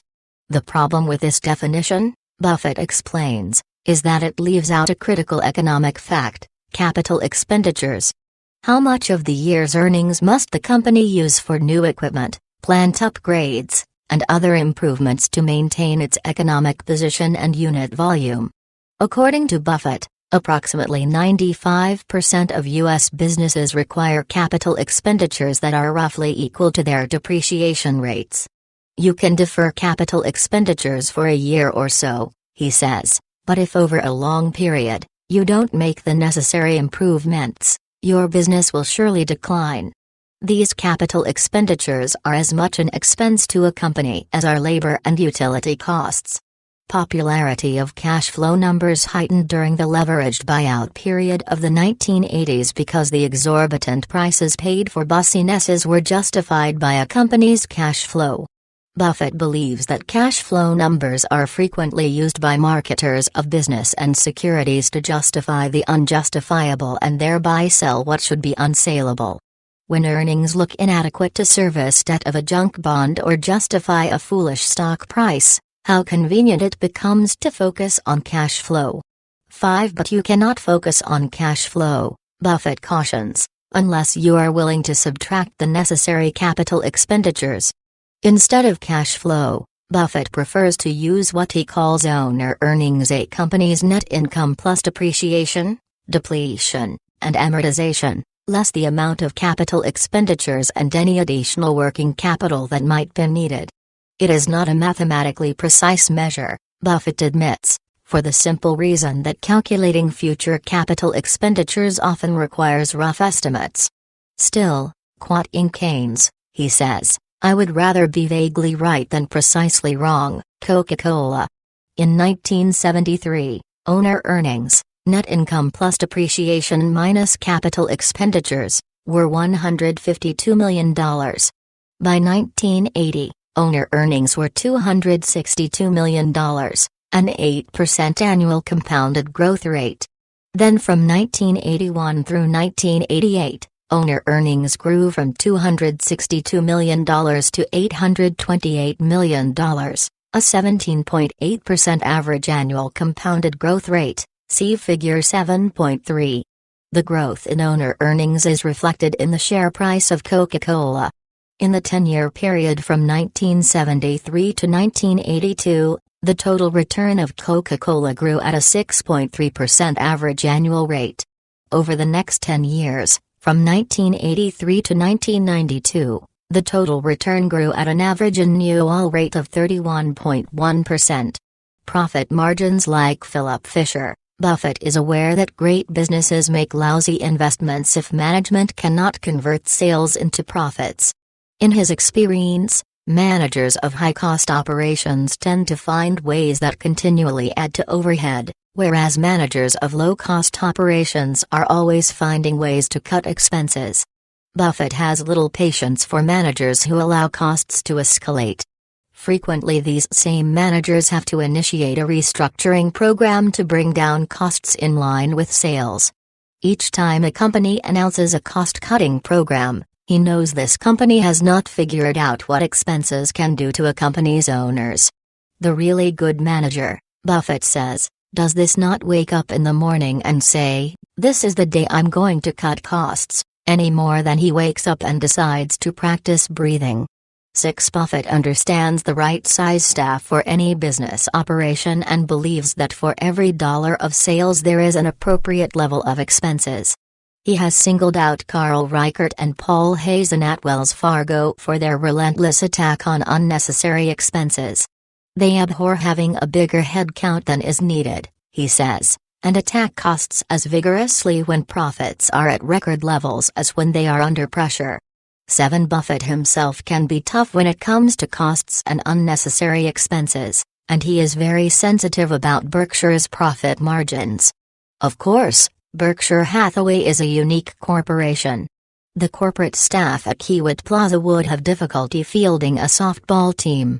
Berkshire Hathaway does not have a legal department, a public or investor relations department.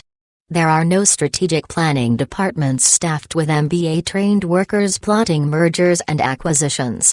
The company's after-tax overhead corporate expense runs less than 1% of operating earnings. Compare this, says Buffett, with other companies that have similar earnings but 10% corporate expenses. Shareholders lose 9% in the value of their holdings simply because of corporate overhead. The pampered chef, as mentioned, Doris Christopher, founded her company with $3,000 borrowed against her family's life insurance policy, and she never took on further debt. Today her company has over $700 million in sales. Customers pay for products before delivery, so the company is a cash-positive business. Alan Luce, president of Luce & Associates in Orlando, Florida, a direct-selling consulting firm, has estimated pre-tax profit margins at above 25%. Coca-Cola in 1980, Coca-Cola's pre-tax profit margins were a low 12.9%. Margins had been falling for 5 straight years and were substantially below the company's 1973 margins of 18%. In Goizueta's first year, pre-tax margins rose to 13.7%. By 1988, when Buffett bought his Coca-Cola shares, margins had climbed to a record 19%. The Washington Post Company. 6 months after the Post Company went public in 1971, Catherine Gran met with Wall Street security analysts. The first order of business, she told them, was to maximize profits from the company's existing operations. Profits continued to rise at the television stations and Newsweek, but profitability at the newspaper was leveling off. The primary reason, she said, was high production costs, namely wages. After the Post purchased the Times-Herald, profits at the company had surged. Each time the union struck the paper, 1949, 1958, 1966, 1968, 1969, management had opted to pay their demands rather than risk a shutdown. During this time, Washington, D.C., was still a 3-newspaper town. Throughout the 1950s and 1960s, increasing wage costs dampened profits. This problem, Mrs. Graham told the analysts, was going to be solved. As union contracts began to expire in the 1970s, Mrs. Graham enlisted labor negotiators who took a hard line with the unions. In 1974, the company defeated a strike by the Newspaper Guild and, after lengthy negotiations, the printers settled on a new contract. In the early 1970s, Forbes had written, "The best that could be said about the Washington Post Company's performance was it rated a gentleman C in profitability." 8 pre-tax margins in 1973 were 10.8%. Well below the company's historical 15% margins earned in the 1960s. After the successful renegotiation of the union contracts, the Post's fortunes improved. By 1978, profit margins had leaped to 19.3%, an 80% improvement within 5 years. Buffett's bet had paid off. By 1988, the Post's pre-tax margin reached a high of 31.8%, which compared favorably with its newspaper group average of 16.9% and the Standard & Poor's Industrial average of 8.6%. Although the company's margins have declined somewhat in recent years, they remain substantially higher than the industry average. The $1 premise. Buffett's goal is to select companies in which each dollar of retained earnings is translated into at least $1 of market value. This test can quickly identify companies whose managers, over time, have been able to optimally invest their company's capital. If retained earnings are invested in the company and produce above-average return, the proof will be a proportionally greater rise in the company's market value. In time, that is. Although the stock market will track business value reasonably well over long periods, in any one year, prices can gyrate widely for reasons other than value. The same is true for retained earnings, Buffett explains. If a company uses retained earnings unproductively over an extended period, eventually the market, justifiably, will price its shares disappointingly. Conversely, if a company has been able to achieve above-average returns on augmented capital, the increased stock price will reflect that success. Buffett believes that if he has selected a company with favorable long-term economic prospects run by able and shareholder-oriented managers, the proof will be reflected in the increased market value of the company. And he uses a quick test: the increased market value should at the very least match the amount of retained earnings, dollar for dollar.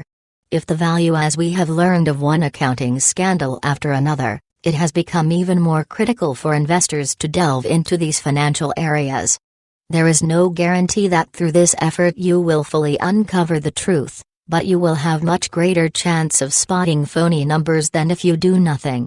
As Buffett remarks, managers that always promise to make the numbers will at some point make up the numbers.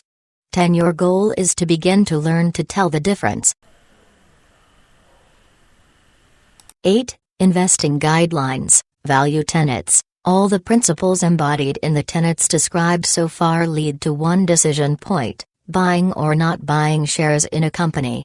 At that point, any investor must weigh two factors: is this company a good value, and is this a good time to buy it? That is the price favorable? The stock market establishes price. The investor determines value after weighing all the known information about a company's business, management, and financial traits. Price and value are not necessarily equal. As Warren Buffett often remarks, price is what you pay. Value is what you get. If the stock market were truly efficient, prices would instantaneously adjust to all available information. Of course, we know this does not occur. Stock prices move above and below company values for numerous reasons, not all of them logical. Theoretically, investors make their decisions based on the differences between price and value.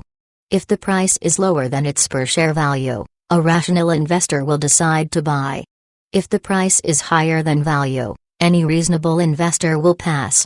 As the company moves through its economic life cycle, a savvy investor will periodically reassess the company's value in relation to market price and will buy, sell, or hold shares accordingly. In sum, then, rational investing has two components: 1. Determine the value of the business. 2. Buy only when the price is right, when the business is selling at a significant discount to its value. Calculate what the business is worth through the years. Financial analysts have used many formulas for determining the intrinsic value of a company. Some are fond of various shorthand methods: low price to earnings ratios, low price to book values, and high dividend yields. But the best system, according to Buffett, was determined more than 60 years ago by John Burr Williams, see Chapter 2.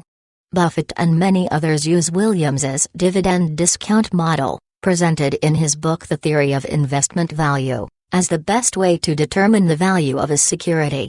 Paraphrasing Williams, Buffett tells us that the value of a business is the total of the net cash flows, owner earnings, expected to occur over the life of the business, discounted by an appropriate interest rate. He considers it simply the most appropriate yardstick with which to measure a basket of different investment types: government bonds, corporate bonds, common stocks, apartment buildings, oil wells, and farms. The mathematical exercise, Buffett tells us, is similar to valuing a bond. The bond market each day adds up the future coupons of a bond and discounts those coupons at the prevailing interest rate. That determines the value of the bond. To determine the value of a business, the investor estimates the coupons that the business will generate for a period into the future and then discounts all these coupons back to the present. So valued, Buffett says, all businesses, from manufacturers of buggy whips to operators of cellular telephones, become economic equals. To summarize, then, calculating the current value of a business means, first, estimating the total earnings that will likely occur over the life of the business, and then discounting that total backward to today. Keep in mind that for earnings Buffett uses owner earnings, net cash flow adjusted for capital expenditures, as described in Chapter 7, to estimate the total future earnings. We would apply all we had learned about the company's business characteristics, its financial health, and the quality of its managers, using the analysis principles described thus far. For the second part of the formula, we need only decide what the discount rate should be, more on that in a moment. Buffett is firm on one point: he looks for companies whose future earnings are as predictable, as certain, as the earnings of bonds. If the company has operated with consistent earnings power and if the bussiness is simple and understandable, Buffett believes he can determine its future earnings with a high degree of certainty. If he is unable to project with confidence what the future cash flows of a business will be, he will not attempt to value the company. He'll simply pass. This is the distinction of Buffett's approach. Although he admits that Microsoft is a dynamic company and he regards Bill Gates highly as a manager, Buffett confesses he hasn't a clue how to estimate the future cash earnings of this company. This is what he means by the circle of competence. He does not know the technology industry well enough to project the long-term earnings potential of any company within it. This brings us to the second element in the formula: what is the appropriate discount rate? Buffett's answer is simple: the rate that would be considered risk-free. For many years, he used the rate then current for long-term government bonds. Because the certainty that the U.S. government will pay its coupon over the next 30 years is ally 100%, we can say that this is a risk-free rate. When interest rates are low, Buffett adjusts the discount rate upward. When bond yields dipped below 7%, Buffett upped his discount rate to 10%, and that is what he commonly uses today. If interest rates work themselves higher over time, he has successfully matched his discount rate to the long-term rate. If they do not, he has increased his margin of safety by 3 additional points. Some academicians argue that no company, regardless of its strengths, can assure future cash earnings with the same certainty as a bond. Therefore, they insist, a more appropriate discount factor would be the risk-free rate of return plus an equity risk premium, added to reflect the uncertainty of the company's future cash flows. Buffett does not add a risk premium. Instead, he relies on his single-minded focus on companies with consistent and predictable earnings and on the margin of safety that comes from buying at a substantial discount in the first place. "I put a heavy weight on certainty," Buffett says. "If you do that, the whole idea of a risk factor doesn't make any sense to me." For Coca-Cola, when Buffett first purchased Coca-Cola in 1988, people asked, where is the value in Coke? Why was Buffett willing to pay 5 times book value for a company with a 6.6% earning yield? Because, as he continuously reminds us, price tells us nothing about value, and he believed Coca-Cola was a good value. To begin with, the company was earning 31% return on equity while employing relatively little in capital investment. More important, Buffett could see the difference that Roberto Goizueta's management was making. Because Goizueta was selling off the poor-performing businesses and reinvesting the proceeds back into the higher-performing syrup business, Buffett knew the financial returns of Coca-Cola were going to improve. In addition, Goizueta was buying back shares of Coca-Cola in the market, thereby increasing the economic value of the business even more. All this went into Buffett's value calculation. Let's walk through the calculation with him. In 1988, owner earnings of Coca-Cola equaled $828 million. The 30-year U.S. Treasury bond, the risk-free rate, at that time traded near a 9% yield. So Coca-Cola's 1988 owner earnings, discounted by 9%, would produce an intrinsic value of $9.2 billion. When Buffett purchased Coca-Cola, the market value was $14.8 billion, 60% higher, which led some observers to think he had overpaid. But $9.2 billion represents the discounted value of Coca-Cola's then current owner earnings. If Buffett was willing to pay the higher price, It had to be because he perceived that part of the value of Coca-Cola was its future growth opportunities. When a company is able to grow owner earnings without additional capital, it is appropriate to discount owner earnings by the difference between the risk-free rate of return and the expected growth of owner earnings. Analyzing Coca-Cola, we find that owner earnings from 1981 through 1988 grew at a 17.8% annual rate, faster than the risk-free rate of return. When this occurs, analysts use a two-stage discount model. This model is a way of calculating future earnings when a company has extraordinary growth for a certain number of years and then a period of constant growth at a slower rate. We can use this two-stage process to calculate the 1988 present value of the company's future cash flows. See Table 8.1. First, assume that starting in 1988, Coca-Cola would be able to grow owner earnings at 15% per year for 10 years. This is a reasonable assumption, since that rate is lower than the company's previous 7-year average. By the 10th year, the $828 million owner earnings that we started with would have increased to $3.349 billion. Let's further assume that starting in the 11th year, growth rate will slow to 5% a year. Using a discount rate of 9%, the long-term bond rate at the time, we can back-calculate the intrinsic value of Coca-Cola in 1988, $48.377 billion.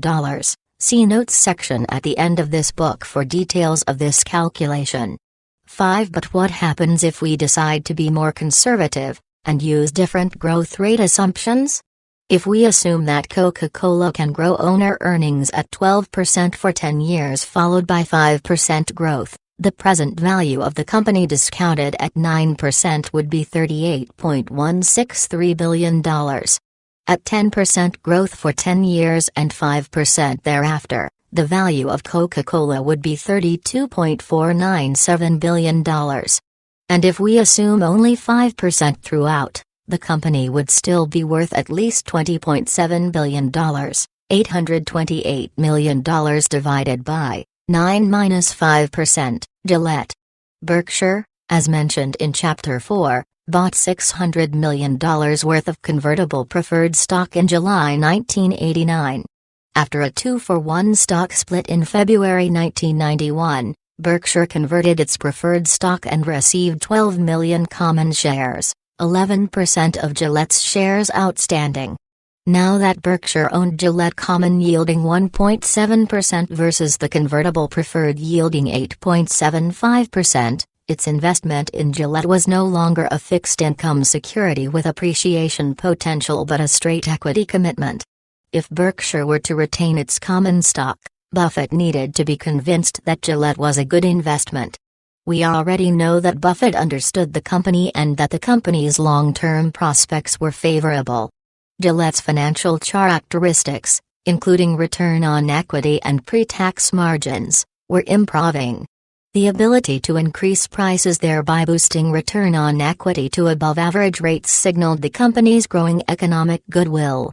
CEO Mockler was purposefully reducing Gillette's long-term debt and working hard to increase shareholder value. In short, the company met all the prerequisites for purchase. What remained for Buffett was to determine the company's value, to assure that Gillette was not overpriced. Gillette's owner earnings at year-end 1990 were $275 million and had grown at a 16% annual rate since 1987. Although this is too short a period to fully judge a company's growth, we can begin to make certain assumptions. In 1991, Buffett compared Gillette to Coca-Cola. Coca-Cola and Gillette are two of the best companies in the world, he wrote, and we expect their earnings to grow at hefty rates in the years ahead.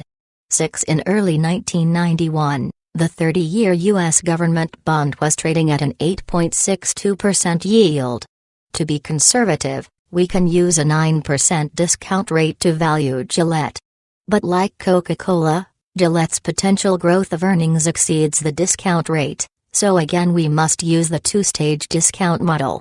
If we assume a 15% annual growth for 10 years and 5% growth thereafter, Discounting Gillette's 1990 owner earnings at 9%, the approximate value of Gillette is $16 billion. If we adjust the future growth rate downward to 12%, the value is approximately $12.6 billion. At 10% growth, the value would be $10.8 billion. At the very conservative 7% growth in owner earnings, the value of Gillette is at least $8.5 billion. The Washington Post Company in 1973, the total market value for the Washington Post was $80 million. Yet Buffett claims that most security analysts, media brokers, and media executives would have estimated WPC's intrinsic value at $400 to $500 million. 7. How did Buffett arrive at that estimate? Let us walk through the numbers, using Buffett's reasoning. We'll start by calculating owner earnings for that year. Net income, $13.3 million, plus depreciation and amortization, $3.7 million, minus capital expenditures, $6.6 million, yields 1973 owner earnings of $10.4 million. If we divide these earnings by the long-term U.S. government bond yield at the time, 6.81%, the value of the Washington Post reaches $150 million, almost twice the market value of the company but well short of Buffett's estimate. Buffett tells us that, over time, the capital expenditures of a newspaper will equal depreciation and amortization charges, and therefore net income should approximate owner earnings. Knowing this, we can simply divide net income by the risk-free rate and thus reach a valuation of $196 million. If we stop here, the assumption is that the increase in owner earnings will equal the rise in inflation. But we know that newspapers have unusual pricing power, because most are monopolies in their community. They can raise their prices at rates higher than inflation. If we make one last assumption, that the Washington Post has the ability to raise real prices by 3%, the value of the company is closer to $350 million.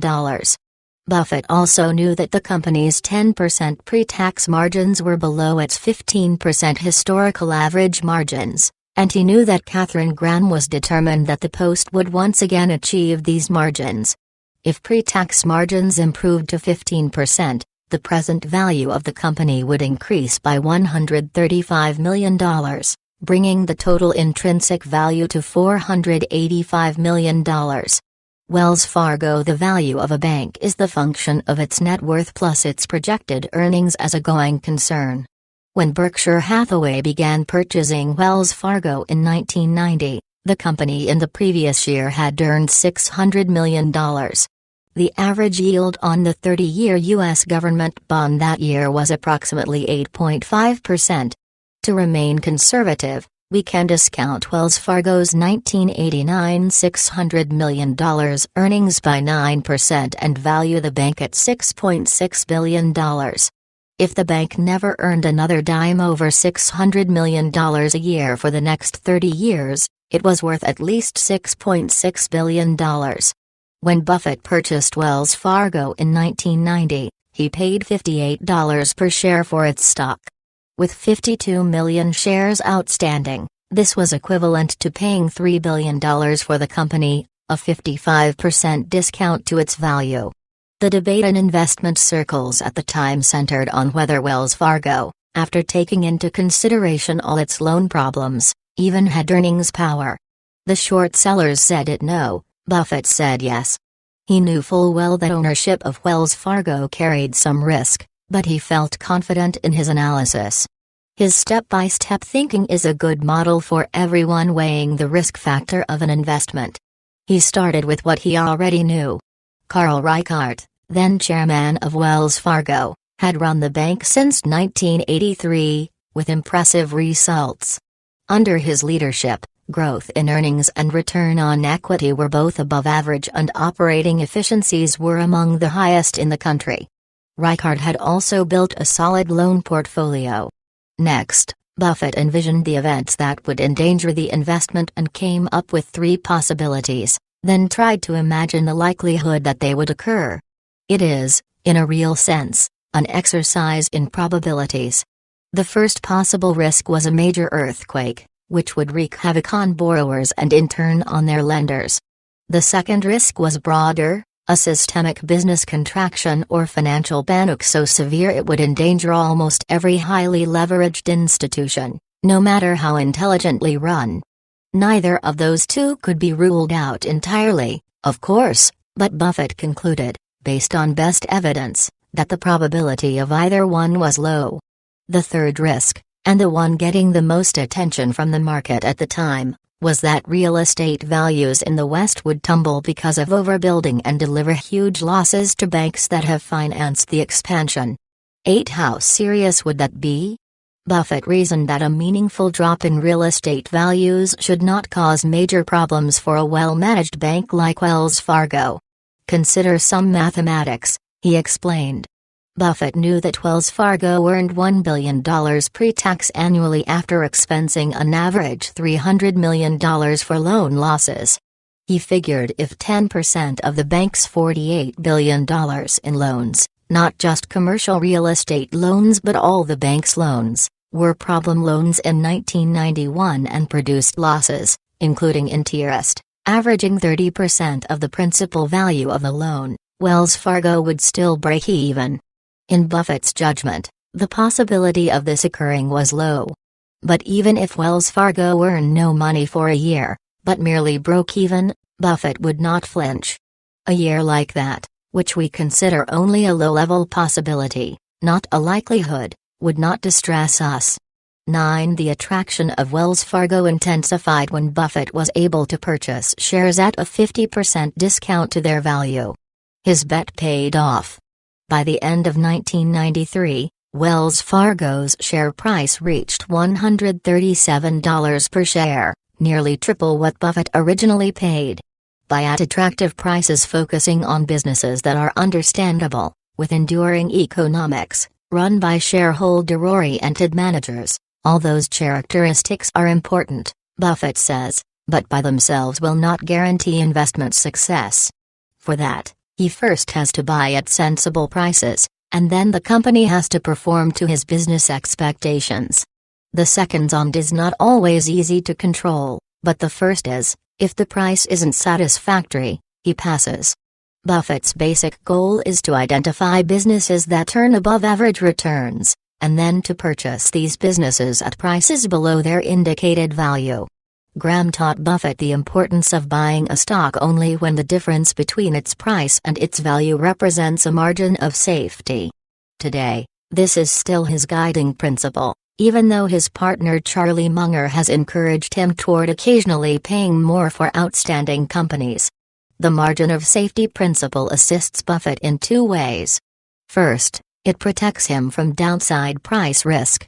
If he calculates that the value of a business is only slightly higher than its per-share price, he will not buy the stock. He reasons that if the company's intrinsic value were to dip even slightly, eventually the stock price would also drop, perhaps below what he paid for it. But when the margin between price and value is large enough, the risk of declining value is less. If Buffett is able to purchase a company at 75% of its intrinsic value, a 25% discount, and the value subsequently declines by 10%, his original purchase price will still yield an adequate return. The margin of safety also provides opportunities for extraordinary stock returns. If Buffett correctly identifies a company with above-average economic returns, the value of its stock over the long term will steadily march upward. If a company consistently earns 15% on equity, its share price will appreciate more each year than that of a company that earns 10% on equity. Additionally, if Buffett, by using the margin of safety, is able to buy this outstanding business at a significant discount to its intrinsic value, Berkshire will earn an extra bonus when the market corrects the price of the business. The market, like the Lord, helps those who help themselves, says Buffett.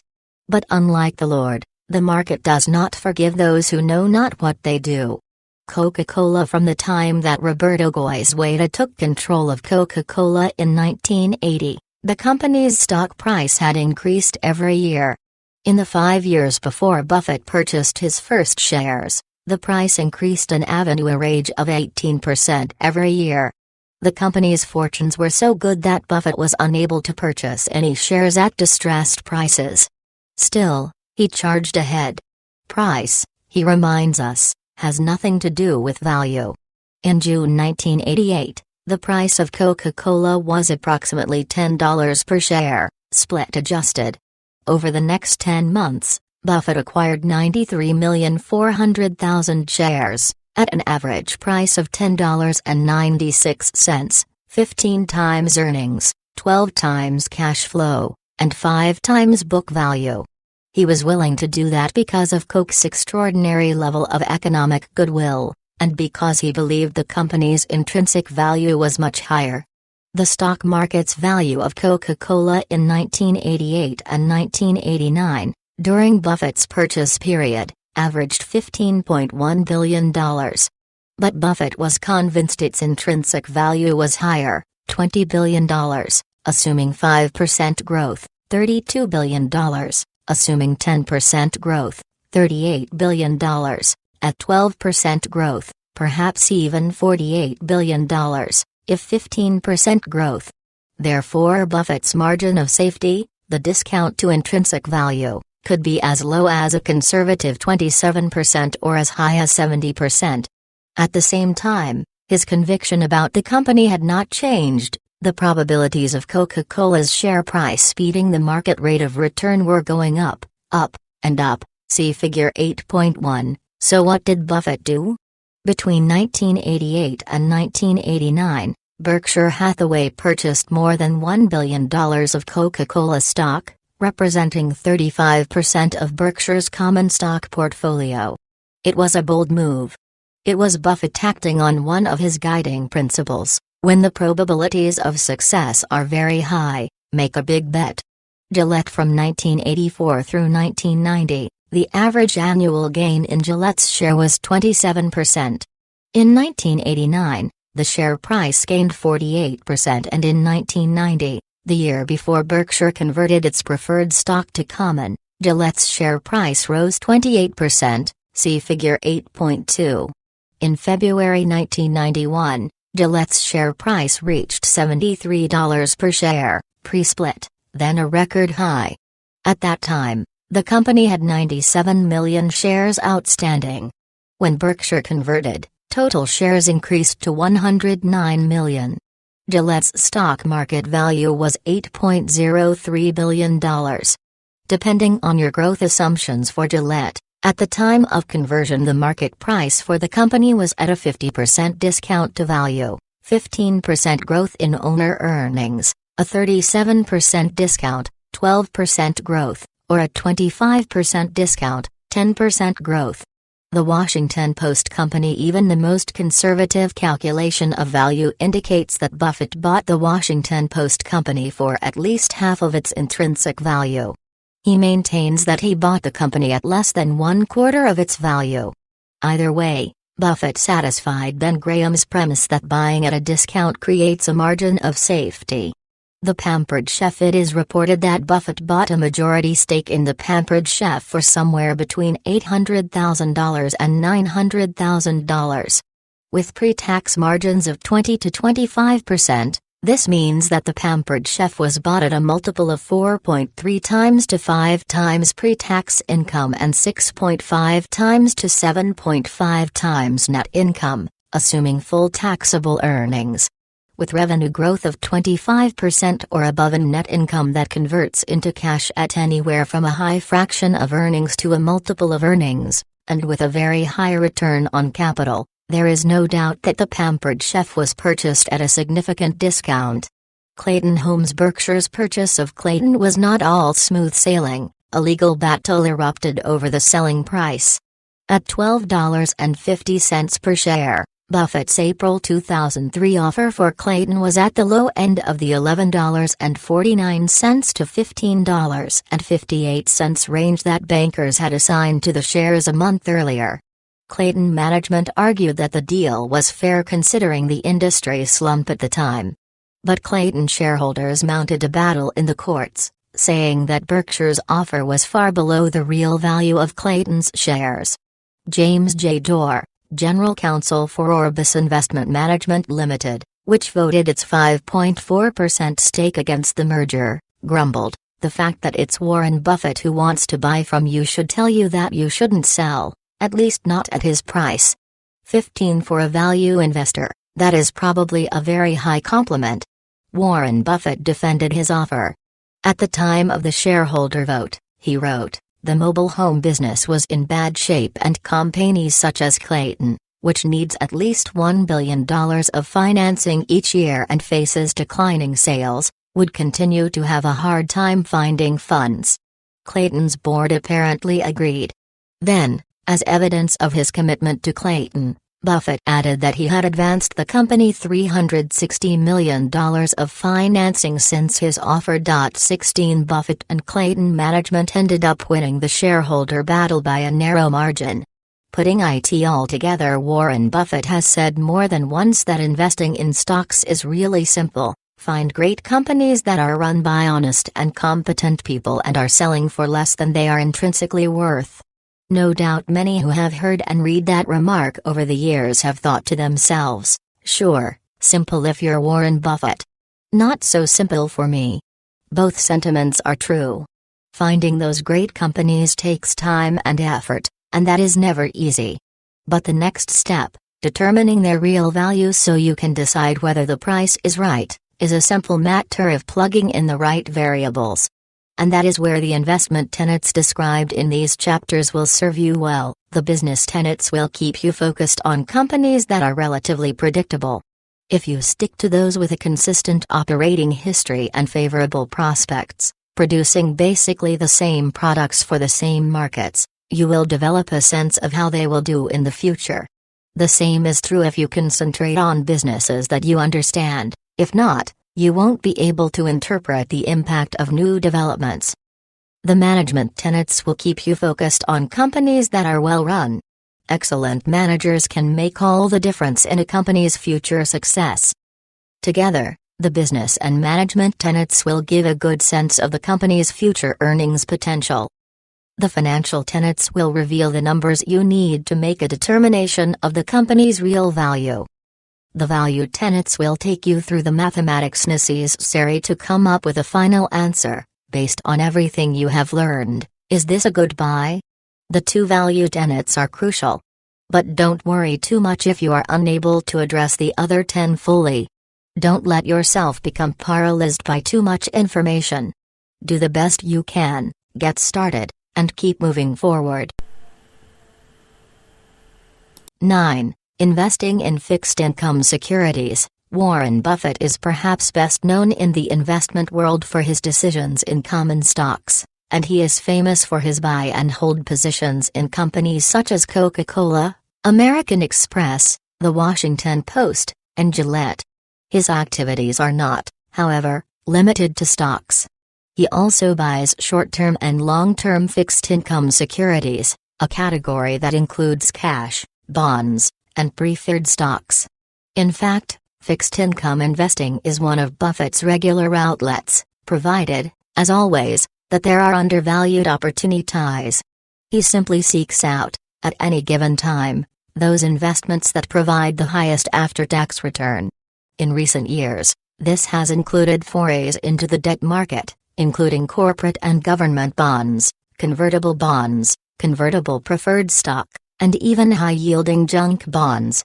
When we look inside these fixed income transactions, what we see looks familiar, for Buffett has displayed the same approach that he takes with investments in stocks. He looks for margin of safety, commitment, and low prices, bargains. He insists on strong and honest management, good allocation of capital, and a potential for profit. His decisions do not depend on hot trends or market timing factors but instead are savvy investments based on specific opportunities where Buffett believes there are undervalued assets or securities. This aspect of Buffett's investing style doesn't receive a great deal of attention in the financial press, but it is a critical part of the overall Berkshire portfolio. Fixed income securities represented 20% of Berkshire's investment portfolio in 1992. Today, 14 years later, that percentage has grown to about 30%. The reason for adding these fixed income investments is simple: they were the best value at the time.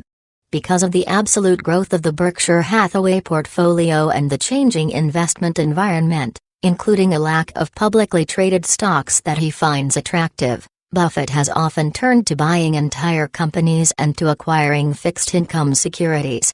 He wrote in his 2003 letter to shareholders that it was hard to find significantly undervalued stocks, a difficulty greatly accentuated by the mushrooming of the funds we must deploy.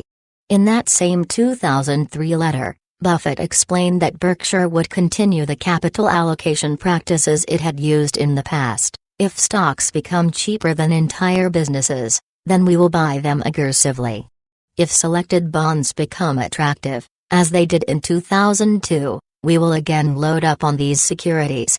Under any market or economic conditions, we will be happy to buy businesses that meet our standards.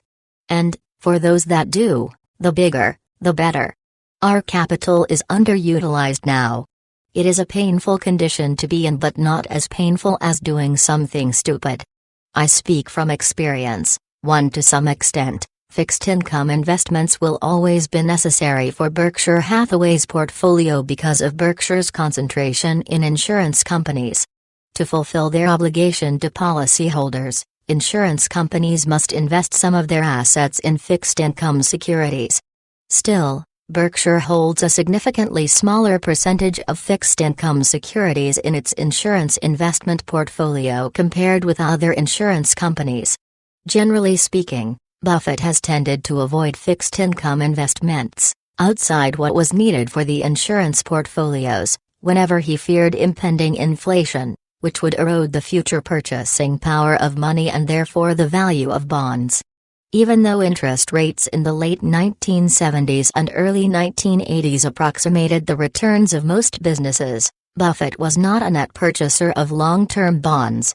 There always existed, in his mind, the possibility of runaway inflation. In that kind of environment, common stocks would have lost real value, but bonds outstanding would have suffered far greater losses. An insurance company heavily invested in bonds in a hyperinflationary environment has the potential to wipe out its portfolio. Even though thinking of Buffett and bonds in the same sentence may be a new idea for you, it will come as no surprise that he applies the same principles as he does in valuing a company or stocks. He is a principle-based investor who will put his money in a deal where he sees a potential for profit, and he makes sure that the risk is priced into the deal. Even in fixed income transactions, his business owner's perspective means that he pays close attention to the issuing company's management, values, and performance. This bond as a business approach to fixed income investing is highly unusual, but it has served Buffett well. Bonds.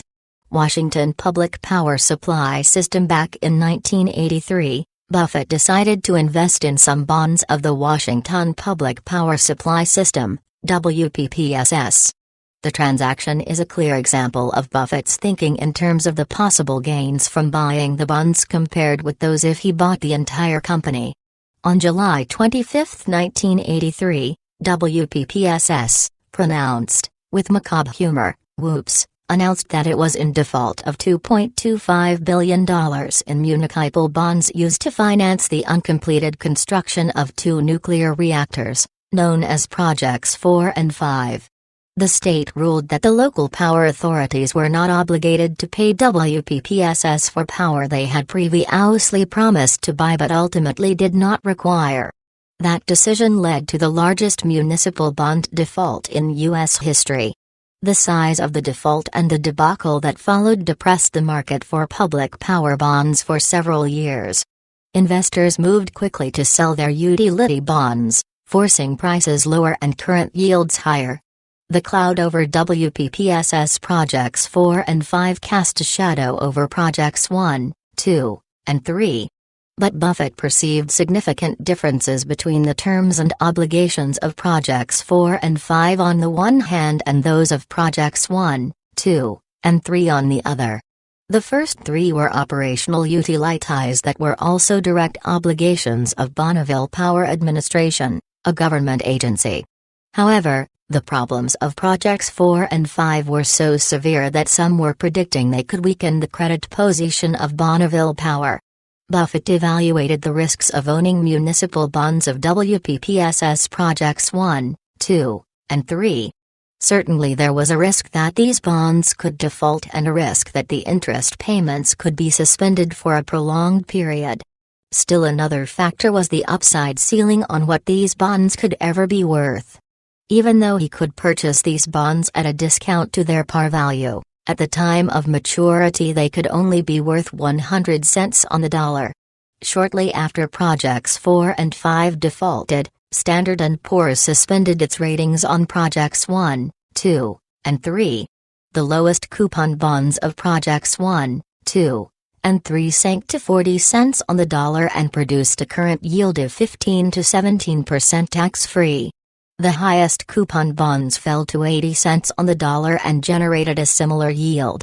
Undismayed, from October 1983 through June the following year, Buffett aggressively purchased bonds issued by WPPSS for Projects 1, 2, and 3. By the end of June 1984, Berkshire Hathaway owned $139 million of WPPSS Project 1, 2, and 3 bonds, both low coupon and high coupon, with a face value of $205 million.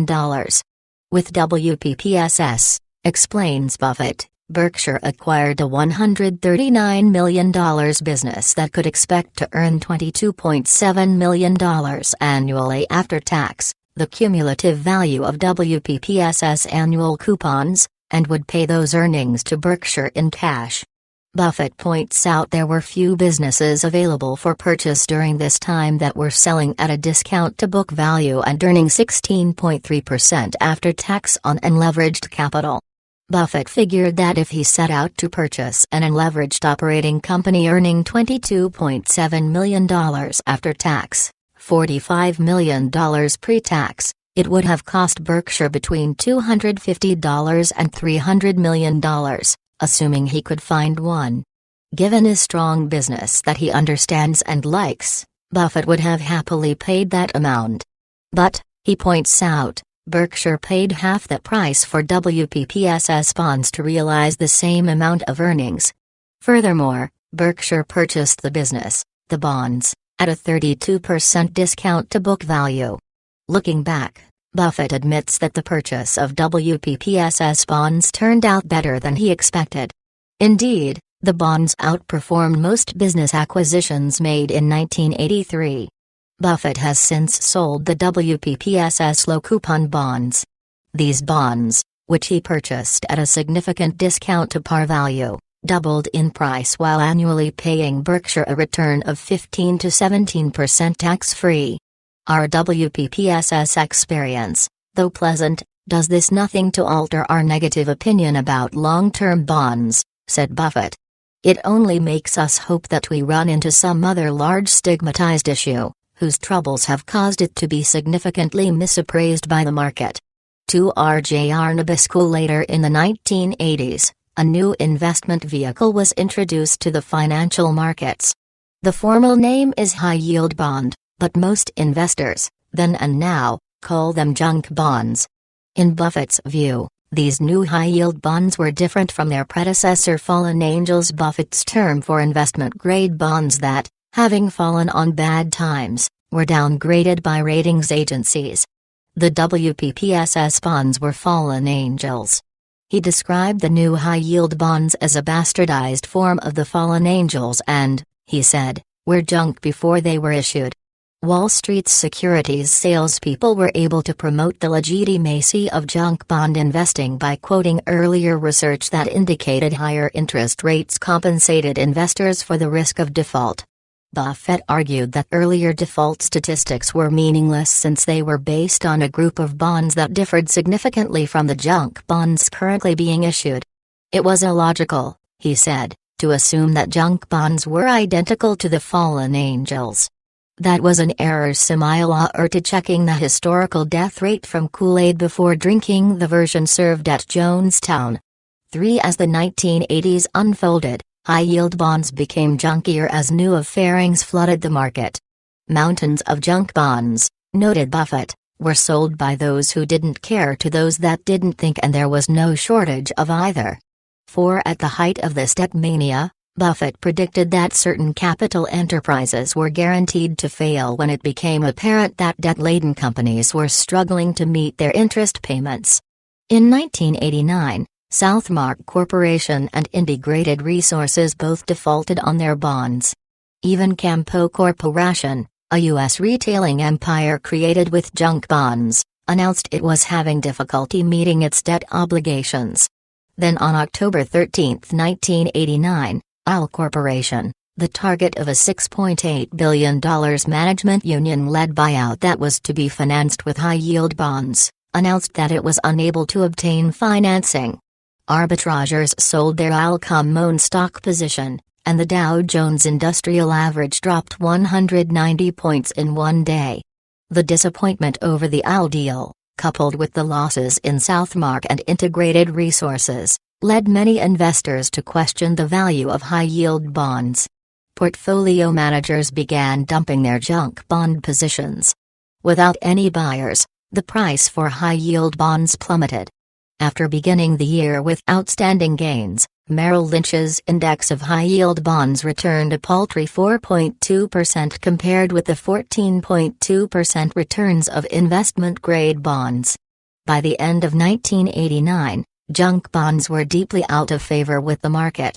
A year earlier, Kohlberg Kravis and Roberts had succeeded in purchasing RJR Nabisco for $25 billion, financed principally with bank debt and junk bonds. Although RJR Nabisco was meeting its financial obligations, when the junk bond market unraveled, RJR bonds declined along with other junk bonds. In 1989 and 1990, during the junk bond bear market, Buffett began purchasing RJR bonds. Most junk bonds continued to look unattractive during this time, but Buffett figured RJR Nabisco was unjustly punished. The company's stubble products were generating enough cash flow to cover its debt payments. Additionally, RJR Nabisco had been successful in selling portions of its business at very attractive prices, thereby reducing its debt-to-equity ratio. Buffett analyzed the risks of investing in RJR and concluded that the company's credit was higher than perceived by other investors who were selling their bonds. RJR bonds were yielding 14.4%, a business-like return, and the depressed price offered the potential for capital gains.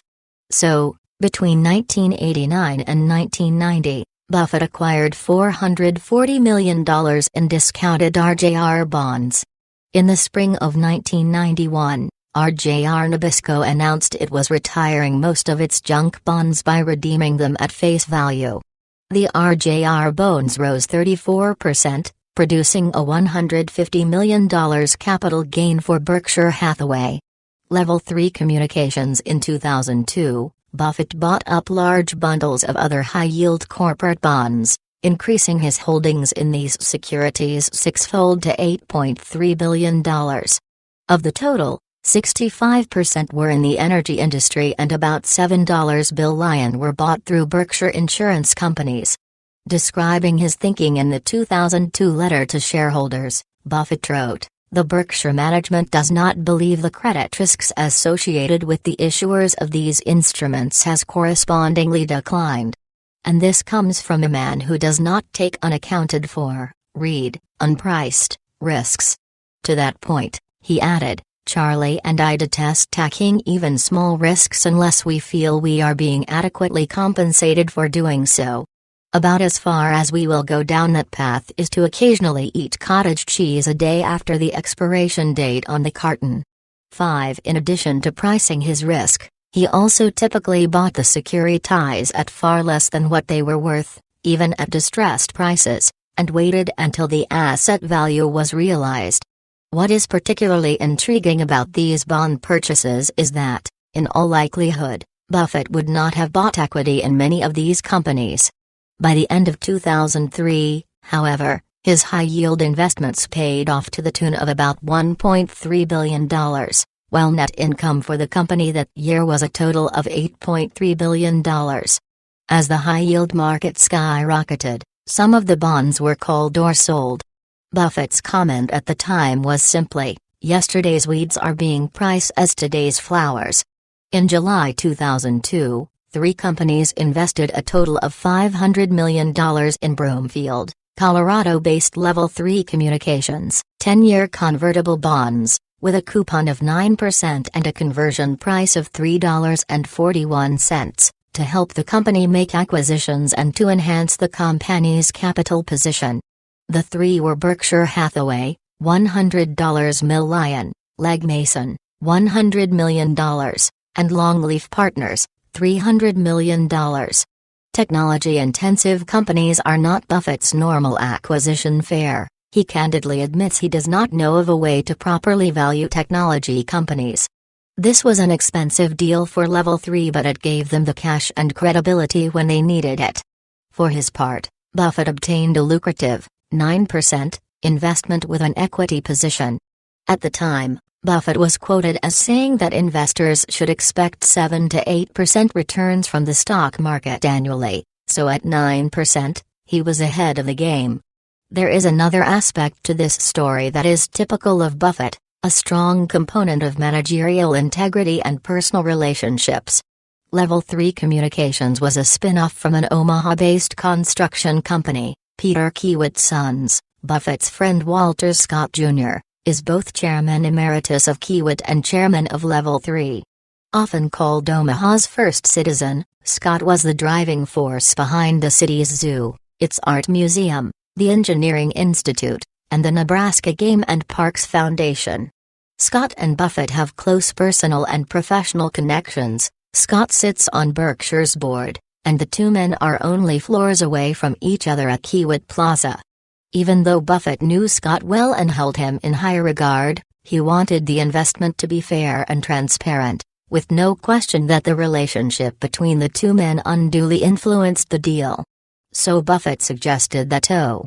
Mason Hawkins, chairman and chief executive of Southeastern Asset Management, which advises Longleaf Partners, set up the deal and negotiate the terms.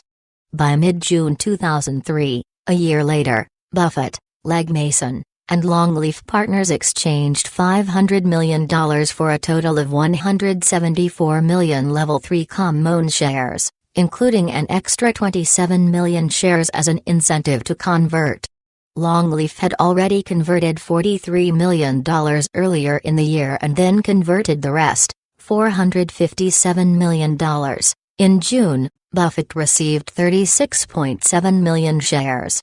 In June, he sold 16.8 million for $117.6 million, and in November sold an additional 18.3 million shares for $92.4 million. Sure enough, Level 3 made good on its debt payments, and by the end of 2003, Buffett had doubled his money in 16 months.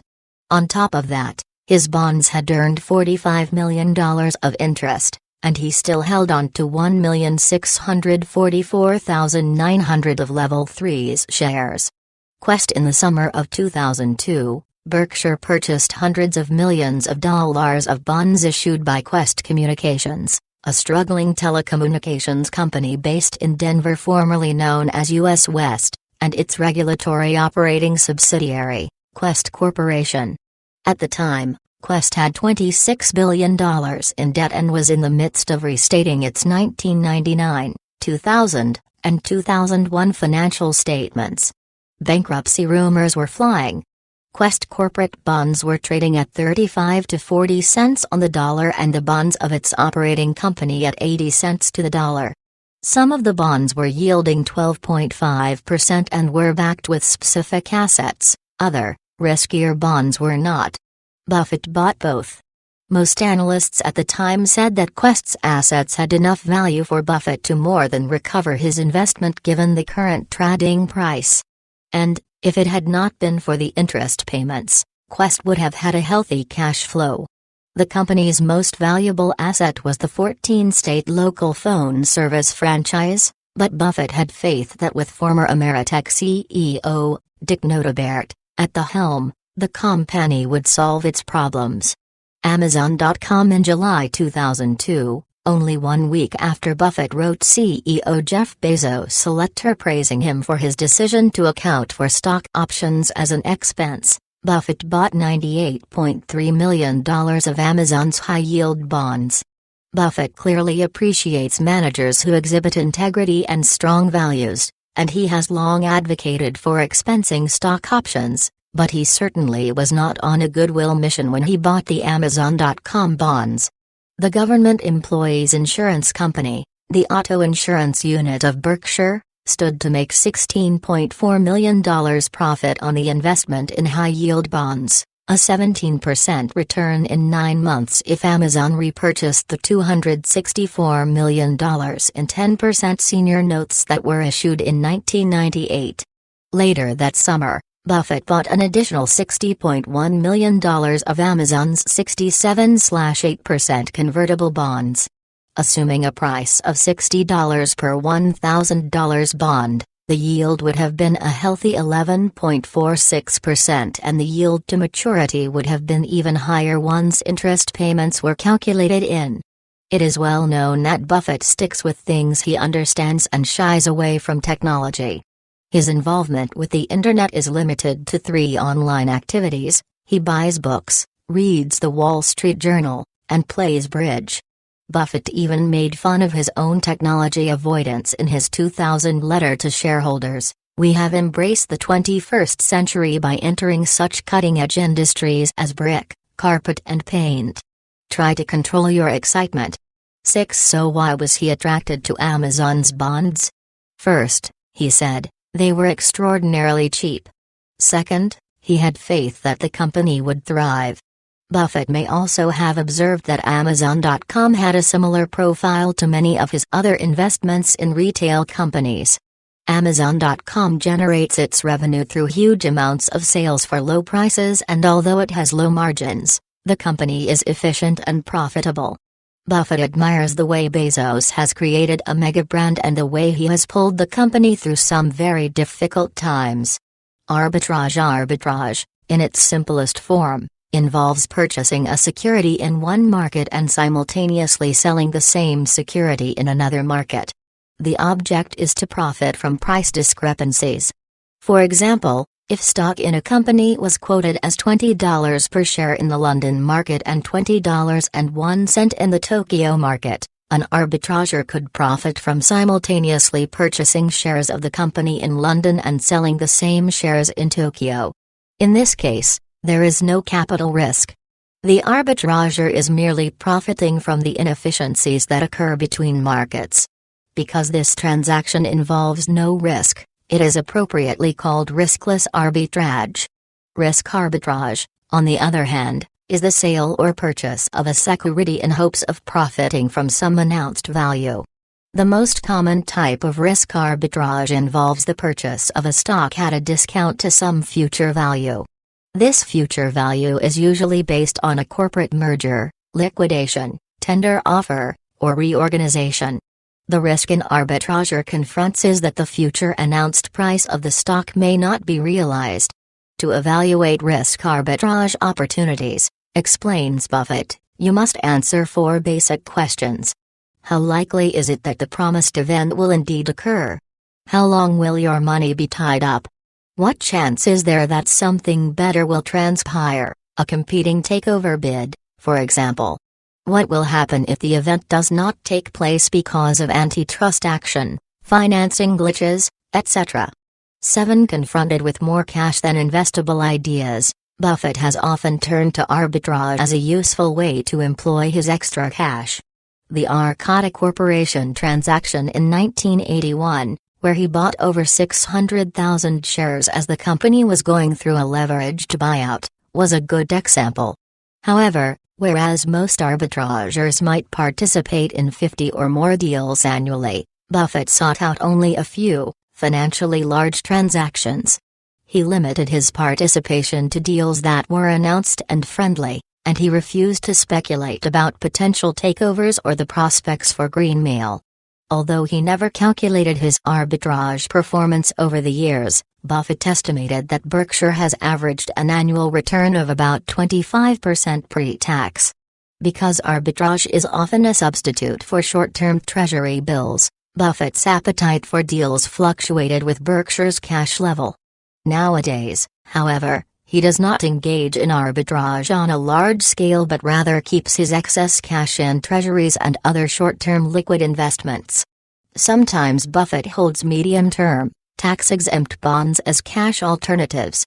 He realizes that by substituting medium-term bonds for short-term treasury bills, he runs the risk of principal loss if he is forced to sell at disadvantageous time. But because these tax-free bonds offer higher after-tax returns than treasury bills, Buffett figures that the potential loss is offset by the gain in income. With Berkshire's historical success in arbitrage, shareholders might wonder why Buffett strayed from this strategy. Admittedly, Buffett's investment returns were better than he imagined, but by 1989 the arbitrage landscape started changing. The financial excesses brought about by the leveraged buyout market were creating an environment of unbridled enthusiasm. Buffett was not sure when lenders and buyers would come to their senses, but he has always acted cautiously when others are giddy. Even before the collapse of the buyout in October 1989, Buffett was pulling back from arbitrage transactions. Another reason may be that deals of a size that would really make a difference to Buffett's very large portfolio simply do not exist. In any case, Berkshire's withdrawal from arbitrage was made easier with the advent of convertible preferred stocks. Convertible preferred stocks. A convertible preferred stock is a hybrid security that possesses characteristics of both stocks and bonds. Generally, these stocks provide investors with higher current income than common stocks. This higher yield offers protection from downside price risk. If the common stock declines, the higher yield of the convertible preferred stock prevents it from falling as low as the common shares. In theory, the convertible stock will fall in price until its current yield approximates the value of a non-convertible bond with a similar yield, credit, and maturity. A convertible preferred stock also provides the investor with the opportunity to participate in the upside potential of the common shares.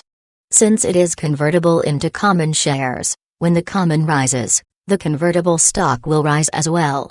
However, because the convertible stock provides high income and has the potential for capital gains, it is priced at a premium to the common stock. This premium is reflected in the rate at which the preferred is convertible into common shares. Typically, the conversion premium may be 20% to 30%. This means that the common must rise in price 20 to 30% before the convertible stock can be converted into common shares without losing value. In the same way that he invested in high-yield bonds, Buffett invested in convertible preferred stocks whenever the opportunity presented itself as better than other investments. In the late 1980s and 1990s, Buffett made several investments in convertible preferred stocks, including Salomon Brothers, Gillette, US Air, Champion International, and American Express. Takeover groups were challenging several of these companies, and Buffett became known as a white knight, rescuing companies from hostile invaders. Buffett, however, certainly did not perceive himself as a pro bono savior. He simply saw these purchases as good investments with a high potential for profit. At the time, the preferred stocks of these companies offered him a higher return than he could find elsewhere.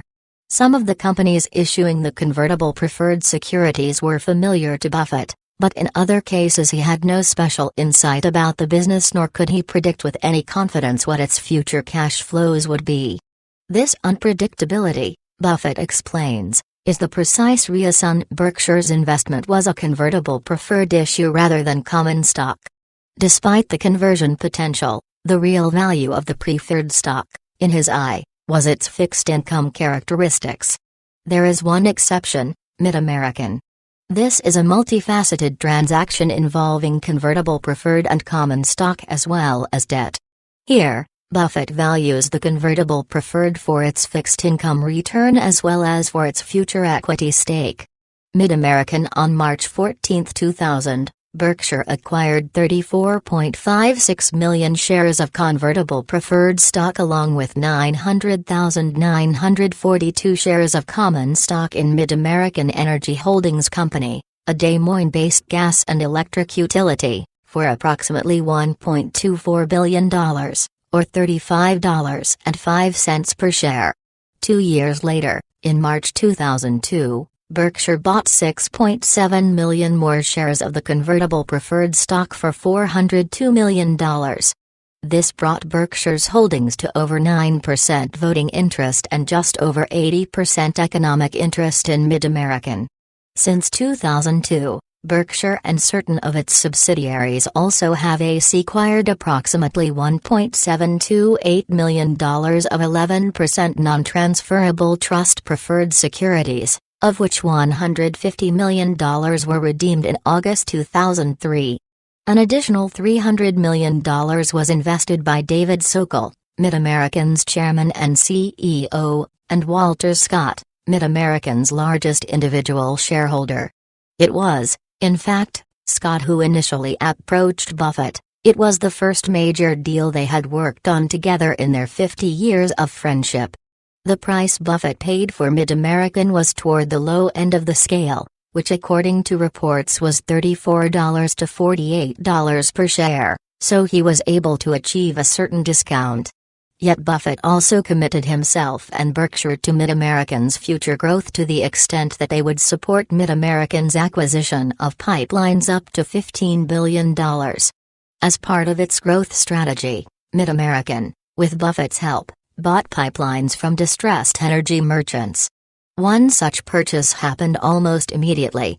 In March 2002, Buffett bought, from Tulsa-based Williams Company, the Kern River Gas Transmission Project, which transported 850 million cubic feet of gas per day over 935 miles.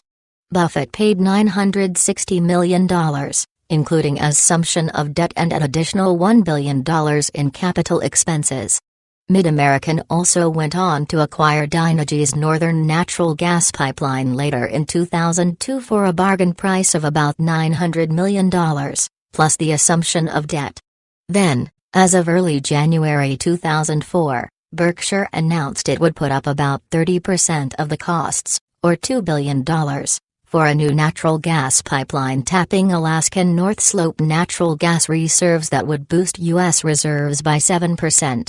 Mid-American chairman Sokol said that without Buffett's help, the investment would have been a strain on Mid-American. In another but related transaction, a Berkshire subsidiary, Mech Investment Incorporated, bought $275 million of Williams's preferred stock. This preferred stock does not generally vote with the common stock in the election of directors, but in this deal Berkshire Hathaway gained the right to elect 20% of Mid-American's board as well as rights of approval over certain important transactions. Later that summer, Buffett, along with Lehman Brothers, provided Williams with a one-year $900 million senior loan at over 19%, secured by almost all the oil and gas assets of Barrett Resources, which Williams originally acquired for about $2.8 billion. It was reported that Buffett's loan was part of a $3.4 billion package of cash and credit that Williams, still an investment-grade company, needed to stave off bankruptcy. The terms of the deal were tough and laden with conditions and fees that reportedly could have put the interest rate on the deal at 34%. Still, it can be argued that not only was Buffett helping an investment-grade company out of a tight spot but also protecting himself against the high risk of the situation. Although Mid-American was not Buffett's only foray into the then beleaguered energy industry, it definitely was a complex, multifaceted investment. Buffett believed that the company was worth more than its then current value in the market. He knew that the management, including Walter Scott and David Sokol, operated with great credibility, integrity, and intelligence. Finally, the energy industry can be a stable business, and Buffett was hoping it would become even more stable and profitable. In Mid-American, Buffett bought a fixed income investment with an equity potential. As with all his other investments, He took a characteristic ownership approach and committed himself to the company's growth. He made some money off the Williams fixed income instruments while protecting himself with governance, higher rates, and assets, Barrett Resources. As it turned out, by October 2003, Mid-American had grown into the third largest distributor of electricity in the United Kingdom and was providing electricity to 689,000 people in Iowa, while the Kern River and Northern Natural Pipelines carried about 7.8% of the natural gas in the United States.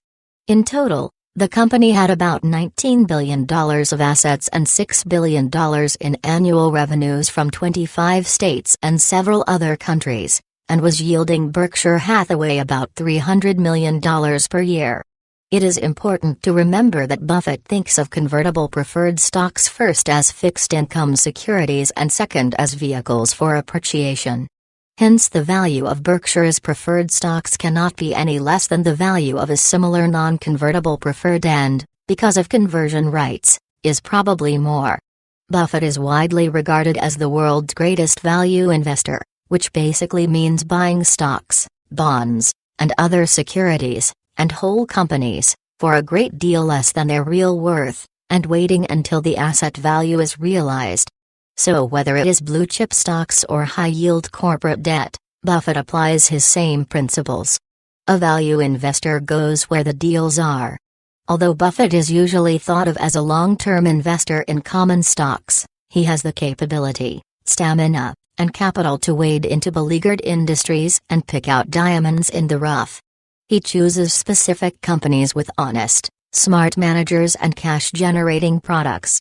He also chooses the instruments that make the most sense at the time. Usually, he has been right, and when he's not, he admits it. As it turns out, his decision to move strongly into fixed income instruments in 2002 and 2003 was definitely right. In 2002, Berkshire's gross realized gain from fixed income investments was $1 billion.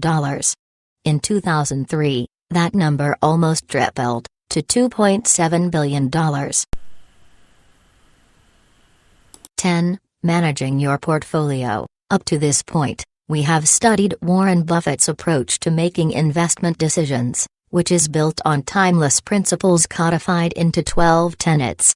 We watched over his shoulder as he applied those principles to buy stocks and bonds, and to acquire companies. And we took the time to understand the insights from others that helped shape his philosophy about investing. But as every investor knows, deciding which stocks to buy is only half the story. The other half is the ongoing process of managing the portfolio and learning how to cope with the emotional roller coaster that inevitably accompanies such decisions. It is no surprise that here, too, the leadership of Warren Buffett will show us the way. Hollywood has given us a visual cliché of what a money manager looks like, talking into two phones at once, frantically taking notes while trying to keep an eye on computer screens that blink and blip at him from all directions, tearing at his hair whenever one of those computer blinks shows a minuscule drop in stock price. Warren Buffett is about as far from that kind of frenzy as anything imaginable. He moves with the calm that comes of great confidence. He has no need to watch a dozen computer screens at once, for the minute-by-minute changes in the market are of no interest to him. Warren Buffett doesn't think in minutes, days, or months, but years. He doesn't need to keep up with hundreds of companies, because his investments are focused in just a select few. This approach, which he calls focus investing, greatly simplifies the task of portfolio management.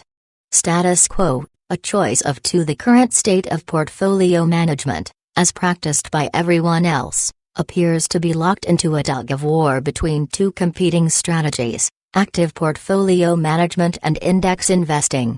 Active portfolio managers are constantly at work buying and selling a great number of common stocks. Their job is to try to keep their clients satisfied. That means consistently outperforming the market so that on any given day, should a client apply the obvious measuring stick, how is my portfolio doing compared with the market overall, the answer will be positive and the client will leave her money in the fund. To keep on top, Active managers try to predict what will happen with stocks in the coming 6 months and continually churn the portfolio, hoping to take advantage of their predictions. Index investing, on the other hand, is a buy-and-hold passive approach. It involves assembling, and then holding, a broadly diversified portfolio of common stocks deliberately designed to mimic the behavior of a specific benchmark index, such as the Standard & Poor's 500. The simplest and by far the most common way to achieve this is through an indexed mutual fund. Proponents of both approaches have long waged combat to prove which one will ultimately yield the higher investment return. Active portfolio managers argue that, by virtue of their superior stock-picking skills, they can do better than any index. Index strategists, for their part, have recent history on their side. In a study that tracked results in a 20-year period, from 1977 through 1997, the percentage number of equity mutual funds that have been able to beat the Standard & Poor's 500 index dropped dramatically, from 50% in the early years to barely 25% in the final 4 years. And as of November 1998, 90% of actively managed funds were underperforming the market, averaging 14% lower than the S&P 500, which means that only 10% were doing better. To active portfolio management as commonly practiced today stands a very small chance of outperforming the index.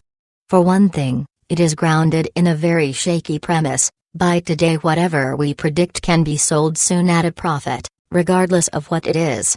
The fatal flaw in that logic is that given the complexity of the financial universe, predictions are impossible. Second, this high level of activity comes with transaction costs that diminish the net returns to investors. When we factor in these costs, it becomes apparent that the active money management business has created its own downfall. Indexing, because it does not trigger equivalent expenses, is better than actively managed portfolios in many respects. But even the best index fund, operating at its peak, will only net you exactly the returns of the overall market. Index investors can do no worse than the market, and also no better. Intelligent investors must ask themselves, am I satisfied with average? Can I do better? A new choice. Given a choice between active and index approaches, Warren Buffett would unhesitatingly pick indexing. This is especially true for investors with a very low tolerance for risk, and for people who know very little about the economics of a business but still want to participate in the long-term benefits of investing in common stocks. By periodically investing in an index fund, he says in inimitable Buffett style, the know-nothing investor can actually outperform most investment professionals. 3. Buffett, however, would be quick to point out that there is a third alternative, a very different kind of active portfolio strategy that significantly increases the odds of beating the index. That alternative is focus investing. Focus investing, the big picture reduced to its essence. Focus investing means this: choose a few stocks that are likely to produce above-average returns over the long haul, concentrate the bulk of your investments in those stocks, and have the fortitude to hold steady during any short-term market gyrations. The following sections describe the separate elements in the process. Find outstanding companies. Over the years, Warren Buffett has developed a way of determining which companies are worthy places to put his money. It rests on a notion of great common sense. If the company is doing well and is managed by smart people, eventually its stock price will reflect its inherent value. Buffett thus devotes most of his attention not to tracking share price but to analyzing the economics of the underlying business and assessing its management. The Buffett tenets, described in earlier chapters, can be thought of as a kind of tool belt. Each tenet is one analytical tool, and in the aggregate they provide a method for isolating the companies with the best chance for high economic returns. Buffett uses his tool belt to find companies with a long history of superior performance and a stable management, and that stability means they have a high probability of performing in the future as they have in the past. And that is the heart of focus investing, concentrating your investments in companies with the highest probability of above-average performance. Less is more. Remember Buffett's advice to a know-nothing investor? To stay with index funds? What is more interesting for our purposes is what he said next. If you are a know-something investor, able to understand business economics and to find 5 to 10 sensibly priced companies that possess important long-term competitive advantages, conventional diversification, broadly based active portfolios, makes no sense for you. For what's wrong with conventional diversification? For one thing, it greatly increases the chances that you will buy something you don't know enough about. Philip Fisher, who was known for his focus portfolios, although he didn't use the term, profoundly influenced Buffett's thinking in this area. Fisher always said he preferred owning a small number of outstanding companies that he understood well to a large number of average ones, many of which he understood poorly. Know-something investors, applying the Buffett tenets, would do better to focus their attention on just a few companies. How many is a few? Even the high priests of modern finance have discovered that, on average, just 15 stocks gives you 85% diversification. 5 For the average investor, a legitimate case can be made for 10 to 20. Focus investing falls apart if it is applied to a large portfolio with dozens of stocks. Put big bets on high probability events. Phil Fisher's influence on Buffett can also be seen in another way. His belief that the only reasonable course when you encounter a strong opportunity is to make a large investment. Warren Buffett echoes that thinking. With each investment you make, you should have the courage and the conviction to place at least 10% of your net worth in that stock. 6 You can see why Buffett says the ideal portfolio should contain no more than 10 stocks, if each is to receive 10%. Yet focus investing is not a simple matter of finding 10 good stocks and dividing your investment pool equally among them. Even though all the stocks in a focus portfolio are high probability events, some will inevitably be higher than others, and they should be allocated a greater proportion of the investment. Blackjack players understand this intuitively. When the odds are strongly in your favor, put down a big bet. Think back for a moment to Buffett's decision to buy American Express for the limited partnership, described in Chapter 1. When threat of scandal caused the company's share price to drop by almost half, Buffett invested a whopping 40% of the partnership's assets in this one company. He was convinced that, despite the controversy, the company was solid and eventually the stock price would return to its proper level. In the meantime, he recognized a terrific opportunity. But was it worth almost half of his total assets? It was a big bet that paid off handsomely. 2 years later, he sold the much appreciated shares for a profit of $20 million. Be patient. Focus investing is the antithesis of a broadly diversified high turnover approach. Although focus investing stands the best chance among all active strategies of outperforming an index return over time, it requires investors to patiently hold their portfolio even when it appears that other strategies are winning. How long is long enough? As you might imagine, there is no hard and fast rule, although Buffett would probably say that anything less than 5 years is a fool's theory. The goal is not zero turnover, never selling anything. That's foolish in the opposite direction, for it would prevent you from taking advantage of something better when it comes along. As a general rule of thumb, we should aim for a turnover rate between 20 and 10%, which means holding the stock for somewhere between 5 and 10 years. Don't panic over price changes. Focus investing pursues above-average results, and there is strong evidence, both in academic research and actual case histories, that the pursuit is successful. There can be no doubt, however, that the ride is bumpy, for price volatility is a necessary byproduct of the focus approach. Focus investors tolerate the bumpiness because they know that in the long run the underlying economics of the companies will more than compensate for any short-term price fluctuations. Buffett is a master bump ignorer. So is his partner, Charlie Munger, who once calculated, using a compound interest table and lessons learned playing poker, that as long as he could handle the price volatility, owning as few as 3 stocks would be plenty. I knew I could handle the bumps psychologically, Because I was raised by people who believe in handling bumps. 8. Maybe you also come from a long line of people who can handle bumps.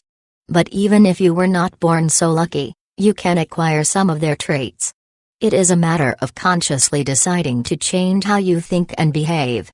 Acquiring new habits and thought patterns does not happen overnight, but gradually teaching yourself not to panic and act rashly in response to the vagaries of the market is doable and necessary. Buffett and modern portfolio theory. Warren Buffett's faith in the fundamental ideas of focus investing puts him at odds with many other financial gurus, and also with a package of concepts that is collectively known as modern portfolio theory.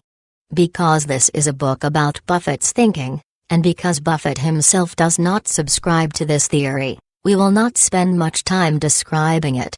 But as you continue to learn about investing, you will hear about this theory, and so it is important to cover its basic elements.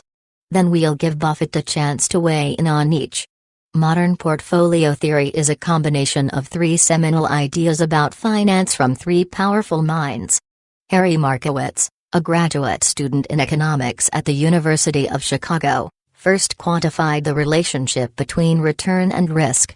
Using a mathematical tool called covariance, he measured the combined movement of a group of stocks, and used that to determine the riskiness of an entire portfolio. Markowitz concluded that investment risk is not a function of how much the price of any individual stock changes, but how much a group of stocks changes in the same direction. If they do so, there is a good chance that economic shifts will drive them all down at the same time. The only reasonable protection, he said, was diversification.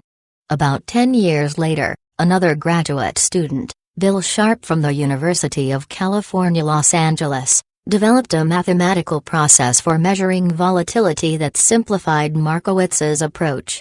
He called it the capital asset pricing model.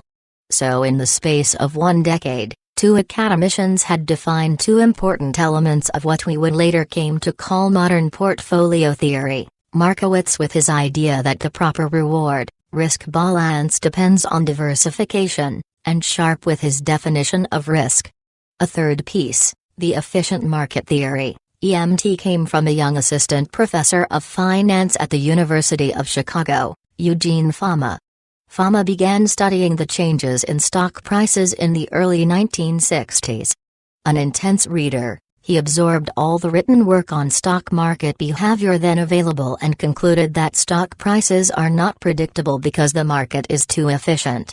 In an efficient market, as information becomes available, a great many smart people aggressively apply that information in a way that causes prices to adjust instantaneously, before anyone can profit.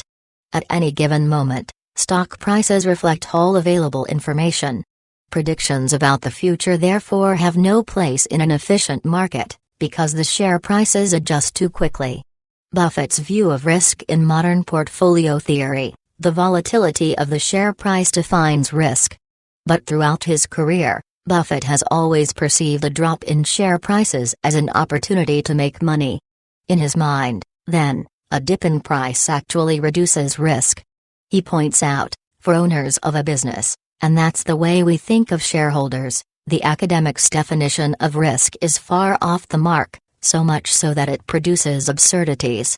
9. Buffett has a different definition of risk, the possibility of harm. And that is a factor of the intrinsic value of the business, not the price behavior of the stock. Financial harm comes from misjudging the future profits of the business, plus the uncontrollable, unpredictable effect of taxes and inflation. Furthermore, Buffett sees risk as inextricably linked to an investor's time horizon. If you buy a stock today, he explains, with the intention of selling it tomorrow, then you have entered into a risky transaction. The odds of predicting whether share prices will be up or down in a short period are the same as the odds of predicting the toss of a coin. You will lose half of the time. However, says Buffett, if you extend your time horizon out to several years, always assuming that you have made a sensible purchase, then the odds shift meaningfully in your favor. Buffett's view of diversification. Buffett's view on risk drives his diversification strategy, and here, 2, his thinking is the polar opposite of modern portfolio theory. According to that theory, the primary benefit of a broadly diversified portfolio is to mitigate the price volatility of the individual stocks. But if you are unconcerned with price volatility, as Buffett is, then you will also see portfolio diversification in a different light. He knows that many so-called pundits would say the Berkshire strategy is riskier, but he is not swayed. We believe that a policy of portfolio concentration may well decrease risk if it raises, as it should, both the intensity with which an investor thinks about a business and the comfort level he must feel with its economic characteristics before buying into it. 10. By purposely focusing on just a few select companies, you are better able to study them closely and understand their intrinsic value. The more knowledge you have about your company, the less risk you are likely taking. Diversification serves as protection against ignorance, explains Buffett. If you want to make sure that nothing bad happens to you relative to the market, you should own everything. There is nothing wrong with that. It's a perfectly sound approach for somebody who doesn't know how to analyze businesses. 11. Buffett's view of the efficient market theory. Buffett's problem with the EMT rests on a central point: it makes no provision for investors who analyze all the available information, as Buffett urges them to do, which gives them a competitive advantage. Nonetheless, EMT is still religiously taught in business schools, a fact that gives Warren Buffett no end of satisfaction. Naturally, the disservice done students and gullible investment professionals who have swallowed EMT has been an extraordinary service to us and other followers of Graham, Buffett wryly observed. From a selfish standpoint, we should probably endow chairs to ensure the perpetual teaching of EMT. 12. In many ways, modern portfolio theory protects investors who have limited knowledge and understanding on how to value a business. But that protection comes with a price. According to Buffett, modern portfolio theory tells you how to be average. But I think almost anybody can figure out how to do average in the 5th grade. 13. The Super Investors of Buffettville. One of the greatest investment books of all time came out in 1934, during the height of the Great Depression. Security Analysis, by Benjamin Graham and David Dodd, is universally acclaimed a classic, and is still in print after 5 editions and 65 years. It is impossible to overstate its influence on the modern world of investing. 50 years after its original publication, the Columbia Business School sponsored a seminar marking the anniversary of this seminal text. Warren Buffett, one of the school's best-known alumni and the most famous modern-day proponent of Graham's value approach, addressed the gathering. He titled his speech The Super Investors of Graham and Doddsville, and in its own way, it has become as much a classic as the book it honored. 14. He began by recapping the central argument of modern portfolio theory, that the stock market is efficient, all stocks are priced correctly, and therefore anyone who beats the market year after year is simply lucky. Maybe so, he said, but I know some folks who have done it, and their success can't be explained away as simply random chance. And he proceeded to lay out the evidence. The examples he presented that day were all people who had managed to beat the market consistently over time, not because of luck, but because they followed principles learned from the same source, Ben Graham. They all reside, he said, in the intellectual village of Graham and Doddsville. Nearly 2 decades later, I thought it might be interesting to take an updated look at a few people who exemplify the approach defined by Graham and who also share Buffett's belief in the value of a focused portfolio with a small number of stocks. I think of them as the super investors of Buffettville: Charlie Munger, Bill Ruane, Lou Simpson, and of course Buffett. From their performance records, there is much we can learn. Charlie Munger. Although Berkshire Hathaway's investment performance is usually tied to its chairman, we should never forget that Vice Chairman Charlie Munger is an outstanding investor. Shareholders who have attended Berkshire's annual meeting or read Charlie's thoughts in Outstanding Investor Digest realize what a fine intellect he has. I ran into him in about 1960, said Buffett, and I told him law was fine as a hobby but he could better. 15. As you may recall, Munger at the time had a thriving law practice in Los Angeles, but gradually shifted his energies to a new investment partnership bearing his name. His portfolio was concentrated in very few securities and therefore, his record was much more volatile, Buffett explained, but it was based on the same discount from value approach. In making investment decisions for his partnership, Charlie followed the grand methodology and would look only at companies that were selling below their intrinsic value. He was willing to accept greater peaks and valleys in performance, and he happens to be a fellow whose psyche goes toward concentration. 16. Notice that Buffett does not use the word risk in describing Charlie's performance. Using the conventional definition of risk, price volatility, we would have to say that over its 13-year history Charlie's partnership was extremely risky, with a standard deviation almost twice that of the market. But beating the average annual return of the market by 18 points over those same 13 years was not the act of a risky man, but of an astute investor. Bill Ruane. Buffett first met Bill Ruane in 1951, when both were taking Ben Graham's security analysis class at Columbia. The two classmates stayed in contact, and Buffett watched Ruane's investment performance over the years with admiration. When Buffett closed his investment partnership in 1969, he asked Ruane if he would be willing to handle the funds of some of the partners, and that was the beginning of the Sequoia Fund. It was a difficult time to set up a mutual fund. The stock market was splitting into a two-tier market, with most of the hot money gyrating toward the so-called Nifty 50, the big-name companies like IBM and Xerox, leaving the value stocks far behind. Ruane was undeterred. Later Buffett commented, "I am happy to say that my partners, to an amazing degree, not only stayed with him but added money, with happy results." 17. Sequoia Fund was a true pioneer, the first mutual fund run on the principles of focus investing. The public record of Sequoia's holdings demonstrates clearly that Bill Ruane and Rick Kenneth, his partner in Ruane, Kenneth and Company, managed a tightly focused, low-turnover portfolio. On average, well over 90% of the fund was concentrated between 6 and 10 companies. Even so, the economic diversity of the portfolio was, and continues to be, broad. Bill Ruane's point of view is in many ways unique among money managers. Generally speaking, most managers begin with some preconceived notion about portfolio management and then fill in the portfolio with various stocks. At Ruane, Kenneth and Company, the partners begin with the idea of selecting the best possible stocks and then let the portfolio form around these selections. Selecting the best possible stocks, of course, requires a high level of research, and here again Ruane, Kenneth and Company stands apart from the rest of the industry.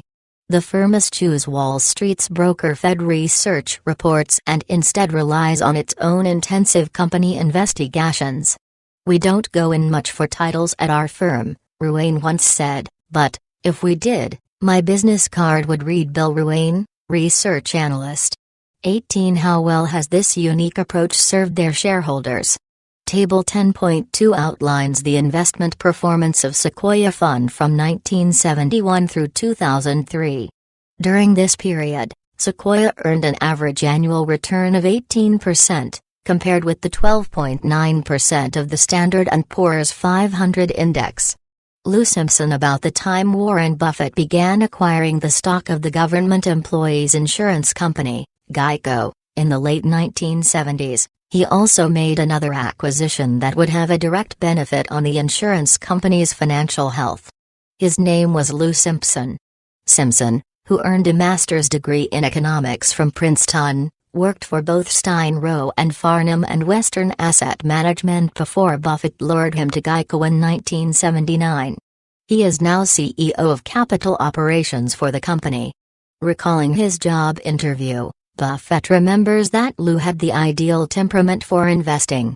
19. Lou, he said, was an independent thinker who was confident of his own research and who derived no particular pleasure from operating with or against the crowd. Simpson, a voracious reader, ignores Wall Street research and instead pores over annual reports. His common stock selection process is similar to Buffett's. He purchases only high-return businesses that are run by able management and are available at reasonable prices. Lou also has something else in common with Buffett. He focuses his portfolio on only a few stocks. Geico's billion-dollar equity portfolio customarily owns fewer than 10 stocks. Between 1980 and 1996, Geico's portfolio achieved an average annual return of 24.7%, compared with the market's return of 17.8%, see Table 10.3. These are not only terrific figures, says Buffett, but, fully as important, they have been achieved in the right way. Lou has consistently invested in undervalued common stocks that, individually, were unlikely to present him with a permanent loss and that, collectively, were close to risk-free. 20. It is important to note that the focus strategy sometimes means enduring several weak years. Even the super investors, undeniably skilled, undeniably successful, faced periods of short-term underperformance. A look at Table 10.4 shows that they would have struggled through several difficult periods.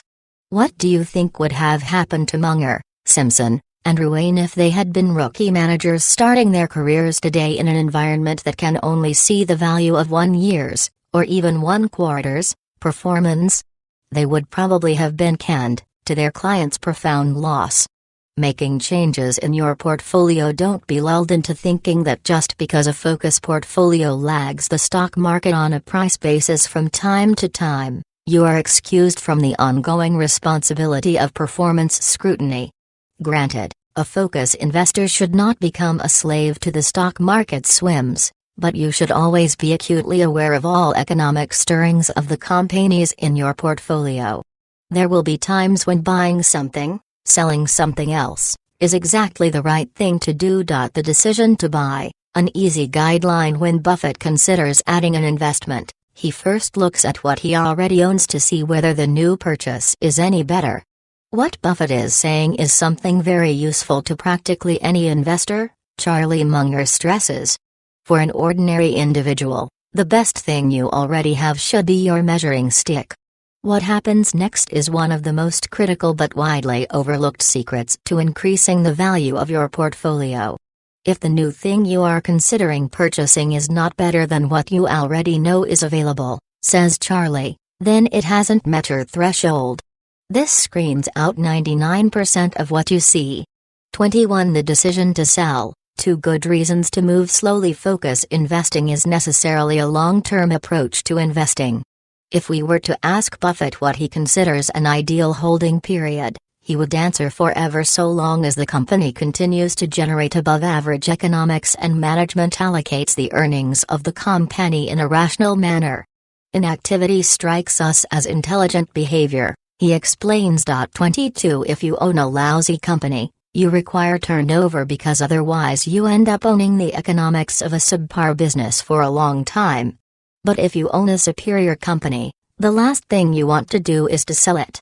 This sloth-like approach to portfolio management may appear quirky to those accustomed to actively buying and selling stocks on a regular basis, but it has 2 important economic benefits, in addition to growing capital at an above-average rate. 1.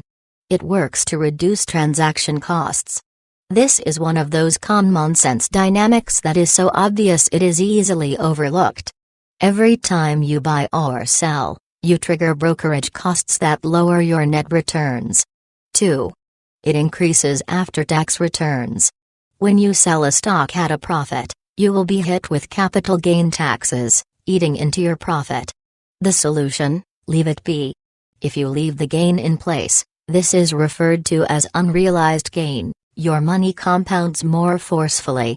Overall, investors have too often underestimated the enormous value of this unrealized gain, what Buffett calls an interest-free loan from the Treasury. To make his point, Buffett asks us to imagine what happens if you buy a $1 investment that doubles in price each year. If you sell the investment at the end of the first year, you would have a net gain of $66, assuming you're in the 34% tax bracket.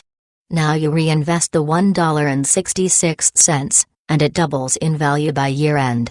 If the investment continues to double each year, and you continue to sell, pay the tax, and reinvest the proceeds, at the end of 20 years you would have a net gain of $25,200 after paying taxes of $13,000. If, on the other hand, you purchased a $1 investment that doubled each year and never sold it until the end of 20 years, you would gain $692,000 after paying taxes of approximately $356,000. The best strategy for achieving high after-tax returns is to keep your average portfolio turnover ratio somewhere between 0 and 20%. Two strategies lend themselves best to low turnover rates. One is to stick with an index mutual fund. They are low turnover by definition. Those who prefer a more active style of investing will turn to the seconds on strategy, a focus portfolio. The challenge of focus investing. My goal so far has been to lay out the argument for adopting the focus investing approach that Warren Buffett uses with such great success. I would be doing you less than full service if I did not also make it plain that an unavoidable consequence of this approach is heightened volatility. When your portfolio is focused on just a few companies, a price change in any one of them is all the more noticeable and has greater overall impact. The ability to withstand that volatility without undue second-guessing is crucial to your peace of mind, and ultimately to your financial success. Coming to terms with it is largely a matter of understanding the emotional side effects of investing, which is the topic of Chapter 11. Money matters are about the most emotional issues of all, and that will never change. But at the same time, you need not be constantly at the mercy of those emotions, to the point that sensible action is handicapped. The key is to keep your emotions in appropriate perspective, and that is much easier if you understand something of the basic psychology involved. The challenge of success. Warren Buffett's challenge is not psychology. He understands the emotional side of investing as well as anyone and better than most. His challenge is maintaining the level of returns that others have come to expect from him. Two factors are involved. First, in very recent years, Buffett hasn't found very many stocks that meet his price criteria. That's a problem of the market. Second, when you're driving a $100 billion company, it takes a significant level of economic return to move the needle. That's a problem of size. Buffett explains it this way: some years back, a good $10 million idea could do wonders for us. Today, the combination of 10 such ideas and a triple in the value of each would increase the net worth of Berkshire by only 0.25%. We need elephants to make significant gains now, and they are hard to find. 23 That was in early 2002. Berkshire's net worth has continued to grow since then, and, presumably, these elephants are even harder to find today. The good news for most investors is that they can put their elephant guns away. The other good news is that, regardless of the size of their pocketbook, the fundamentals of focus investing still apply. No matter how much money you have to work with, you will want to do the same thing Buffett does. When you find a high probability event, put down a big bet. 11. The psychology of money. The study of what makes us all tick is endlessly fascinating. It is especially intriguing to me that it plays such a strong role in investing, a world that people generally perceive to be dominated by cold numbers and soulless data. When it comes to investment decisions, our behavior is sometimes erratic, often contradictory, and occasionally goofy. Sometimes our illogical decisions are consistently illogical, and sometimes no pattern is discernible. We make good decisions for inexplicable reasons, and bad decisions for no good reason at all. What is particularly alarming, and what all investors need to grasp, is that they are often unaware of their bad decisions. To fully understand the markets and investing, we have to understand our own irrationalities. That is every bit as valuable to an investor as being able to analyze a balance sheet and income statement. It is a complex, puzzling, intriguing study.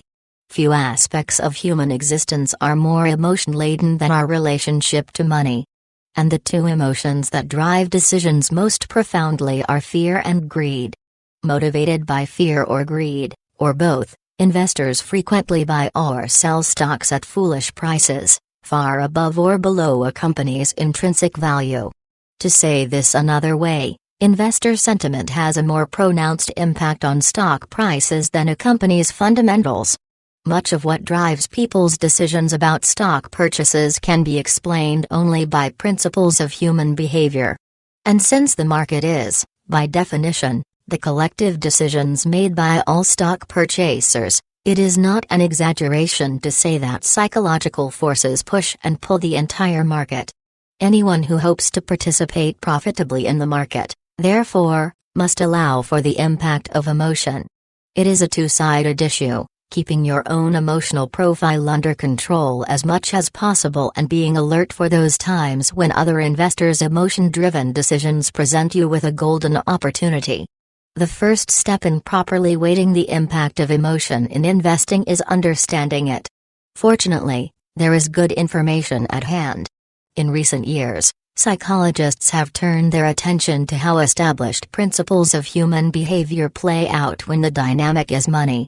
This blending of economics and psychology is known as behavioral finance, and it is just now moving down from the university's ivory towers to become part of the informed conversation among investment professionals, who, if they look over their shoulders, will find the shadow of a smiling Ben Graham. The temperament of a true investor. Ben Graham, as we know, fiercely urged his students to learn the basic difference between an investor and a speculator. The speculator, he said, tries to anticipate and profit from price changes. The investor seeks only to acquire companies at reasonable prices. Then he explained further, the successful investor is often the person who has achieved a certain temperament, calm, patient, rational. Speculators have the opposite temperament, anxious, impatient, irrational. Their worst enemy is not the stock market, but themselves. They may well have superior abilities in mathematics, finance, and accounting, but if they cannot master their emotions, they are ill-suited to profit from the investment process. Graham understood the emotional quicksand of the market as well as any modern psychologist, maybe better. His notion that true investors can be recognized by their temperament as well as by their skills holds as true today as when first expressed. Investors have the following characteristics. True investors are calm. They know that stock prices, influenced by all manner of forces both reasonable and unreasonable, will fall as well as rise, and that includes stocks they own. When that happens, they react with equanimity. They know that as long as the company retains the qualities that attracted them as investors in the first place, the price will come back up. In the meantime, they do not panic. On this point, Buffett is blunt. Unless you can watch your stock holdings decline by 50% without becoming panic-stricken, you should not be in the stock market. In fact, he adds, as long as you feel good about the businesses you own, you should welcome lower prices as a way to profitably increase your holdings. At the opposite end of the spectrum, true investors also remain calm in the face of what we might call the mob influence. When one stock or one industry or one mutual fund suddenly lands in the spotlight, the mob rushes in that direction. The trouble is, when everyone is making the same choices because everyone knows it's the thing to do, then no one is in a position to profit. In remarks reported in Fortune at the end of 1999, Buffett talked about the can't miss the party factor that has infected so many bull market investors. To his caution seems to be this. True investors don't worry about missing the party, they worry about coming to the party unprepared. True investors are patient. Instead of being swept along in the enthusiasm of the crowd, true investors wait for the right opportunity.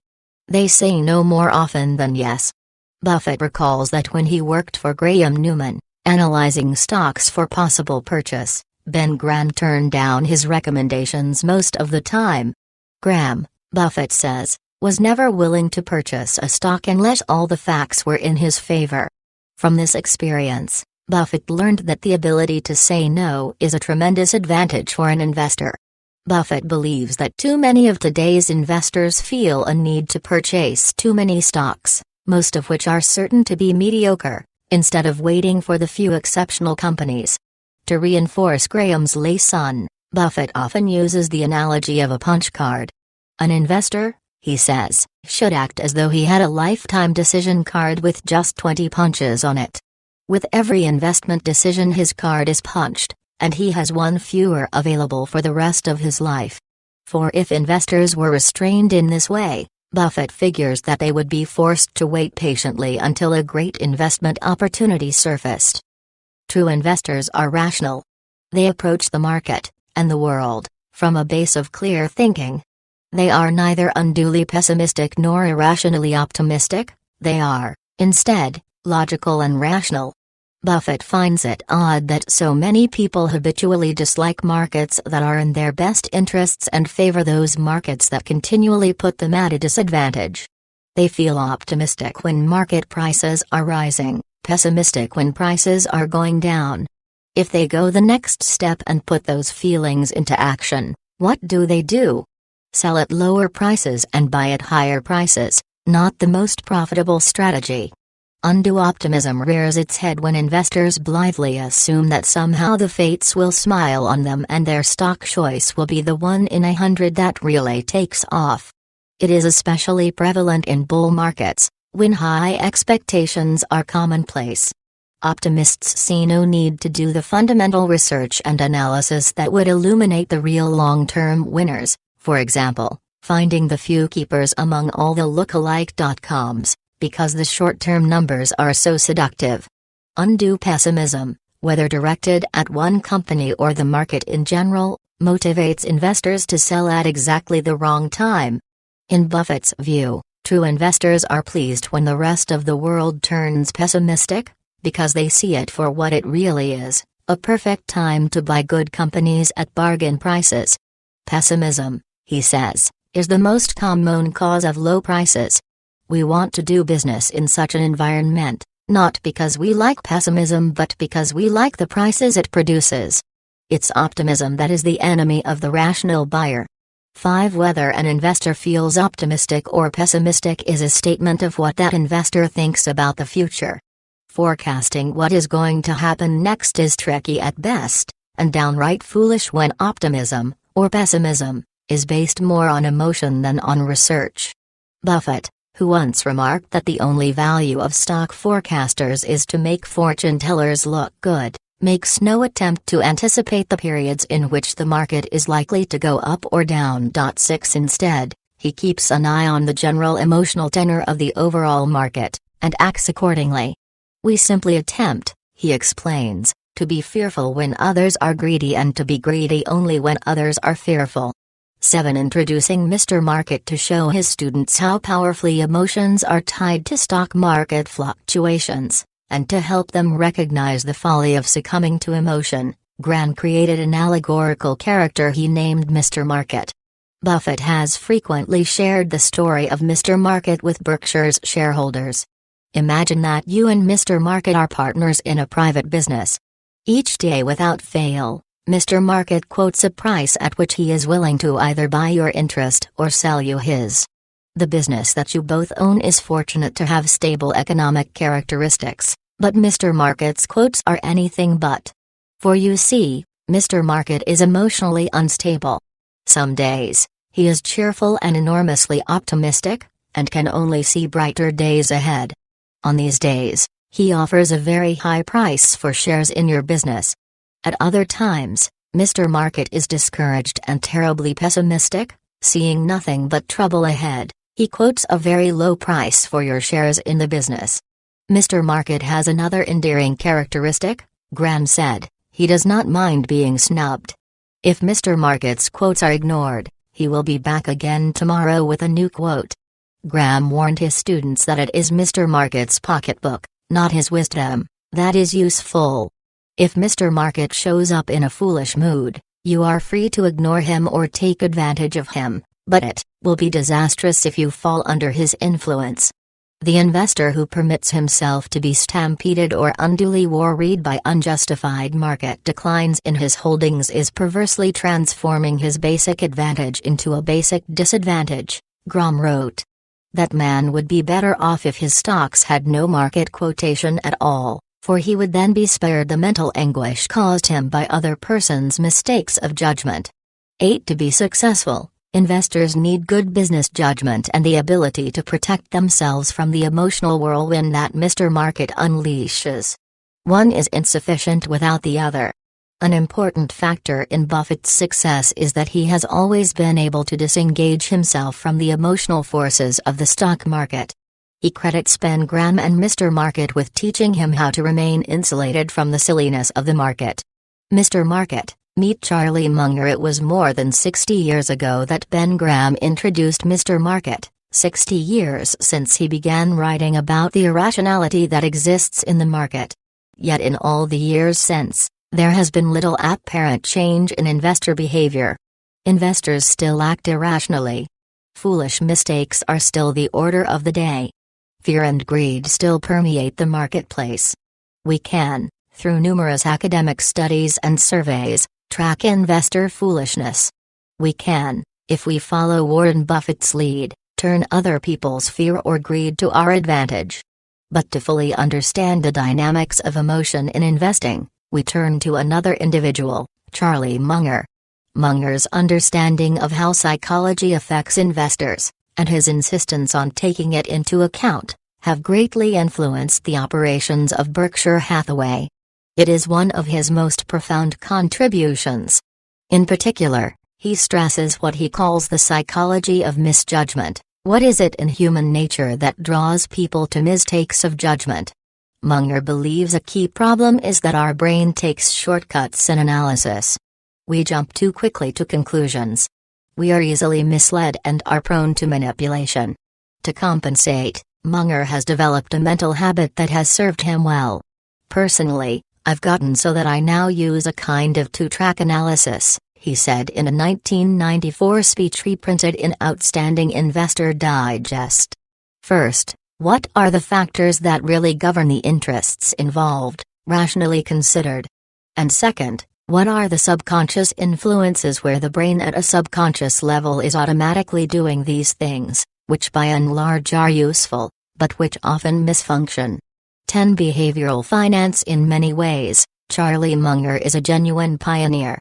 He was thinking about, and talking about, the psychological aspects of market behavior long before other investment professionals gave it serious attention. But that is beginning to change. Behavioral finance is now an accepted area of study in the economics department at major universities, including the work done by Richard Thaler at the University of Chicago.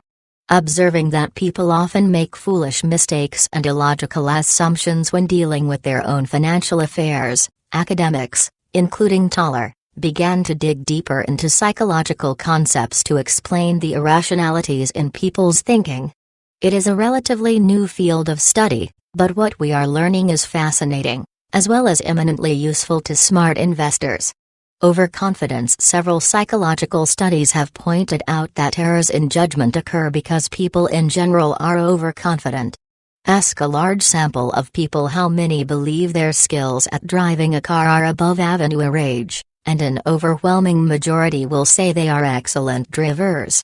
Another example, when asked, doctors believe they can diagnose pneumonia with 90% confidence when in fact they are right only 50% of the time. Confidence per se is not a bad thing. But overconfidence is another matter, and it can be particularly damaging when we are dealing with our financial affairs. Overconfident investors not only make silly decisions for themselves but also have a powerful effect on the market as a whole. Overconfidence explains why so many investors make wrong calls. They have too much confidence in the information they gather and think they are more right than they actually are. If all the players think that their information is correct and they know something that others do not, the result is a great deal of trading. Overreaction bias. Thaler points to several studies that demonstrate people put too much emphasis on a few chance events, thinking they spot a trend. In particular, Investors tend to fix on the most recent information they received and extrapolate from it. The last earnings report thus becomes in their mind a signal of future earnings. Then, believing that they see what others do not, they make quick decisions from superficial reasoning. Overconfidence is at work here. People believe they understand the data more clearly than others do and interpret it better. But there is more to it. Overreaction exacerbates overconfidence. The behaviorists have learned that people tend to overreact to bad news and react slowly to good news. Psychologists call this overreaction bias. Thus, if the short-term earnings report is not good, the typical investor response is an abrupt, ill-considered overreaction, with its inevitable effect on stock prices. Thaler describes this overemphasis on the short term as investor myopia, the medical term for nearsightedness, and believes most investors would be better off if they didn't receive monthly statements. In a study conducted with other behavioral economists, he proved his idea in dramatic fashion. Thaler and colleagues asked a group of students to divide a hypothetical portfolio between stocks and treasury bills. But first, they sat the students in front of a computer and simulated the returns of the portfolio over a trailing 25-year period. Half the students were given mountains of information, representing the market's volatile nature with ever-changing prices. The other group was only given periodic performance measured in 5-year time periods. Thaler then asked each group to allocate their portfolio for the next 40 years. The group that had been bombarded by lots of information, some of which inevitably pointed to losses, allocated only 40% of its money to the stock market. The group that received only periodic information allocated almost 70% of its portfolio to stocks. Thaler, who lectures each year at the behavioral conference sponsored by the National Bureau of Economic Research and the John F. Kennedy School of Government at Harvard, told the group, "My advice to you is to invest in equities and then don't open the mail." 11. This experiment, as well as others, neatly underscores Thaler's notion of investor myopia, short-sightedness leading to foolish decisions. Part of the reason myopia provokes such an irrational response is another bit of psychology, our innate desire to avoid loss. Loss aversion. According to behaviorists, the pain of a loss is far greater than the enjoyment of a gain. Many experiments, by Thaler and others, have demonstrated that people need twice as much positive to overcome a negative. On a 50-50 bet, with precisely even odds, most people will not risk anything unless the potential gain is twice as high as the potential loss. This is known as asymmetrical loss aversion. The downside has a greater impact than the upside, and it is a fundamental aspect of human psychology. Applied to the stock market, it means that investors feel twice as bad about losing money as they feel good about picking a winner. This aversion to loss makes investors unduly conservative, at great cost. We all want to believe we made good decisions, so we hold on to bad choices far too long in the vague hope that things will turn around. By not selling our losers, we never have to confront our failures. But if you don't sell a mistake, you are potentially giving up a gain that you could earn by reinvesting smartly. Mental accounting. A final aspect of behavioral finance that deserves our attention is what psychologists have come to call mental accounting. It refers to our habit of shifting our perspective on money as surrounding circumstances change.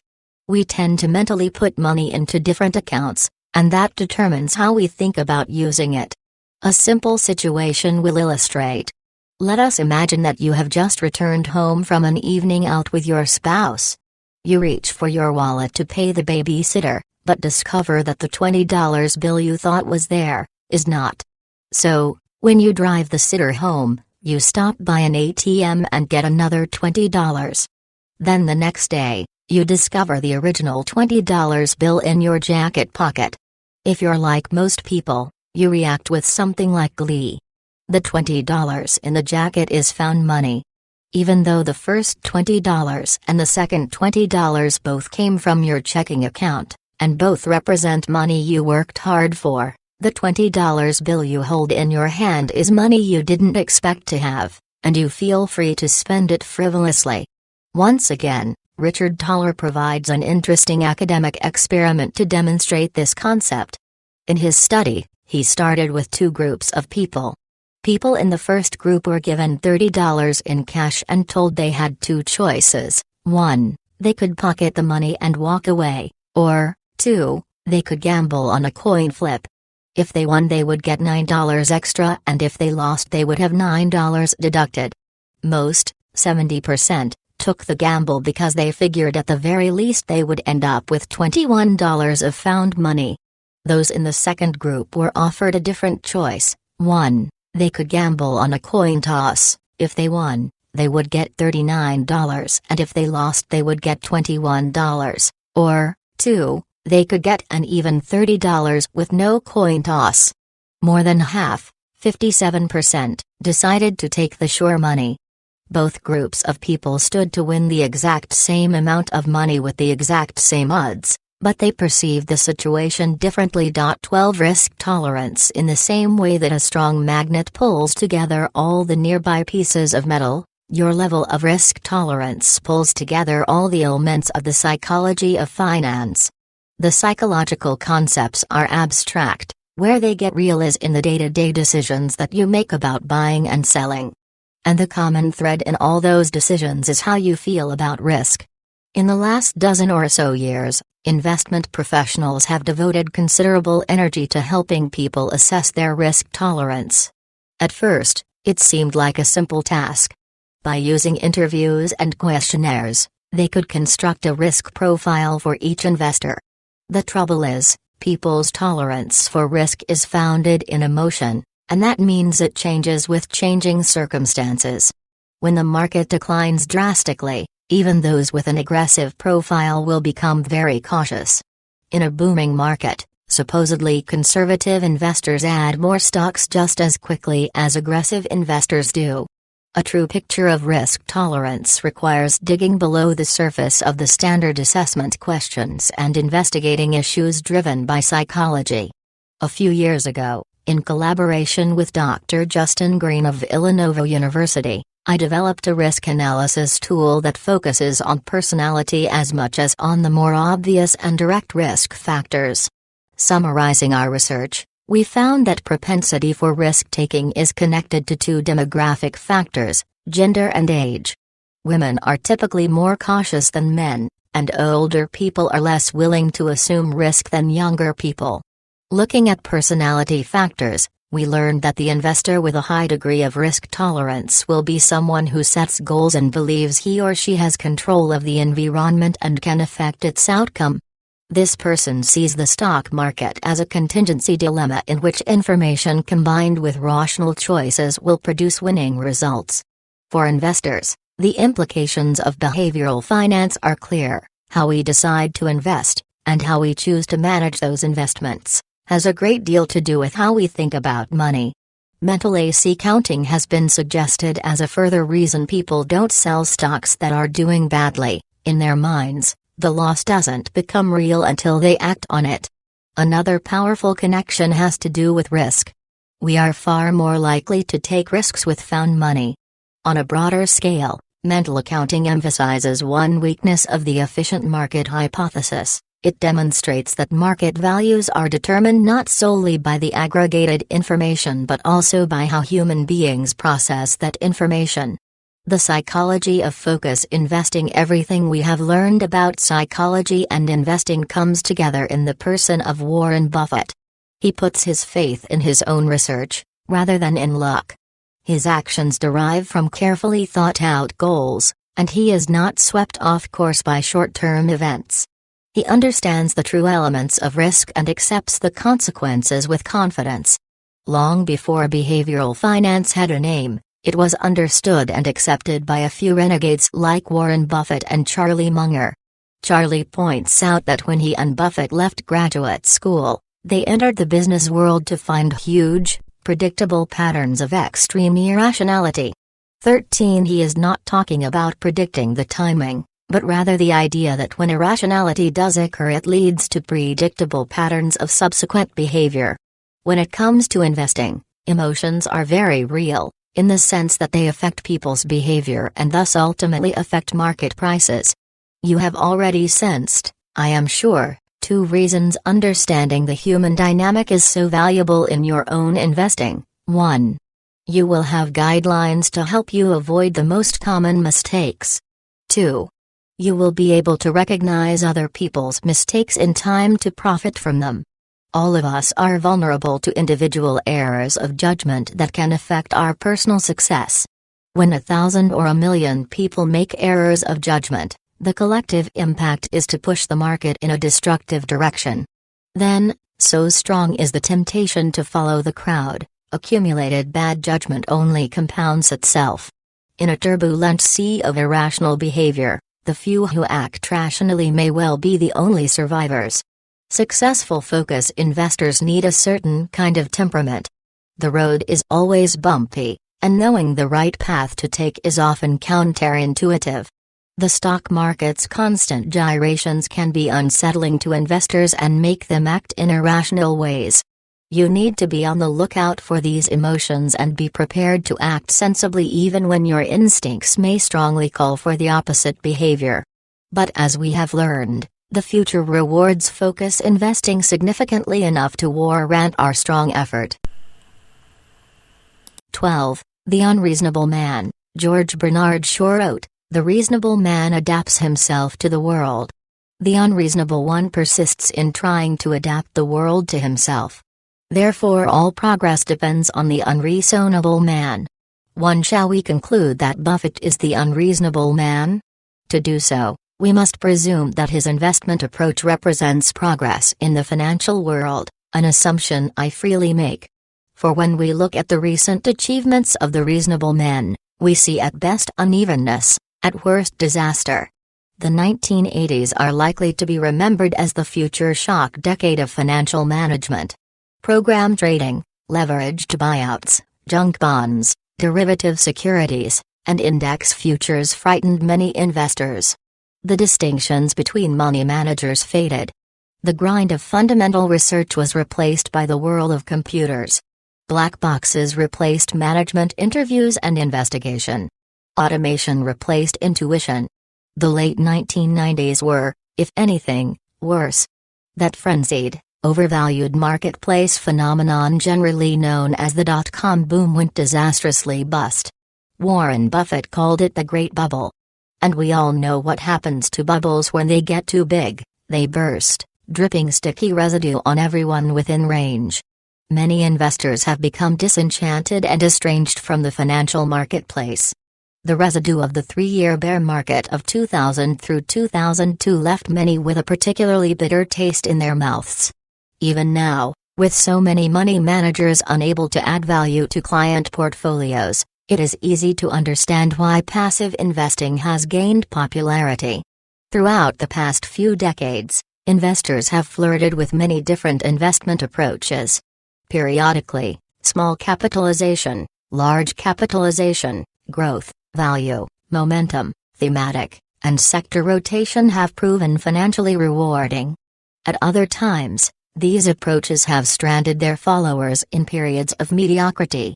Buffett, the exception, has not suffered periods of mediocrity. His investment performance, widely documented, has been consistently superior. As investors and speculators alike have been distracted by esoteric approaches to investing, Buffett has quietly amassed a multi-billion-dollar fortune. Throughout, businesses have been his tools, common sense his philosophy. How did he do it? Given the documented success of Buffett's performance coupled with the simplicity of his methodology, the more appropriate question is, why don't other investors apply his approach? The answer may lie in how people think about investing. When Buffett invests, he sees a business. Most investors see only a stock price. They spend far too much time and effort watching, predicting, and anticipating price changes and far too little time understanding the business they are part owner of. Elementary as this may be, it is the root that distinguishes Buffett. While other professional investors are busy studying capital asset pricing models, data, and modern portfolio theory, Buffett studies income statements, capital reinvestment requirements, and the cash-generating capabilities of his companies. His hands-on experience with a wide variety of businesses in many industries separates Buffett from all other professional investors. Can you really explain to a fish what it's like to walk on land? Buffett asks. One day on land is worth 1,000 years of talking about it, and one day running a business has exactly the same kind of value. 3. According to Buffett, the investor and the business person should look at the company in the same way, because they both want essentially the same thing. The business person wants to buy the entire company and the investor wants to buy portions of the company. Theoretically, the business person and the investor, to earn a profit, should be looking at the same variables. If adapting Buffett's investment strategy required only changing perspective, then probably more investors would become proponents. However, applying Buffett's approach requires changing not only perspective but also how performance is evaluated and communicated. The traditional yardstick for measuring performance is price change, the difference between what you originally paid for a stock and its market price today. In the long run, the market price of a stock should approximate the change in value of the business. However, in the short run, prices can swoop widely above and below a company's value for any number of illogical reasons. The problem remains that most investors use these short-term price changes to gauge the success or failure of their investment approach, even though the changes often have little to do with the changing economic value of the business and much to do with anticipating the behavior of other investors. To make matters worse, clients require professional money to report performance in quarterly periods. Knowing that they must improve short-term performance or risk losing clients, professional investors become obsessed with chasing stock prices. Buffett believes it is foolish to use short-term prices to judge a company's success. Instead, he lets his companies report their value to him by their economic progress. Once a year, he checks several variables: return on beginning shareholders' equity, change in operating margins, debt levels, and capital expenditure needs, the company's cash-generating ability. If these economic measurements are improving, he knows the share price, over the long term, should reflect this. What happens to the stock price in the short run is inconsequential. Investing the Warren Buffett way. The major goal of this book is to help investors understand and employ the investment strategies that have made Buffett successful.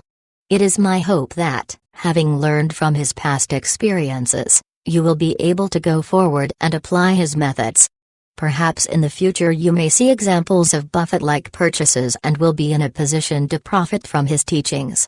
For instance, when the stock market forces the price of a good business downward, as it did to the Washington Post, or, when a specific risk temporarily punishes a business, as it did Wells Fargo, or, when investor indifference allows a superior business such as Coca-Cola to be priced at half of its intrinsic value.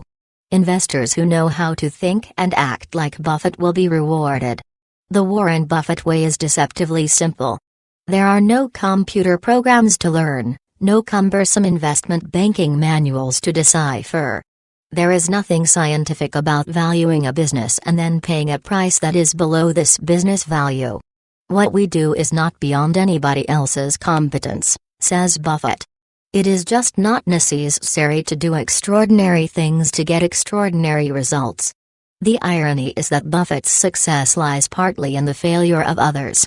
It has been helpful to me, he explains, to have tens of thousands, students, turned out of business schools taught that it didn't do any good to think. 6. I do not mean to imply that Buffett is average, far from it. He is unquestionably brilliant. But the gap between Buffett and other professional investors is widened by their own willingness to play a loser's game that Buffett chooses not to play. Readers of this book have the same choice. Whether you are financially able to purchase 10% of a company or merely 100 shares, the Warren Buffett way can help you achieve profitable investment returns. But this approach will help only those investors who are willing to help themselves. To be successful, you must be willing to do some thinking on your own. If you need constant affirmation, particularly from the stock market, that your investment decisions are correct, you will diminish your benefits. But if you can think for yourself, apply relatively simple methods, and have the courage of your convictions, you will greatly increase your chances for profit. Whenever people try something new, there is initial apprehension. Adopting a new and different investment strategy will naturally evoke some uneasiness. In the Warren Buffett way, the first step is the most challenging. If you can master this first step, the rest of the way is easy. Step 1. Turn off the stock market. Remember that the stock market is manic depressive. Sometimes it is wildly excited about future prospects, and at other times it is unreasonably depressed. Of course, this behavior creates opportunities, particularly when shares of outstanding businesses are available at irrationally low prices. But just as you would not take direction from an advisor who exhibited manic depressive tendencies, neither should you allow the market to dictate your actions. The stock market is not a preceptor, it exists merely to assist you with the mechanics of buying or selling shares of stock. If you believe that the stock market is smarter than you are, give it your money by investing in index funds. But if you have done your homework and understand your business and are confident that you know more about your business than the stock market does, turn off the market. Buffett does not have a stock quote machine in his office, and he seems to get by just fine without it. If you plan on owning shares in an outstanding business for a number of years, what happens in the market on a day-to-day basis is inconsequential. You do need to check in regularly to see if something has happened that presents you with a nifty opportunity, but you will find that your portfolio weathers nicely even if you do not look constantly at the market. After we buy a stock, we would not be disturbed if markets closed for a year or two, says Buffett. We don't need a daily quote on our 100% position in C's or H.H. Brown to validate our well-being. Why, then, should we need a quote on our 7% interest, today, more than 8%, in Coke? 7. Buffett is telling us that he does not need the market's prices to validate Berkshire's common stock investments. The same holds true for individual investors. You know you have approached Buffett's level when your attention turns to the stock market and the only question on your mind is, has anybody done anything foolish lately that will give me an opportunity to buy a good business at a great price? Step 2. Don't worry about the economy just as people spend fruitless hours worrying about the stock market. So, 2. Do they worry needlessly about the economy? If you find yourself discussing and debating whether the economy is poised for growth or tilting toward a recession, whether interest rates are moving up or down, or whether there is inflation or disinflation, stop. Give yourself a break. Often investors begin with an economic assumption and then go about selecting stocks that fit neatly within this grand design. Buffett considers this thinking to be foolish. First, no one has economic predictive powers any more than they have stock market predictive powers. Second, if you select stocks that will benefit by a particular economic environment, you inevitably invite turnover and speculation, as you continuously adjust your portfolio to benefit in the next economic scenario. Buffett prefers to buy a business that has the opportunity to profit in any economy. Macroeconomic forces may affect returns on the margin, but overall, Buffett's businesses are able to profit nicely despite vagaries in the economy. Time is more wisely spent locating and owning a business that can profit in all economic environments than by renting a group of stocks that do well only if a guess about the economy happens to be correct. Step 3. Buy a business, not a stock. Let's pretend that you have to make a very important decision. Tomorrow you will have an opportunity to pick one business to invest in. To make it interesting, let's also pretend that once you have made your decision, you can't change it and, furthermore, you have to hold the investment for 10 years. Ultimately, the wealth generated from this business ownership will support you in your retirement. Now, what are you going to think about? Probably many questions will run through your mind, bringing a great deal of confusion. But if Buffett were given the same test, he would begin by methodically measuring the business against his basic tenets, one by one. Is the business simple and understandable, with a consistent operating history and favorable long-term prospects? Is it run by honest and competent managers, who allocate capital rationally, communicate candidly with shareholders, and resist the institutional imperative? Are the company's economics in good shape, with high profit margins, owners' earnings, and increased market value that matches retained earnings? Finally, is it available at a discount to its intrinsic value? Take note, only at this final step does Buffett look at the stock market price. Calculating the value of a business is not mathematically complex. However, problems arise when we wrongly estimate a company's future cash flow. Buffett deals with this problem in two ways. First, he increases his chances of correctly predicting future cash flows by sticking with businesses that are simple and stable in character. Second, he insists on a margin of safety between the company's purchase price and its determined value. This margin of safety helps create a cushion that will protect him, and you, from companies whose future cash flows are changing. Step 4. Manage a portfolio of businesses. Now that you are a business owner as opposed to a renter of stocks, the composition of your portfolio will change. Because you are no longer measuring your success solely by price change or comparing annual price change to a common stock benchmark, you have the liberty to select the best businesses available. There is no law that says you must include every major industry within your portfolio, nor do you have to include 30, 40, or 50 stocks in your portfolio to achieve adequate diversification. Buffett believes that wide diversification is required only when investors do not understand what they are doing. If these know-nothing investors want to own common stocks, they should simply put their money in an index fund. But for the know-something investors, conventional diversification into dozens of stocks makes little sense. Buffett asks you to consider, if the best business you own presents the least financial risk and has the most favorable long-term prospects, why would you put money into your 20th favorite business instead of adding money to the top choice? Now that you are managing a portfolio of businesses, many things begin to change. First, you are less likely to sell your best businesses just because they are returning a profit. Second, you will pick new businesses for purchase with much greater care. You will resist the temptation to purchase a marginal company just because you have cash reserves. If the company does not pass your tenant screen, don't purchase it. Be patient and wait for the right business. It is wrong to assume that if you're not buying and selling, you're not making progress. In Buffett's mind, it is too difficult to make hundreds of smart decisions in a lifetime. He would rather position his portfolio so he only has to make a few smart decisions.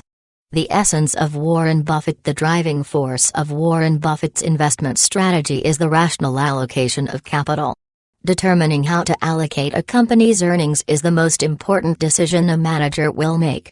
Rationality, displaying rational thinking when making that choice, is the quality Buffett most admires. Despite underlying vagaries, a line of reason permeates the financial markets. Buffett's success is the result of locating that line of reason and never deviating from its path. Buffett has had his share of failures and no doubt will have a few more in the years ahead. But investment success is not synonymous with infallibility, but it comes about by doing more things right than wrong. The Warren Buffett way is no different. Its success depends as much on eliminating those things you can get wrong, which are many and perplexing, predicting markets, economies, and stock prices, as on getting things right, which are few and simple, valuing a business. When Buffett purchases stocks, he focuses on two simple variables: the price of the business and its value. The price of a business can be found by looking up its quote. Determining value requires some calculation, but it is not beyond the comprehension of those willing to do some homework. Because you no longer worry about the stock market, the economy, or predicting stock prices, you are now free to spend more time understanding your businesses. You can spend more productive time reading annual reports and business and industry articles that will improve your knowledge as an owner. In fact, the more willing you are to investigate your own business, the less dependent you will be on others who make a living advising people to take irrational action. Ultimately, the best investment ideas will come from doing your own homework. However, you should not feel intimidated. The Warren Buffett way is not beyond the comprehension of most serious investors. You do not have to become an MBA-level authority on business valuation to use it successfully. Still, if you are uncomfortable applying these tenets yourself, nothing prevents you from asking your financial advisor these same questions. In fact, the more you enter into a dialogue on price and value, the more you will begin to understand and appreciate the Warren Buffett way. Buffett, over his lifetime, has tried different investment gambits. At a young age he even tried his hand at stock charting. He has studied with the brightest financial mind of the 20th century, Benjamin Graham, and managed and owned a host of businesses with his partner, Charlie Munger. Over the past 5 decades, Buffett has experienced double-digit interest rates, hyperinflation, and stock market crashes. Through all the distractions, he found his niche, that point where all things make sense, where investment strategy cohabits with personality. Our investment attitude, said Buffett, fits our personalities and the way we want to live our lives.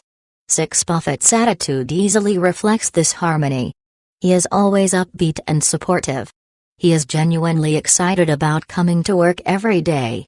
I have in life all I want right here, he says. I love every day. I mean, I tap dance in here and work with nothing but people I like. 7. There is no job in the world, he says, that is more fun than running Berkshire, and I count myself lucky to be where I am. Afterward. Managing money the Warren Buffett way. I began my money management career at Legg Mason in the summer of 1984. It was a typical hot and humid day in Baltimore. 14 newly minted investment brokers, including myself, walked into an open-windowed conference room to begin our training. Sitting down at our desks, we all received a copy of The Intelligent Investor by Benjamin Graham, a book I had never heard of, and a photocopy of the 1983 Berkshire Hathaway Annual Report, a company I had never heard of, written by Warren Buffett, a man I had never heard of. The first day of class included introductions and welcomes from top management, including some of the firm's most successful brokers. One after another, they proudly explained that Legg Mason's investment philosophy was 100% value-based.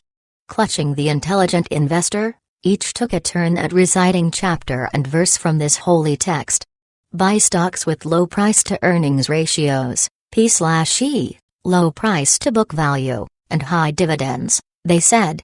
Don't pay attention to the stock market's daily gyrations, they said, its siren song would almost certainly pull you in the wrong direction. Seek to become a contrarian, they said. Buy stocks that are down in price and unpopular so you can later sell them at higher prices when they again become popular. The message we received throughout the first day was both consistent and logical. We spent the afternoon analyzing value line research reports and learning to distinguish between stocks that were down in price and appeared to be cheap and stocks that were up in price and appeared to be expensive. By the end of our first training session, we all believed we were in possession of the holy grail of investing. As we packed up our belongings, our instructor reminded us to take the Berkshire Hathaway Annual Report with us and read it before tomorrow's class. Warren Buffett, she cheerily reminded us, was Benjamin Graham's most famous student, you know. Back in my hotel room that night, I was wrung out with exhaustion. My eyes were blurry and tired, and my head was swimming with balance sheets, income statements, and accounting ratios. Quite honestly, the last thing I wanted to do was to spend another hour or so reading an annual report. I was sure if one more investing factoid reached my inner skull, it would certainly explode. Reluctantly and very tiredly, I picked up the Berkshire Hathaway report. It began with a salutation to the shareholders of Berkshire Hathaway Incorporated. Here Buffett outlined the company's major business principles, Our long-term economic goal is to maximize the average annual rate of gain in intrinsic value on a per-share basis, he wrote. Our preference would be to reach this goal by directly owning a diversified group of businesses that generate cash and consistently earn above-average returns on capital. He promised, "We will be candid in our reporting to you, emphasizing the pluses and minuses important in appraising business value. Our guideline is to tell you the business facts that we would want to know if our positions were reversed." The next 14 pages outline Berkshire's major business holdings including Nebraska Furniture Mart, Buffalo Evening News, See's Candy Shops, and the Government Employees Insurance Company. And true to his word, Buffett proceeded to tell me everything I would want to know about the economics of these businesses, and more. He listed the common stocks held in Berkshire's insurance portfolio, including affiliated Publications, General Foods, Ogilvy and Mather, R.J. Reynolds Industries, and The Washington Post. I was immediately struck by how seamlessly Buffett moved back and forth between describing the stocks in the portfolio and the business attributes of Berkshire's major holdings. It was as if the analyses of stocks and of businesses were one and the same. Granted, I had spent the entire day in class analyzing stocks, which I knew were partial ownership interests in businesses, but I had not made this most important analytical connection. When I studied value line reports, I saw accounting numbers and financial ratios. When I read the Berkshire Hathaway report, I saw businesses, with products and customers. I saw economics and cash earnings. I saw competitors and capital expenditures. Perhaps I should have seen all that when I analyzed the value line reports, but for whatever reason, it did not resonate in the same way. As I continued to read the Berkshire report, the entire world of investing, which was still somewhat mysterious to me, began to open. That night, in one epiphanic moment, Warren Buffett revealed the inner nature of investing. The next morning, I was bursting with a newly discovered passion for investing, and when the training class was completed, I quickly returned to Philadelphia with a single-minded purpose. I was going to invest my clients' money in the same fashion as did Warren Buffett. I knew I needed to know more, so I started building a file of background information. First, I obtained all the back copies of Berkshire Hathaway annual reports. Then I ordered the annual reports of all the publicly traded companies Buffett had invested with. Then I collected all the magazine and newspaper articles on Warren Buffett I could find. When the file was as complete as I could get it, I dove in.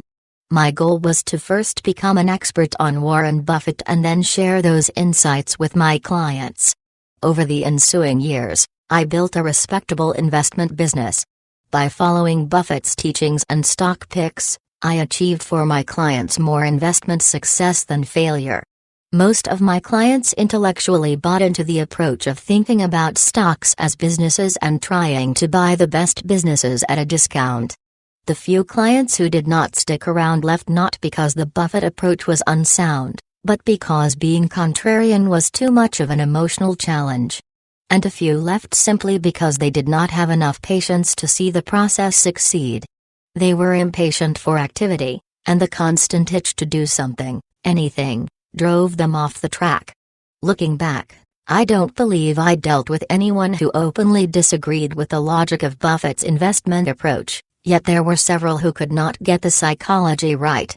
All the while, I continued to collect Buffett data.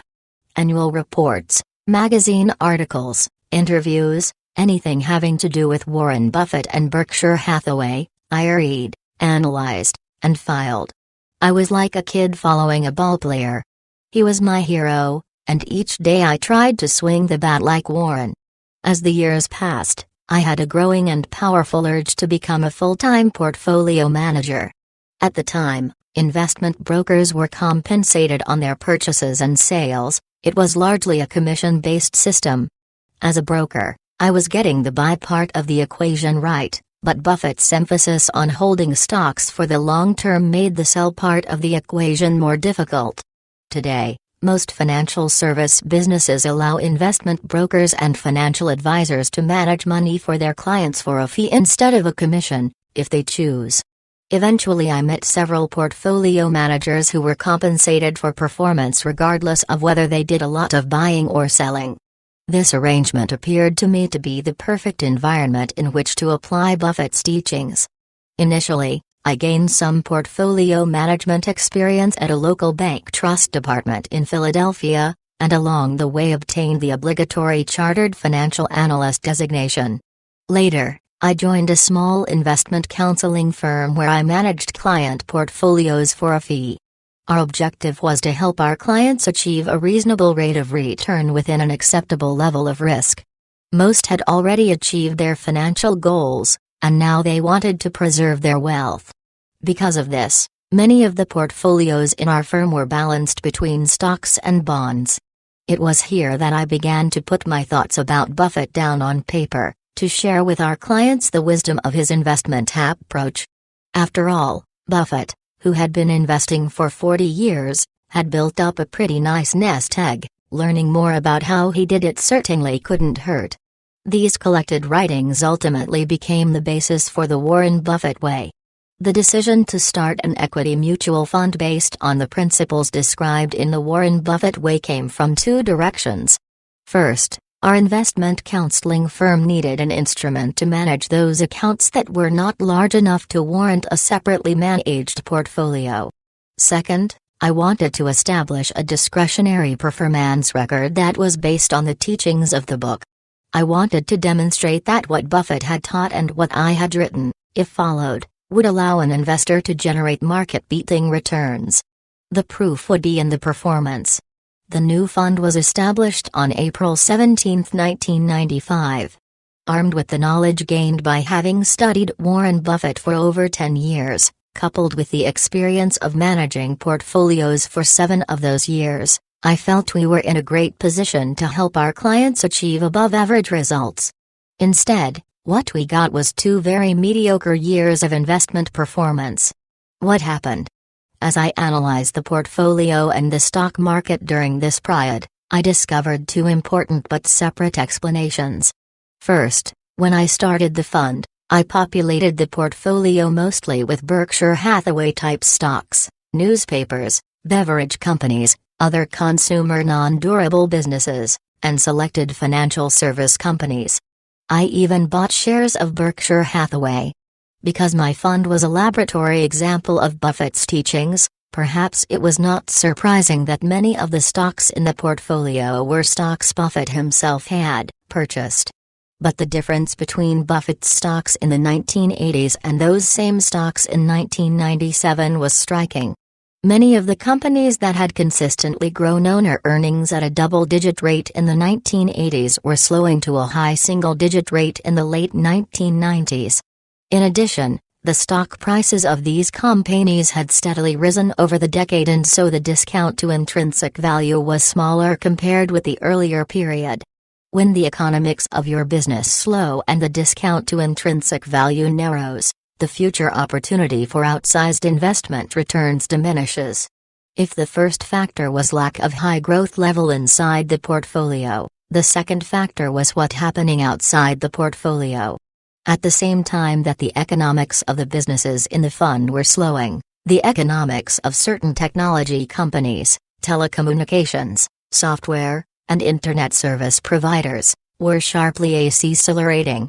Because these new industries were taking a larger share of the market capitalization of the Standard & Poor's 500 index, the stock market itself was rising at a faster clip. What I soon discovered was that the economics of what I owned in the fund were no match for the newer, more powerful technology-based companies then revving up in the stock market. In 1997, my fund was at the crossroads. If I continued to invest in the traditional Buffett-like stocks, it was likely I would continue to generate just average results. Even Buffett was telling Berkshire Hathaway shareholders they could no longer expect to earn the above-average investment gains the company had achieved in the past. I knew if I continued to own the same stocks Buffett owned in his portfolio at these elevated prices, coupled with moderating economics, I was unlikely to generate above-average investment results for my shareholders. And in that case, what was the purpose? If a mutual fund cannot generate, over time, investment results better than the broad market index, then its shareholders would be better off in an index mutual fund. Standing at the investment crossroads during this period was dramatic. There were questions about whether the fund should continue. There were questions about whether Buffett could compete against the newer industries and still provide above-average results. And there was the meta question of whether the whole philosophy of thinking about stocks as businesses was a relevant approach when analyzing the newer technology-oriented industries. I knew in my heart that the Buffett approach to investing was still valid. I knew without question that this business analytical approach would still provide the opportunity for investors to spot mispricing and thus profit from the market's narrower view. I knew all these things and more, yet I momentarily hesitated at the shoreline, unable to cross into the new economic landscape. I was fortunate to become friends with Bill Miller when I first began my career at Legg Mason. At the time, Bill was co-managing a value fund with Ernie Keene. Bill periodically spent time with the newer investment brokers sharing his thoughts about the stock market, about companies, and ideas from the countless books he had read. After I left Legg Mason to become a portfolio manager, Bill and I remained friends.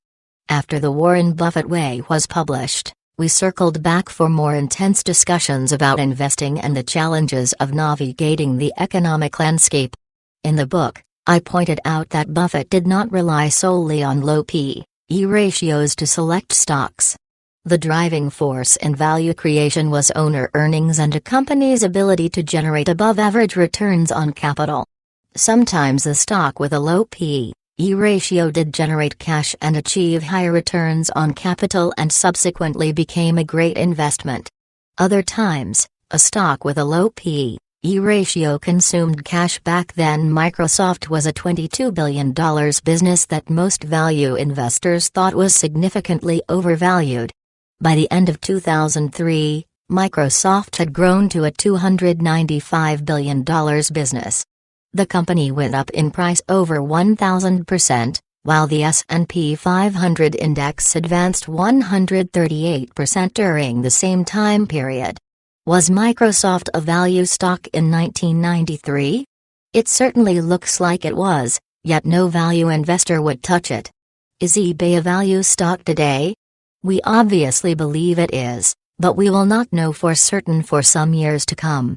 But one thing is clear to us: you cannot determine whether eBay is a value stock by looking at its P/E any more than you could determine Microsoft's valuation by looking at its P/E.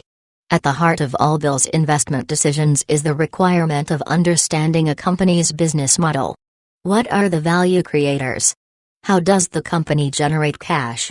What level of cash can a company produce and what rate of growth can it expect to achieve? What is the company's return on capital? If it achieves a return above the cost of capital, the company is creating value. If it achieves a rate of return below the cost of capital, the company is destroying value. In the end, Bill's analysis gives him a sense of what the business is worth, based largely on the discounted present value of the company's future cash earnings. Although Bill's fund owns companies that are different from those in Buffett's Berkshire Hathaway portfolio, no one can deny that they are approaching the investment process in the same way. The only difference is that Bill has decided to take the investment philosophy and apply it to the new economy franchises that are rapidly dominating the global economic landscape. When Bill asked me to join Legg Mason Capital Management and bring my fund along, it was clear to me our philosophical approach was identical. The more important advantage of joining Bill's team was that now I was part of an organization that was dedicated to applying a business valuation approach to investing wherever value creation opportunities appeared. I was no longer limited to looking at just the stocks Buffett had purchased. The entire stock market was now open for analysis. I guess you could say it forced me to expand my circle of competence. One of my earliest thinking errors in managing my fund was the mistaken belief that because Buffett did not own high-tech companies, these businesses must have been inherently unanalyzable. Yes, these newly created businesses possessed more economic risk than many of the companies Buffett owned. The economics of soda pop, razor blades, carpets, paint, candy, and furniture are much easier to predict than the economics of computer software, telecommunications, and the Internet. But difficult to predict is not the same as impossible to analyze. Certainly the economics of a technology company are more variant than those of consumer non-durable businesses. But a thoughtful study of how any business operates should still allow us to determine a range of valuation possibilities. And keeping with the Buffett philosophy, it is not critical that we determine precisely what the value of the company is, only that we are buying the company at a significant price discount, margin of safety, from the range of valuation possibilities. What some Buffettologists miss in their thinking is that the payoff of being right in the analysis of technology companies more than compensates for the risk. All we must do is analyze each stock as a business, determine the value of the business and, to protect against higher economic risk, demand a greater margin of safety in the purchase price. We should not forget that over the years many devotees of Warren Buffett's investment approach have taken his philosophy and applied it to different parts of the stock market. Several prominent investors have bought stocks not found anywhere in Berkshire's portfolio. Others have bought smaller capitalization stocks. A few have taken Buffett's approach into the international market and purchased foreign securities. The important takeaway is this: Buffett's investment approach is applicable to all types of businesses, regardless of industry, regardless of market capitalization, regardless of where the business is domiciled. Since becoming part of Legg Mason Capital Management in 1998, my growth fund has enjoyed a remarkable period of superior investment performance. The reason for this much better performance is not that the philosophy or process changed, but that the philosophy and process were applied to a larger universe of stocks. When portfolio managers and analysts are willing to study all types of business models, regardless of industry classification, the opportunity to exploit the market's periodic mispricing greatly expands, and this translates into better returns for our shareholders. This does not mean we do not have an occasional bad year, bad quarter, or bad month. It simply means when you add up all the times we lost money relative to the market, using any time period, the amount of money we lost was smaller than the amount of money we made when we outperformed the market. In this respect, the record of this fund is not far different from other focused portfolios. Think back to the performance of Charlie Munger, Bill Ruane, and Lou Simpson. Each one achieved outstanding long-term performance but endured periods of short-term underperformance. Each one employed a business valuation process to determine whether stocks were mispriced. Each one ran concentrated, low-turnover portfolios. The process they used enabled them to achieve superior long-term results at the expense of a higher standard deviation. Michael Mauboussin, the chief investment strategist at Legg Mason Capital Management, conducted a study of the best-performing mutual funds between 1992 and 2002. He screened for funds that had one manager during the period, had assets of at least $1 billion, and beat the Standard & Poor's 500 index over the 10-year period. 31 mu to all funds made the cut. Then he looked at the process each manager used to beat the market, and isolated 4 attributes that set this group apart from the majority of fund managers. 1. Portfolio turnover. As a whole, the market-beating mutual funds had an average turnover ratio of about 30%. This stands in stark contrast to the turnover for all equity funds, 110%. 2. Portfolio concentration. The long-term outperformers tend to have higher portfolio concentration than the index or other general equity funds. On average, the outperforming mutual funds placed 37% of their assets in their top 10 names. 3. Investment style. The vast majority of the above-market performers espoused an intrinsic value approach to selecting stocks. 4. Geographic location. Only a small fraction of the outperformers hail from the East Coast financial centers, New York or Boston. Most of the high-alpha generators set up shop in cities like Chicago, Salt Lake City, Memphis, Omaha, and Baltimore. Michael suggests that perhaps being away from the frenetic pace of New York and Boston lessens the hyperactivity that permeates so many mutual fund portfolios, a common thread for outperformance, whether it be for the super investors of Graham and Doddsville, the super investors of Buffettville, or those who lead the funds that Michael's research identified, is a portfolio strategy that emphasizes concentrated bets and low turnover, and a stock selection process that emphasizes the discovery of a stock's intrinsic value. Still, with all the evidence on how to generate above-average long results, a vast majority of money managers continue to underperform the stock market. Some believe this is evidence of market efficiency. Perhaps with the intense competition among money managers, stocks are more accurately priced. This may be partly true. We believe the market has become more efficient, and there are fewer opportunities to extract profits from the stock market using simple-minded techniques to determine value. Surely no one still believes the market is going to allow you to pick its pocket simply by calculating a P/E ratio. Analysts who understand the deep-rooted changes unfolding in a business model will likely discover valuation anomalies that appear in the market. Those analysts will have a different view of the duration and magnitude of the company's cash-generating ability compared with the market's view.